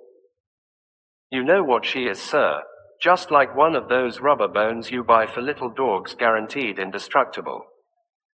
"Albert," said Tommy, "you cheer me. Then what about using your little grey cells, sir? You're a persistent lad, Albert. Playing the fool has served us pretty well up to now. We'll try it again. Let us arrange our facts neatly, and with method. At 10 minutes past 2 exactly, our quarry enters the lift.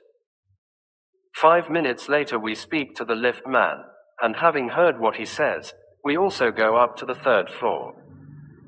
At, say, 19 minutes past 2 we enter the suite of Mrs. Van Snyder. And now, what significant fact strikes us?"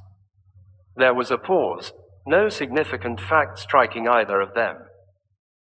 There wasn't such a thing as a trunk in the room, was there? Asked Albert, his eyes lighting suddenly. Morn, Amy, said Tommy. You do not understand the psychology of an American woman who has just returned from Paris. There were, I should say, about 19 trunks in the room. What I mean to say is, a trunk's a handy thing if you've got a dead body about you want to get rid of, not that she is dead, for a minute. We searched the only 2 that were big enough to contain a body. What is the next fact in chronological order? You've missed one out when the missus and the bloke dressed up as a hospital nurse passed the waiter in the passage. It must have been just before we came up in the lift, said Tommy. They must have had a narrow escape of meeting us face to face. Pretty quick work, that. He stopped. What is it, sir? Be silent, Morn, Amy. I have the kind of little idea, colossal, stupendous, that always comes sooner or later to Hercule Poirot. But if so, if that's it, oh Lord, I hope I'm in time. He raced out of the park, Albert hard on his heels, inquiring breathlessly as he ran. What's up, sir? I don't understand. That's all right, said Tommy. You're not supposed to. Hastings never did. If your grey cells weren't of a very inferior order to mine, what fun do you think I should get out of this game? I'm talking damned rot, but I can't help it. You're a good lad, Albert. You know what 2pence is worth, she's worth a dozen of you and me. Thus talking breathlessly as he ran, Tommy re-entered the portals of the Blitz. He caught sight of Evans, and drew him aside with a few hurried words. The 2 men entered the lift, Albert with them. 3rd floor, said Tommy. At the door of number 318 they paused. Evans had a pass key, and used it forthwith.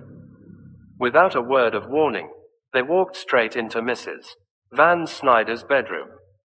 The lady was still lying on the bed, but was now arrayed in a becoming negligee. She stared at them in surprise. Pardon my failure to knock, said Tommy, pleasantly. But I want my wife. Do you mind getting off that bed? I guess you've gone plumb crazy, cried Mrs. Van Snyder. Tommy surveyed her thoughtfully, his head on one side. Very artistic, he pronounced. But it won't do. We looked under the bed but not in it. I remember using that hiding place myself when young. Horizontally across the bed, underneath the bolster. And that nice wardrobe trunk all ready to take away the body in later. But we were a bit too quick for you just now. You'd had time to dope 2pence, put her under the bolster, and be gagged and bound by your accomplices next door, and I'll admit we swallowed your story all right for the moment. But when one came to think it out, with order and method, impossible to drug a girl, dress her in boys' clothes, gag and bind another woman, and change one's own appearance all in 5 minutes. Simply a physical impossibility. The hospital nurse and the boy were to be a decoy. We were to follow that trail, and Mrs. Van Snyder was to be a pitied victim. Just help the lady off the bed, will you, Evans? You have automatic. Good. Protesting shrilly, Mrs. Van Snyder was hauled from her place of repose. Tommy tore off the coverings and the bolster. There, lying horizontally across the top of the bed, was 2pence, her eyes closed, and her face waxen. For a moment, Tommy felt a sudden dread, then he saw the slight rise and fall of her breast. She was drugged, not dead. He turned to Albert and Evans. And now, messieurs, he said dramatically. The final coup. With a swift, unexpected gesture, he seized Mrs. Van Snyder by her elaborately dressed hair. It came off in his hand. As I thought, said Tommy. No. 16. It was about half an hour later when Tuppence opened her eyes and found a doctor and Tommy bending over her. Over the events of the next quarter of an hour a decent veil had better be drawn, but after that period the doctor departed with the assurance that all was now well. "Morn, Amy, Hastings," said Tommy fondly. "How I rejoice that you are still alive. Have we got number 16? Once more have I crushed him like an eggshell. In other words, Carter's got him. The little grey cells. By the way, I'm raising Albert's wages. Tell me all about it." Tommy gave her a spirited narrative, with certain omissions. "Weren't you half frantic about me?" asked Tuppence faintly. "Not particularly. One must keep calm, you know." "Liar," said Tuppence. "You look quite haggard still." "Well, perhaps I was just a little worried, darling. I say, we're going to give it up now, aren't we?" Quote, "Certainly we are." Tommy gave a sigh of relief. "I hoped you'd be sensible. After a shock like this, it's not the shock. You know I never mind shocks." "A rubber bone indestructible," murmured Tommy. "I've got something better to do," continued Tuppence. "Something ever so much more exciting. Something I've never done before."